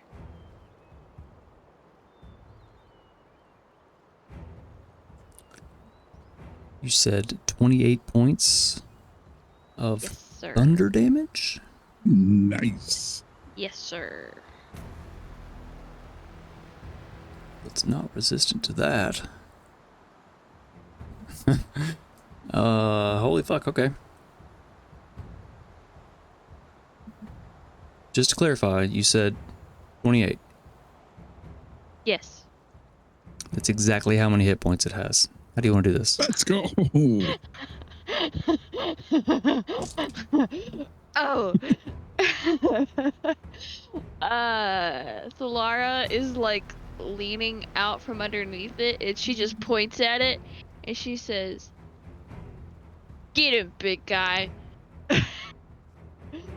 And the shadow crawls down her arm, and it shoots out, and it wraps around the skull and explodes, Sounds like a bell ringing. letting out.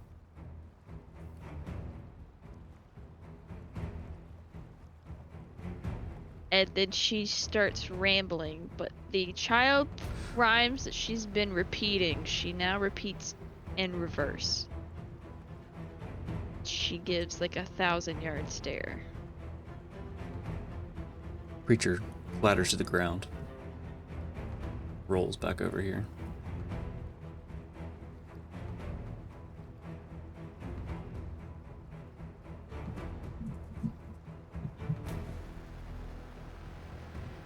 Crystal sheathes her scimitars and then sits on the edge of the roof and says, I didn't really think this through that well. Are you stuck? Just really far down.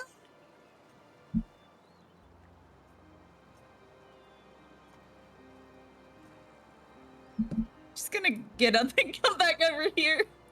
Meanwhile, Darius is still locked in combat.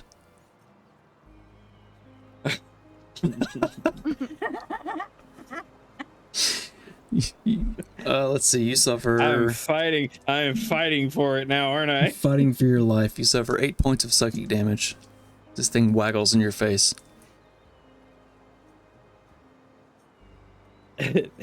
He'll kind of like look a little bit and just be like, "All right, that's enough of that shit," and gets out from underneath and stands up.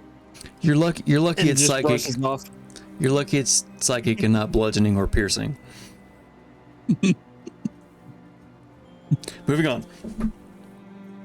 The horses are. Damn you! All of this happening, the horses are unhappy. Half of them are probably rolling for the horses. Yeah, half of them are Blinded. blind. Some of them burned a bit. Still alive somehow. From the creatures exploding. Nice. Crystal's gonna try to hop back on top of the thing. It's probably 20 feet down. Yup. Roll an athletics check for me. Okay.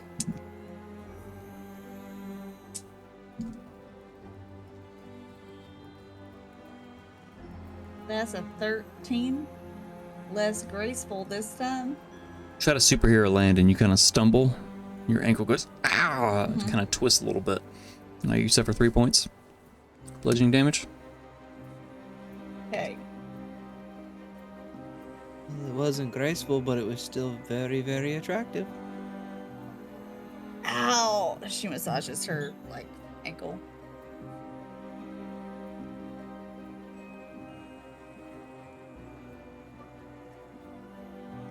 The threat seemingly quelled.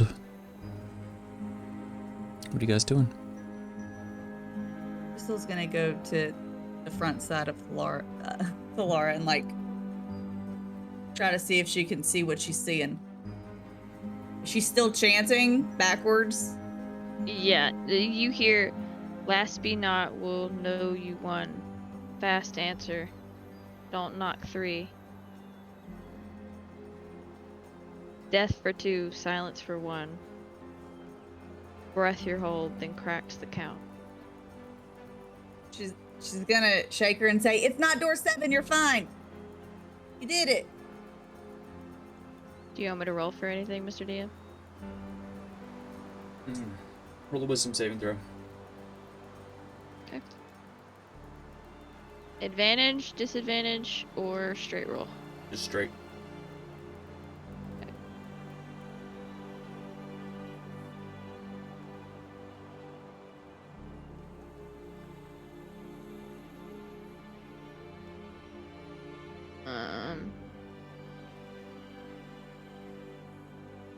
Wisdom save. 23. This crystal's kind of shaking you, and you finish the second, third, fourth round of your chant. After this is ended, you shake your head and you kind of come out of it. Still shaking, but The bells, the bells, the bells, the bells. Bells. There are none. Here's a ding and a dong. She hands you 2 ball bearings again. You Darius, want me to put them in your hair? Darius flinches.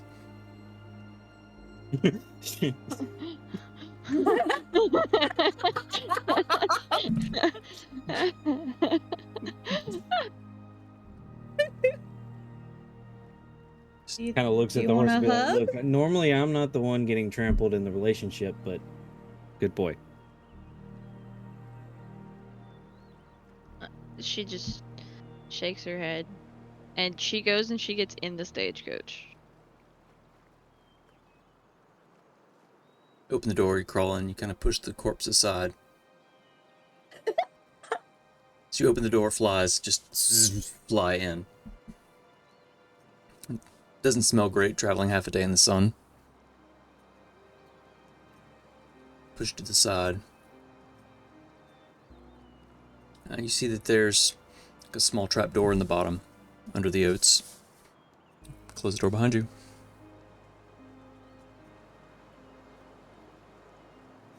I check the trap door. You grab the door. You kind of have to push the sacks of oats and the sack of dried meat a little to the side. You pull the trap door up, and as it opens, you see that the space underneath is much larger than you thought it would be. And there are 6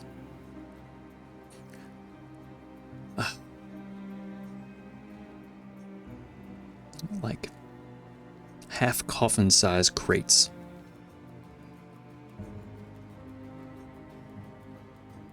It's just a good comparison. It's not actually coffins, but 6 large crates beneath the floorboard of this stagecoach.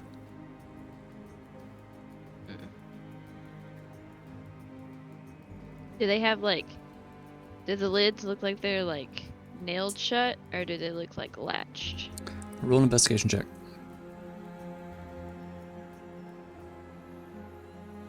I love it when you guys ask questions. It lets me make you roll dice. An investigation? I did. That's a whole 8. Big ol' 8.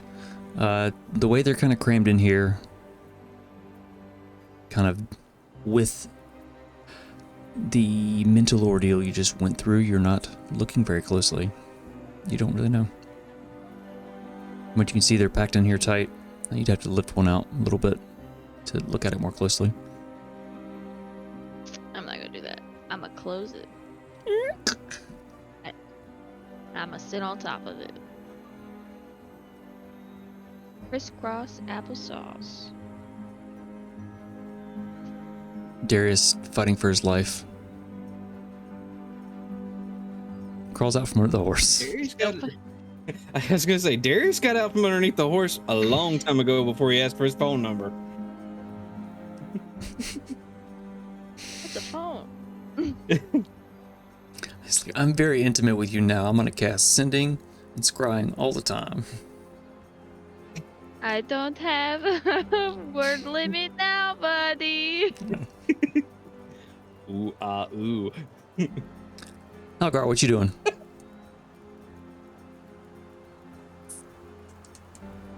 I think you're muted, buddy. Hal's going to land on this creature as it flies down into the ground, and he's going to continue to bash on it to find some kind of entity that he can tie into his hair, his freshly braided hair. That looks fabulous.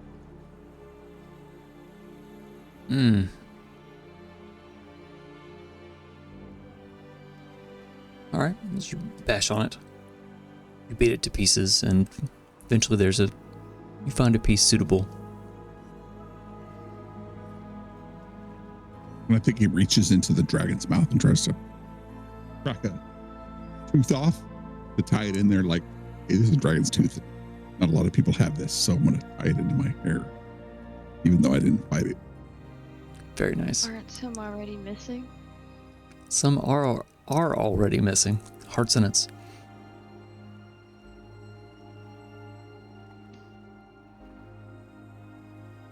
The expression on this dragon's face, if it could have an expression, its kind of head is lying on the side. Its mouth is kind of open, like, oh! It's missing teeth.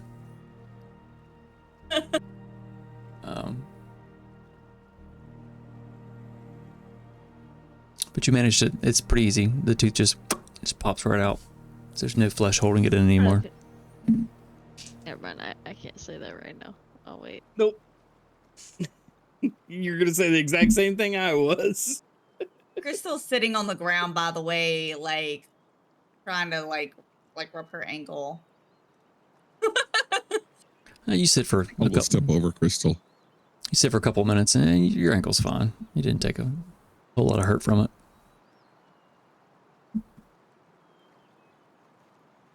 Darius will come over and give a hand to Crystal. Are you okay? Yep. I'm just, are we?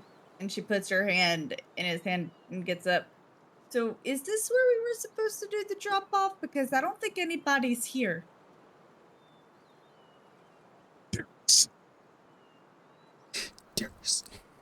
Darius. Yeah. I hear you. What's up? I'm right here. You want me to go? I'll go. You want me to? You need a moment? I don't know what he needs. Oh, you're good. Thank you. All right. I was going to go back and climb in the carriage. You're going to climb in the carriage? Stagecoach. Yeah. And you pull the door, but you see Delara sitting there in the dark. All right, You creepy see girl. her hand. You see her her hand smoking slightly. It smells like burnt paper. I was going to inhale it. All right. I need to get in to the bottom. Where's the door? Like, how do I get in here? I don't know. Roll a deception check. I don't know. Roll. Hell, you roll can the roll an whammy. insight check.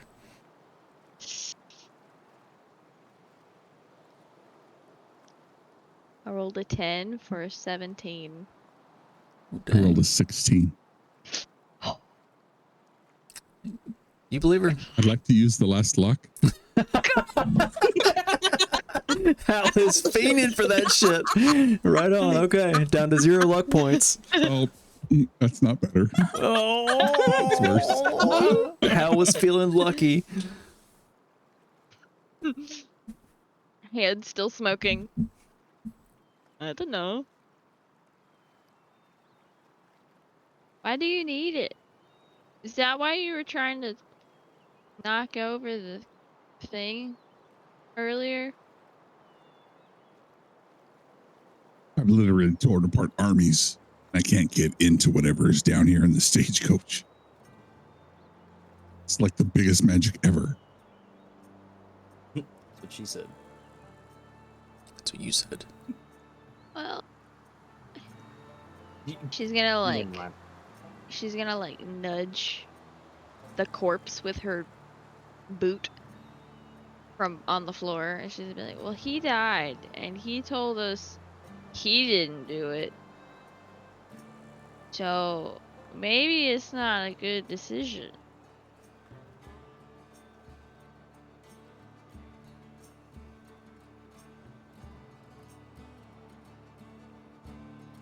I'll just use my.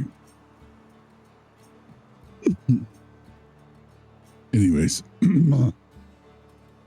Are you okay? and he'll step back. And he, on his bandolier, there are broken vials and broken pottery. There aren't any more that are full. And he's like, I have to mix it with some solution so I can continue to perform in battle. In battle, Darius. He steps out of the carriage. I said nothing. The door still I open? mean, some consider Yes. love a war.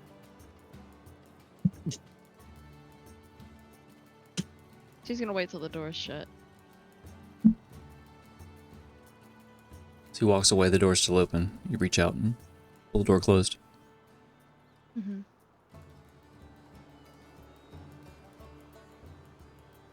And she is going to stand and lift the door again. Mm-hmm. She's gonna try to pull up one of the boxes. All right, roll a strength check for me.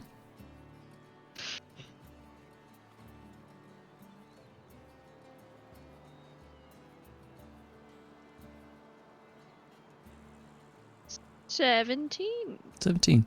It takes you a minute, but you manage to finagle it. You wiggle it, and you Now, pull the go ahead. box up, kind of out of the trapdoor, into the space Now, above. can I tell how the lid is? If it's nailed shut or a latch? Looking at it, it's pretty obvious. There's a latch closing it on the front with a lock. You couldn't see it before.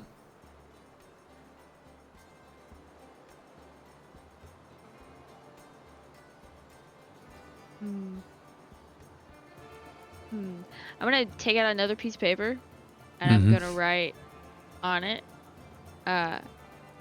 Should I trust Halgar? Go ahead and roll your religion check. We're at a 9. 9! You wait. Great. Old one. Is it being my friend?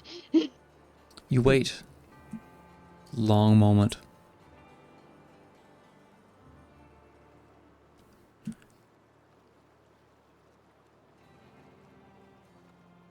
Then it's off. Yes. I kick open the door. Halgar! I got it open. We'll run back. Pushing people Well- aside. She's kind of holding a box, as you see. She's well, kind of. She's like, I'm assuming it's a little heavy. Yeah, it's pretty heavy. Okay.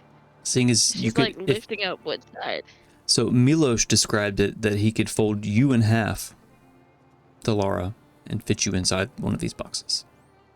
Just, yeah. We might need to open it, but I don't know how. I will rage and then grab it from Alara and throw it against the building next to us. You throw it in the building with all of your strength. It hits the wall, breaks in, and like as it hits the wall, you notice that this town looks pretty rough already. There's like burn marks across this wall. There's the large claw marks. Being battle savvy, you figure it's probably from whatever that dragon was. It clatters to the ground. The box seems unaffected by this. It was super ineffective. Darius will see Halgar toss the box across and hit the wall and not open up and be like, "Hey, Crystal, I think they have a box there. I think I saw a lock." I'm gonna go see if I can help. Wow. Have fun. You just gonna stand here? Or you gonna go too? I mean, boxes and locks are, they're just kind of boring. So she's gonna go to the horses. Just a box. It's wood. What's exciting about wood? So she's going to. Darius walks away. There's a lot of things exciting about wood, but I'll tell you later. As you walk by, the horse goes. She- You hear Easy, Solara boy. go, gross. she's gonna like get dust out of the horse's eyes and stuff. Just kind of. Just kind of be like, It nuzzles. I need y'all to be able to against you. see, so we can go. Okay, Darius, you make your way over This- towards the box. Box will not open. Darius, can you get inside this box? I think I could give it the old try. Why? Hasn't been a lock that I couldn't open yet. Have you done this before? Oh, many of times. Many times. I don't believe you, but go ahead. Dude's good at getting box, apparently. Damn it. That's it. I'm changing characters from now on. No more picking on Roddy's characters. So you pull out your thieves' tools. Begin picking the lock. So roll a dexterity check and add your proficiency modifier. Okay.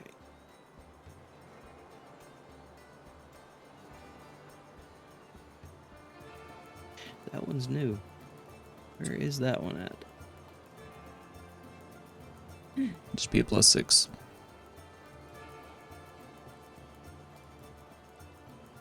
Oh, there it is. Yeah.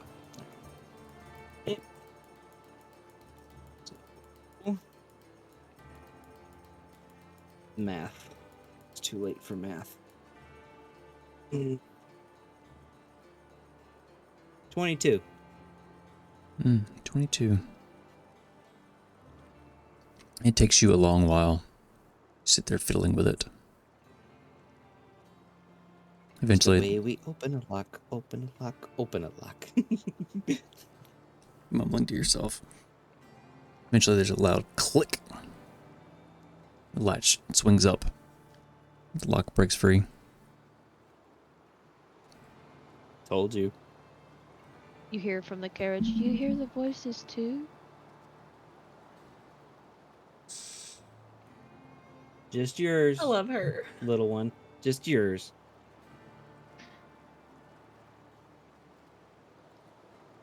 No voices in my head. No voices in my head. Yet.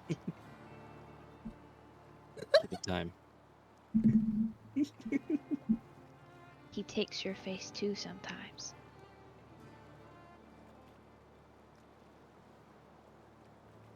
At least he has good taste.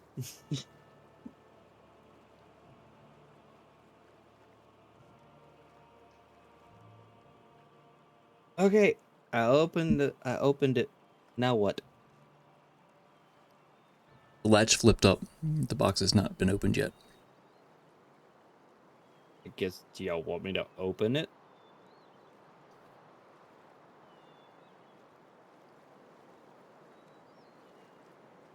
Gee, don't everybody answer at once.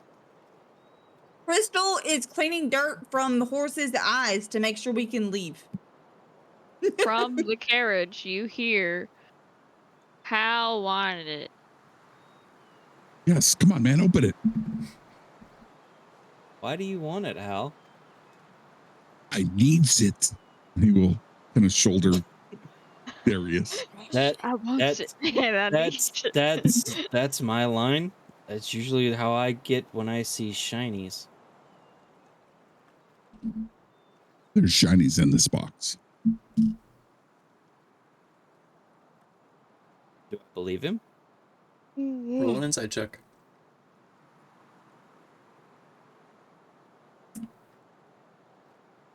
That would be a 15. You want to roll deception or the other one? Well, that's got to be a persuasion. There's definitely shinies in this box. Persuasion, yeah, that's the one. I couldn't brain the It's word. 9.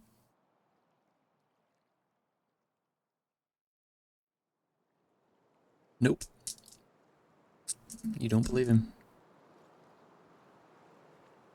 I'm having a hard time believing you, Algard. I can tell. And he'll open up the box.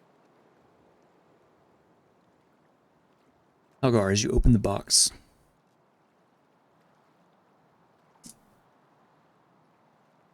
nothing happens.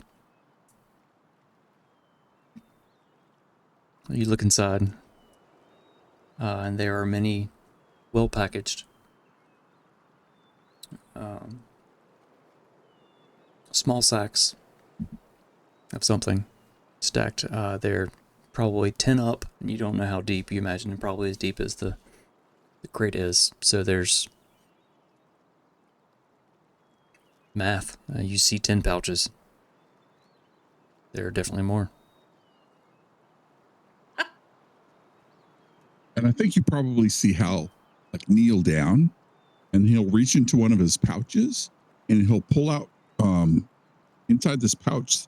It maybe Darius sees that this pouch is like lined with some kind of metal, and he'll reach in and he'll kind of, you'll see him flinch a little bit, and he pulls out like these molten rocks, and he'll pull out another pouch, and he'll pour these rocks into a vial, and then he'll take one of these little pouches and he'll pour it in to this vial on top, and then he'll like close the top, hoping it doesn't explode. And he'll wait a second, and he'll smell it, and then he kind of spits in it, and then puts some mud on top of it, and then slides it into his bandolier. He'll continue to do that until you guys tell him to stop. What are you guys doing? What in the high hell are you doing?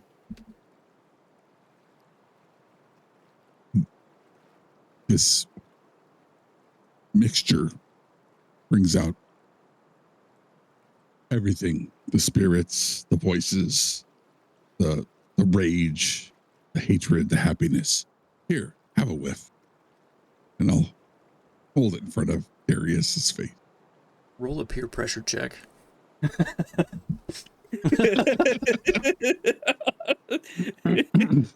It's not peer pressure, it's your turn.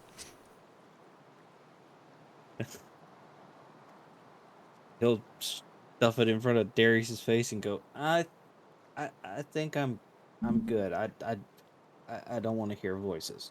I'm good. I'm good. You don't. You need to stop though. Stop it. Suit yourself. And he'll continue to fill his bandolier. Crystal has started walking towards the carriage, and she just kind of says to Darius, I mean, some extra voices can be fun. And then she'll get into the carriage, and she'll sit next to Laura.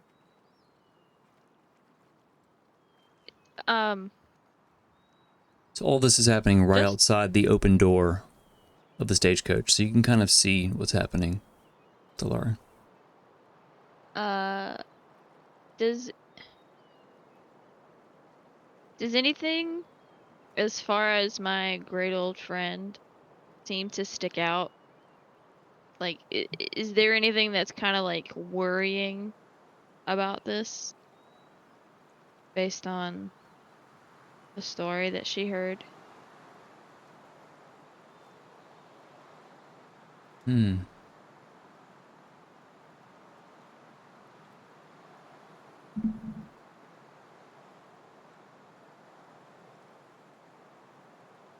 You're concerned, a little bit. You've spent some time with Halgar on the road.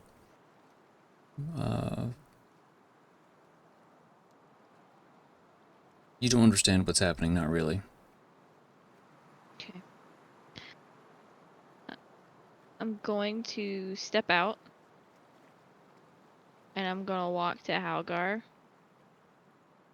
and very gently place a hand that is wrapped in bandages that it looks almost like fingerless gloves, and soot-covered, singed fingertips that have symbols carved into the fingerprints of it, the finger pads.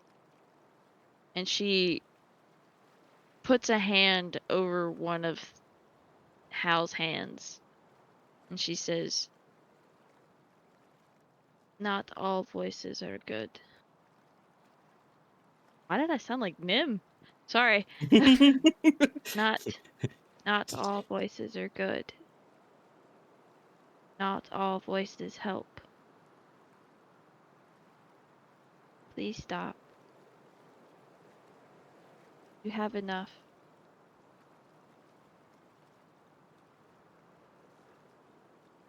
I think Hal will like take Alara's hand and he'll, for the first time, really look at these symbols on her fingertips at least, and he'll like look at the scarred runes on his chest, and he'll like look back at them, almost like taking a double take as he sees the similarities of the symbols that are written across his chest and his shoulders on her fingertips, and he'll look back towards Alara and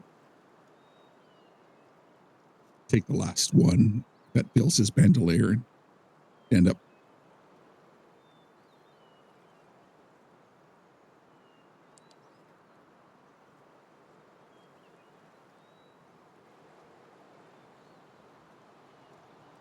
All right, now where to? We'll have to put it back in the carriage for now, the remainder, and continue on.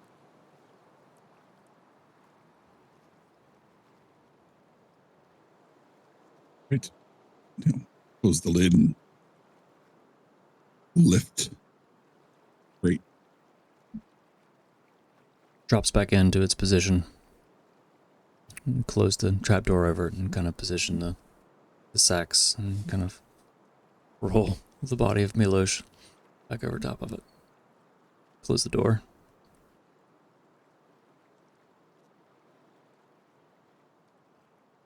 Laura sits down on top of it. Like she was before. On top of the trap. Right next to Milosh. He's starting to smell pretty bad. Oh no, I was muted. And me! She didn't move. Yeah, Crystal's kind of been sitting in there like watching all this happen like.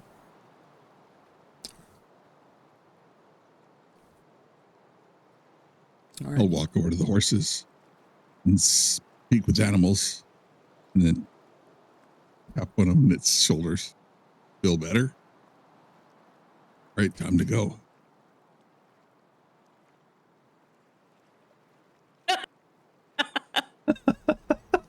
Fucker. Horse just kind of nods his head, tossing his hair out of his eyes a little bit, and you see that the sand has been cleared. Climb back up. Darius, have you remounted the carriage?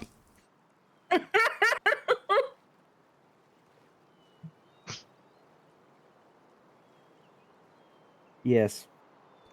The carriage, not the horse. How did you know the horse's name was Carrage? Anyway. Because I know you. Oh my goodness. Back on the stagecoach. You Who continue needs therapy when we have friends like you? continue back through town, past the dragon skeleton, and small chapel beside it. Now through town, to the north, and the road loops back around. You follow the mountains to the west as you head south. Carry on south for several more hours before night falls, and you rest. Just briefly, anything while you stop? I think the rest, Thalara will take her sleep roll, her bedroll, and wrap Milosh in it. And tuck him away. Okay. Away from the food. Sorry, you may continue, Yeah, the food and Crystal. the rotting body are right there together. Go ahead, Crystal. While we were riding, Crystal's gonna measure part of her rope off and then like cut it. And then she's gonna like unweave it. And she's gonna paint some of them blue and some of them pink. and then she's gonna reweave it together, but she's gonna put some dings and some dongs in there. And she's making a necklace for Thalara. So, roll a general dexterity check for me. Okay. 19. Nope. Yeah, 19. Dang, you do a pretty good job of it. The dings and the dongs don't fall out. Look, Thalara. It's a necklace. He likes it. Thank you. It's for you. And then she like ties it behind her neck. She reaches into her scarf, pulls out a pendant. It's very old. Kind of looks hand woven with like a little bit of like silver into it. It's really worn. Can't really make out what it is, but it's like a flat rectangular piece, and she puts it with the necklace of the dings and the dongs.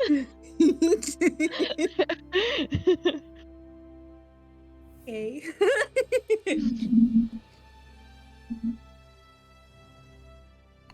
I love you guys. Ding dong, ding dong.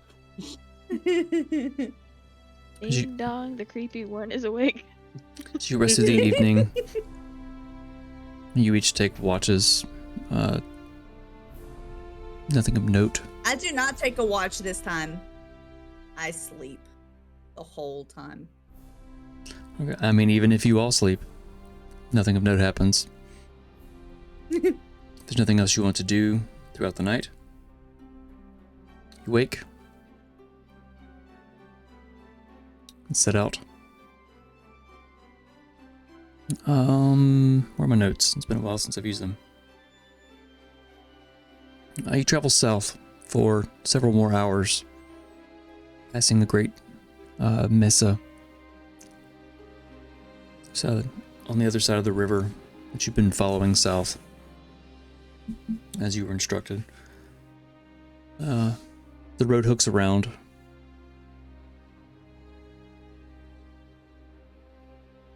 Oh, welcome in. The road hooks around.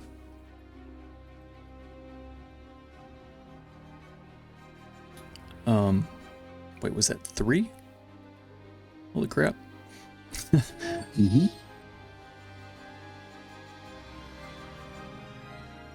What's happening? Break the dam. You continue down the road. Eventually the land becomes a little less arid. And you feel you must be getting close.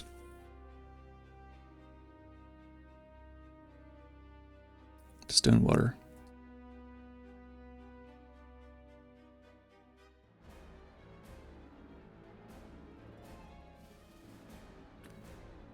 Let's go ahead and flip the scene over.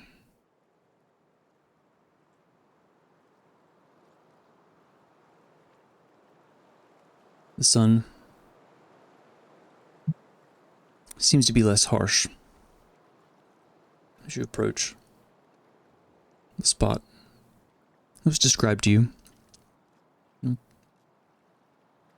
Tall willow at the edge of a river. The river's rushing quietly just a few feet away. Its surface kind of glinting, clear sky, and the road continues on. You can see the town in the distance.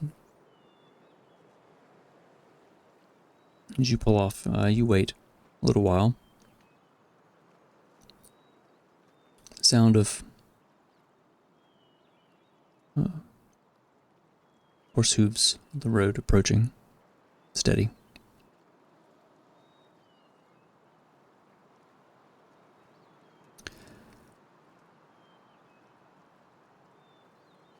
Approaching is a gray stallion On its back is a tall, black-scaled dragonborn. His scales gleam like obsidian. His robes are a deep burgundy, trimmed with gold. He looks clean. He dismounts and he walks towards all of you by the carriage under the tree. Hands folded neatly behind his back. He smells of riches and finery.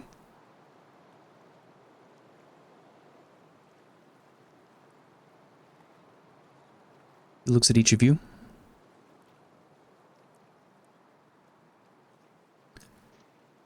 I had expected more of you.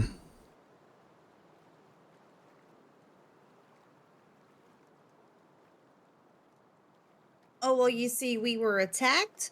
And the driver kinda died. Is he from here? We brought his body back because people like to, like bury the respect and stuff. Yeah.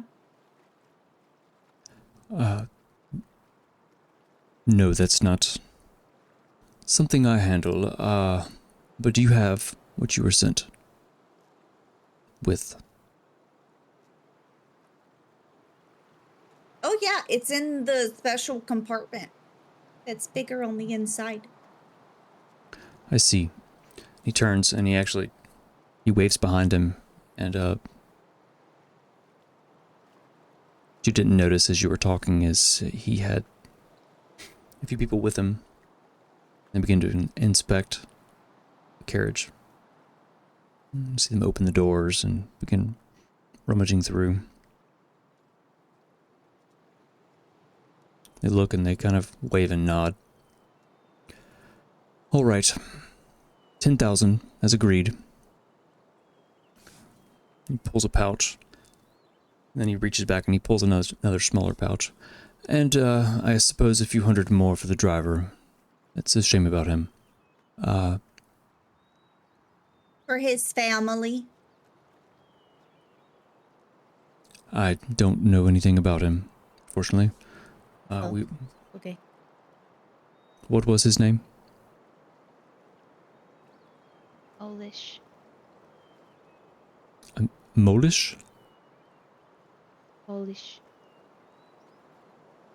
Milosh. Like Milosh? I don't know the exact phrasing. Milosh? Milosh. We will. I mean, he told one good story. I mean, to be fair, then he died like right after that. Right? Like.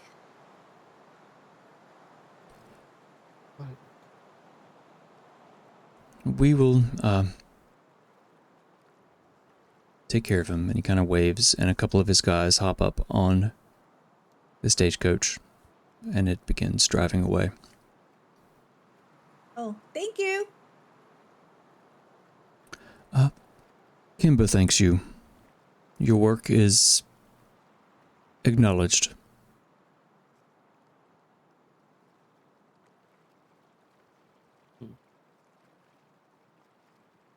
What's your name? Tony.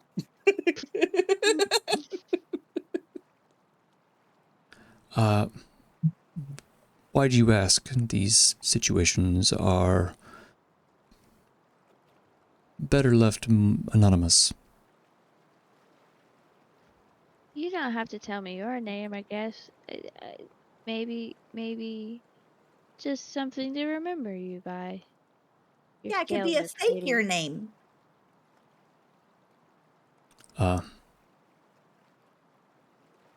My face and presence is more than I usually like for these transactions. You can call me Naxor.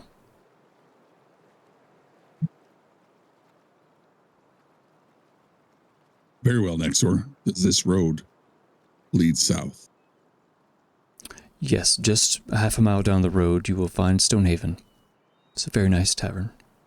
If you'd like a drink, it's called the Prickly Pear. How much are drinks? You want a ding and a dong?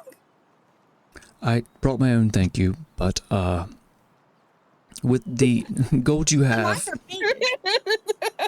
with the gold you have, I'm sure they can accommodate you finally.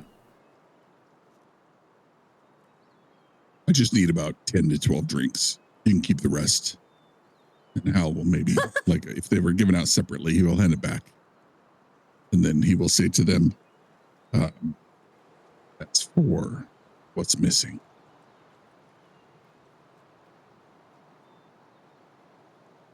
Oh.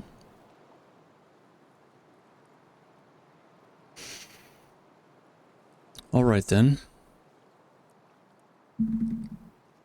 Laura takes a closer step back to towards Crystal.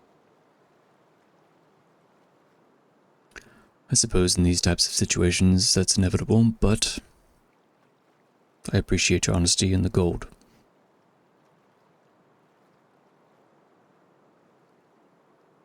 I'll look back to my party and say, I go south. Good luck, everybody. Take care of the voices. You too. If Bye, we have see a you again, I beautiful can time. rebraid your hair again. Before, like as you turn and begin talking to the rest of the party, Naxor is quietly steps backwards, like walking backwards away, and climbs back on his horse and follows the carriage that is already quite a ways away. So it's just the four of you now, standing underneath the willow tree. Who wants a drink?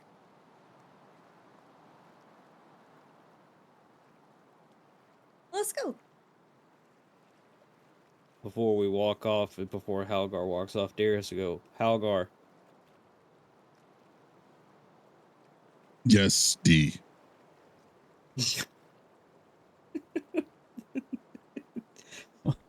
noted. Start changing the names. Got it. Chat missed the fact that we realized that all your characters start with D. Yeah. He's not. Oh, God. Anyway. It's not very often that I do something this way, but... And he'll reach out his hand for Halgar. Do take care of yourself. Don't do anything stupid. Oh, well. You know, Governor, I can't guarantee anything like that.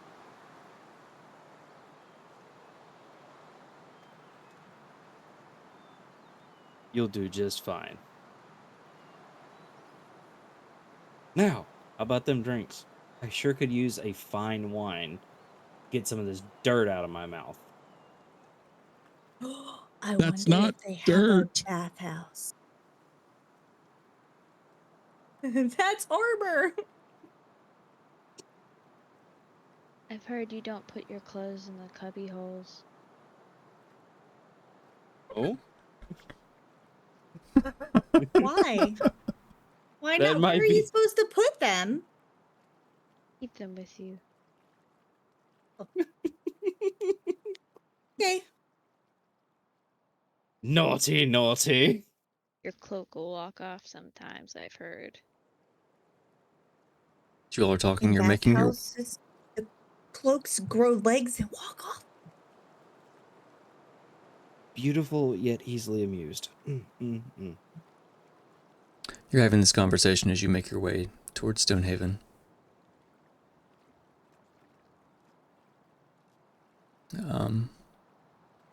You get there. You find the Prickly Pear. You sit and you talk. Have drinks. Tell stories.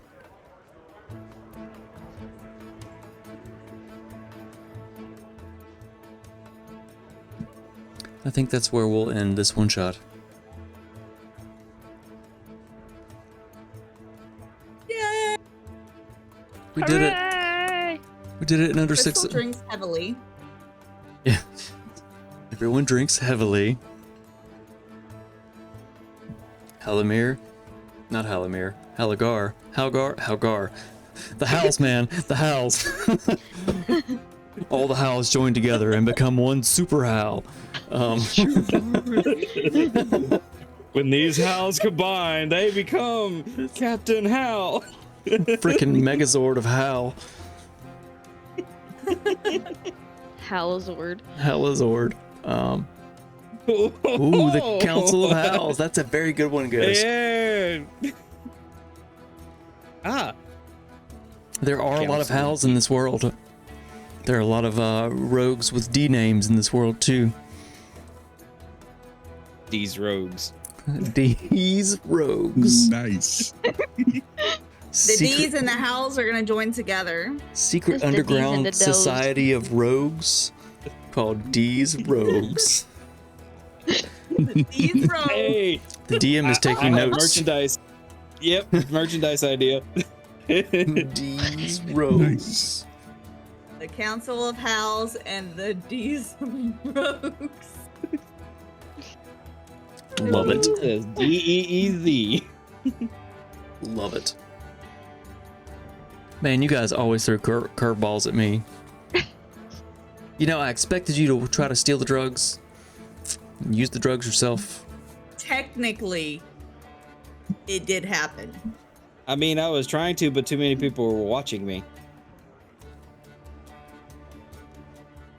That's what you I get for mean, wearing plain clothes Crystal, in the desert. it doesn't need drugs. I was kind of Just saying.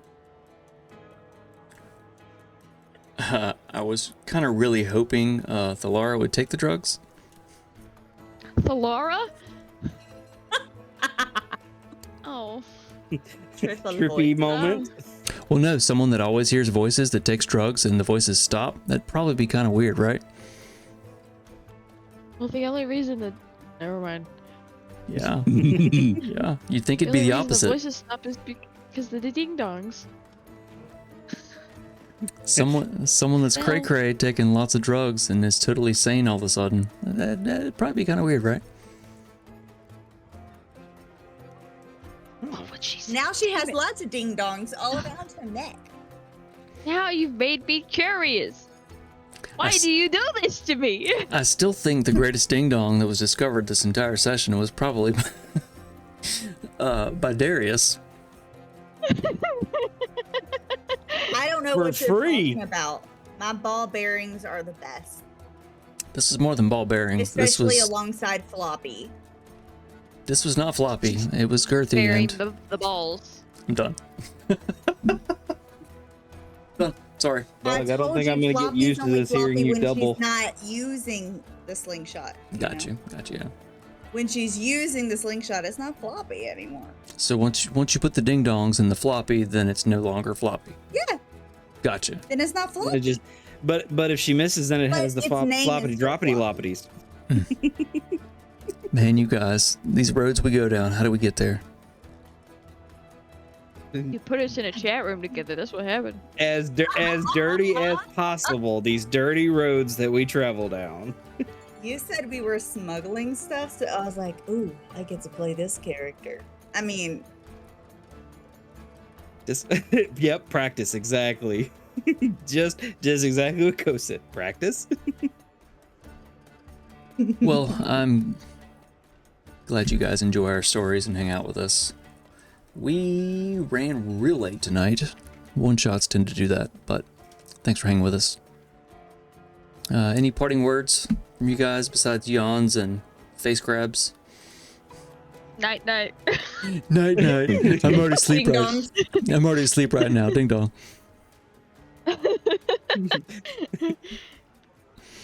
Well, we love you guys, and next week is the 4th of July, America. Fuck yeah. So we'll be off. So we'll see you in 2 weeks. Hopefully back with Chronicles of the Nildoran. We'll let you know.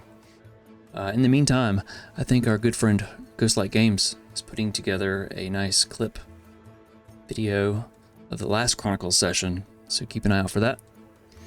It's kind of a recap, big moment. I don't know, feelings. So Again, we love you, and we'll see you in a couple weeks. Spam the solid 10 love emote as we raid some friends somewhere out there in the world. Okay, bye.